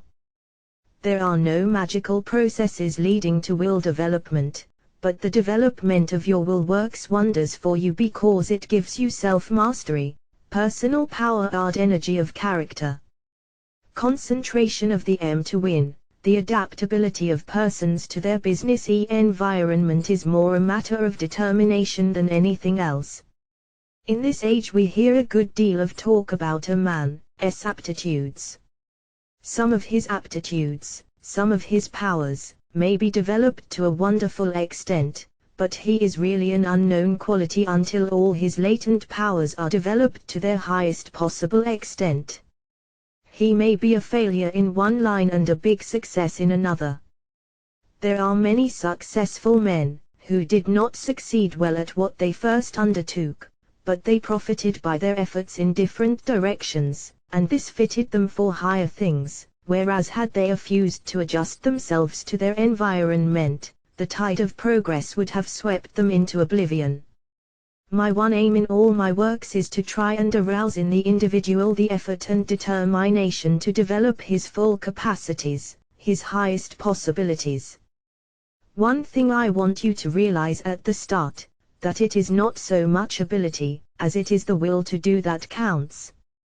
Ability is very plentiful, but organizing initiative and creative power are not plentiful. It 171 the power to concentrate is easy to get employees, but to get someone to train them is harder. Their abilities must be directed to the work they can do. They must be shown how, while at this work, to conserve their energy, and they must be taught to work in harmony with others, for most business concerns are dominated by a single personality. Concentrating on driving force within. We are all conscious, at times, that we have somewhere within us an active driving force that is ever trying to push us onward to better deeds. It is that force that makes us feel determined at times to do something worthwhile. It is not thought, emotion or feeling. This driving force is something distinct from thought or emotion.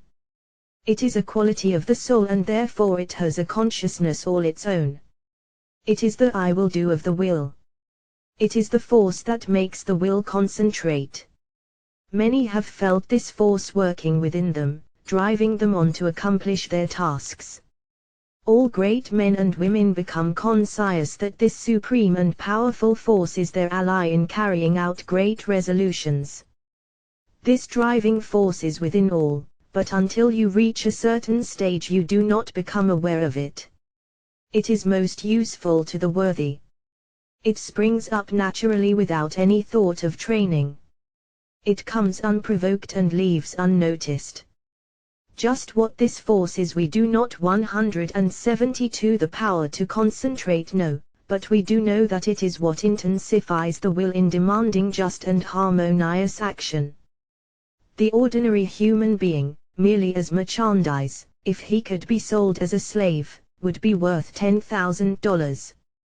If somebody gave you a $5,000 automobile you would take very good care of it. You wouldn't put sand in the carburetor, or mix water with the gasoline, or drive it furiously over rough roads, or leave it out to freeze at night. Are you quite sure that you take care of your own body, your own health, your only real property, as well as you would take care of a $5,000 automobile if it were given to you? The man who mixes whiskey with his blood is more foolish than a man would be if he mixed water with gasoline in his car. You can get another car, you cannot get another body. The man who misses sleep, lives irregularly, bolts his food so that his blood supply is imperfect. That is a foolish man treating himself as he would not treat any other valuable piece of property.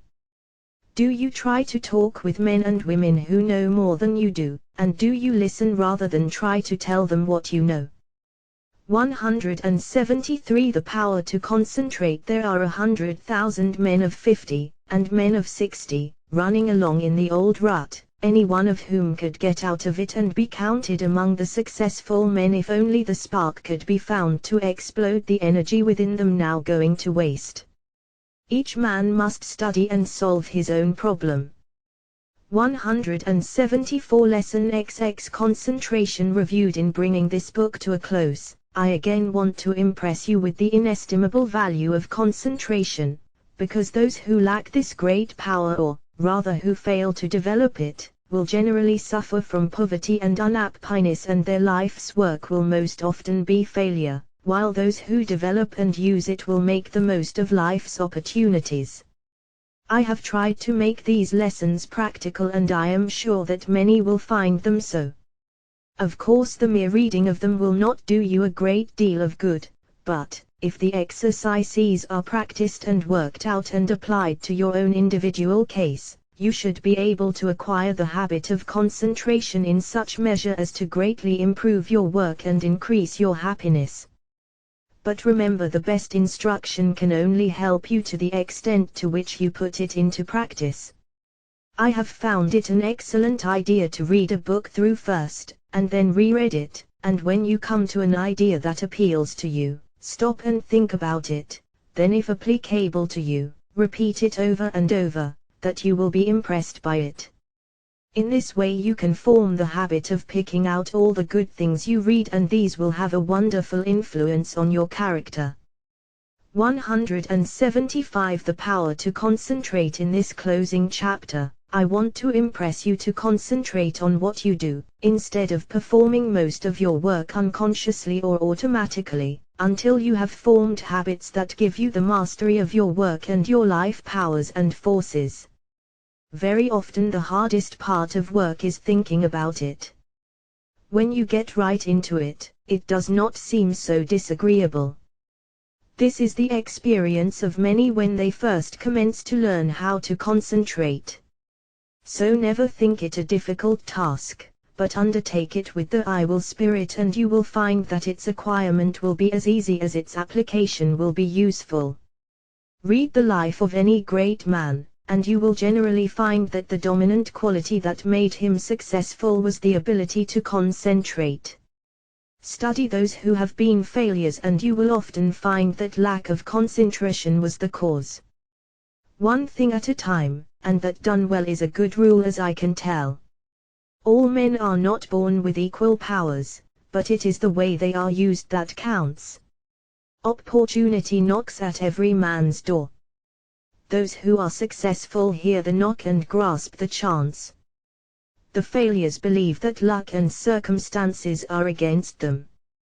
They always blame someone else instead of themselves for their lack of success. We get 176 the power to concentrate what is coming to us, nothing more or less. Anything within the universe is within your grasp. Just use your latent powers and it is yours. You are aided by both visible and invisible forces when you concentrate on either to do or to be. Everyone is capable of some concentration, for without it you would be unable to say or do anything.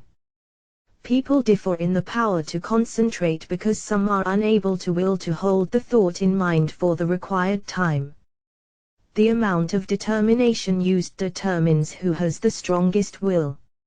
No one's is stronger than yours. Think of this whenever you go against a strong opponent. Never say I can't concentrate today. You can do it just the minute you say I will. You can keep your thoughts from straying, just the same as you can control your arms. When once you realize this fact, you can train the will to concentrate on anything you wish. If it wanders, it is your fault. You are not utilizing your will. But, don't blame it on your will and say it is weak. The will is just the same whether you act as if it were weak or as if it were strong. When you act as if your will is strong, you say, I can. When you act as if it were weak, you say, I can't. It requires the same amount of effort in each case.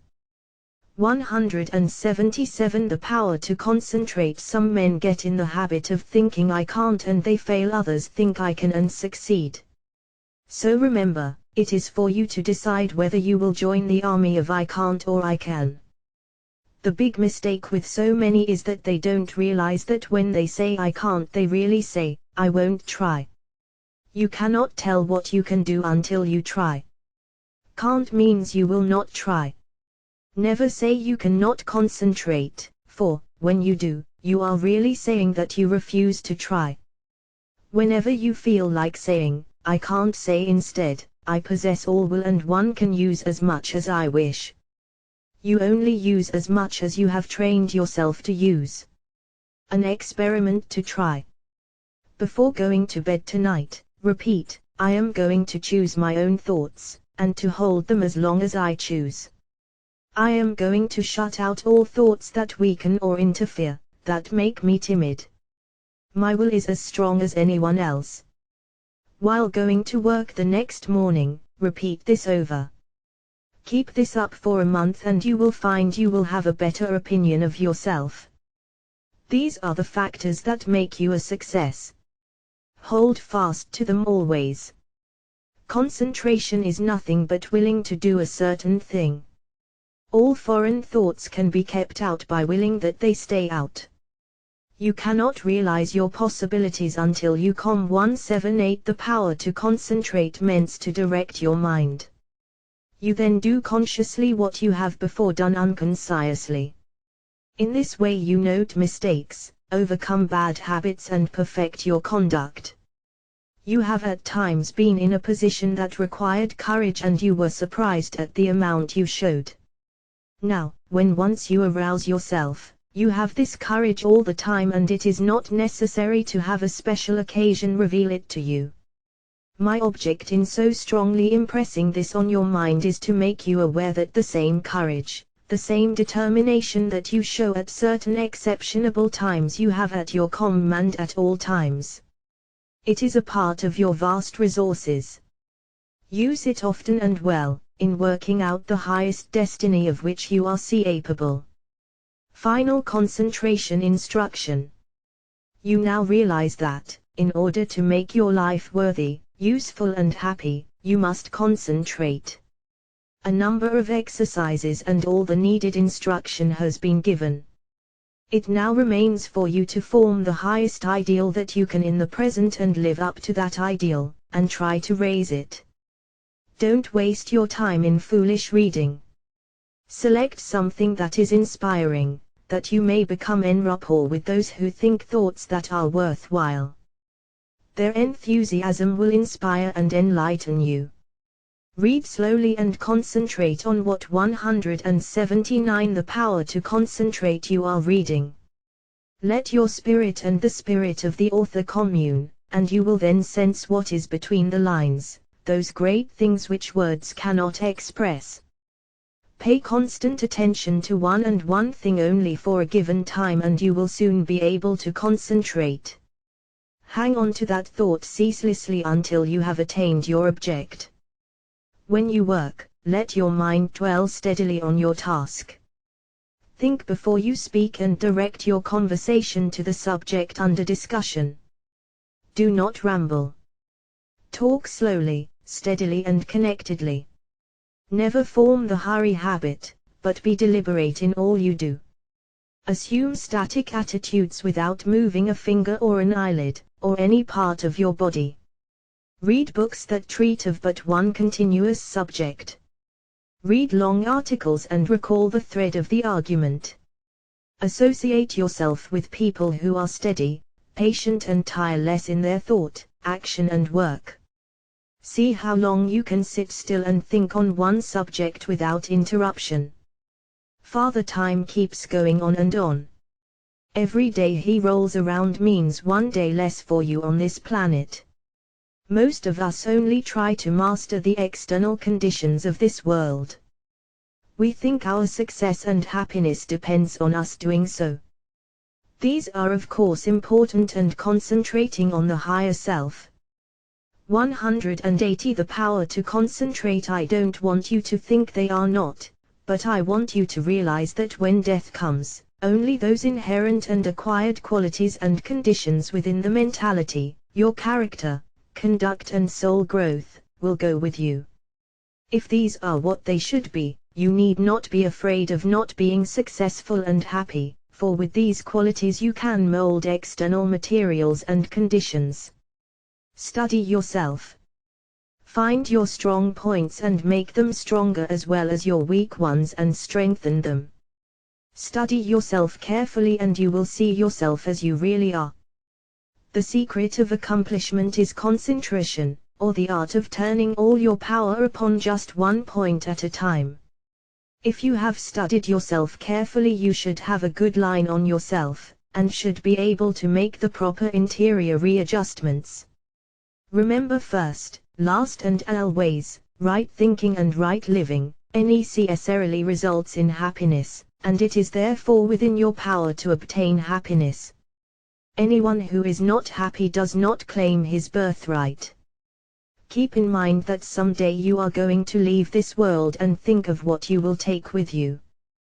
This will assist you to concentrate on the higher forces. Now start from this minute, to act according to the advice of 1S1 the power to concentrate the higher self in everything you do. If you do, its ever harmonious forces will necessarily ensure to you a successful fulfillment of all your life purposes. Whenever you feel tempted to disobey your higher promptings, hold the thought. My higher self ensures to me the happiness of doing that which best enswears my true relations to all others. You possess latent talents that when developed and utilized are of assistance to you and others. But if you do not properly use them, you shirk your duty, and you will be the loser and suffer from the consequences. Others will also be worse off if you do not fulfill your obligations. When you have aroused into activity your thought powers, you will realize the wonderful value of these principles in helping you to carry out your plans. The right in the end must prevail.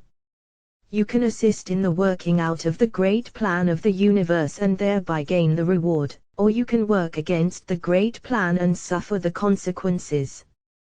The all-consuming fires are gradually purifying all discordant elements.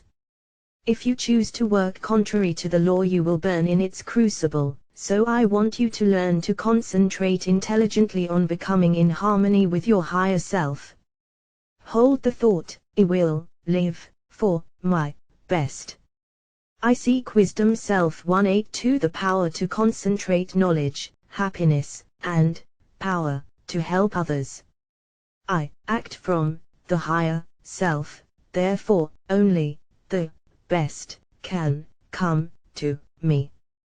The more we become conscious of the presence of the higher self, the more we should try to become a true representative of the human soul in all its wholeness and holiness, instead of wasting our time dwelling on some trifling external quality or defect. We should try to secure a true conception of what we really are so as not to overvalue the external furnishings. You will then not surrender your dignity or self-respect, when others ignorantly make a display of material things to show off. Only the person who realizes that he is a permanent being knows what the true self is. 183.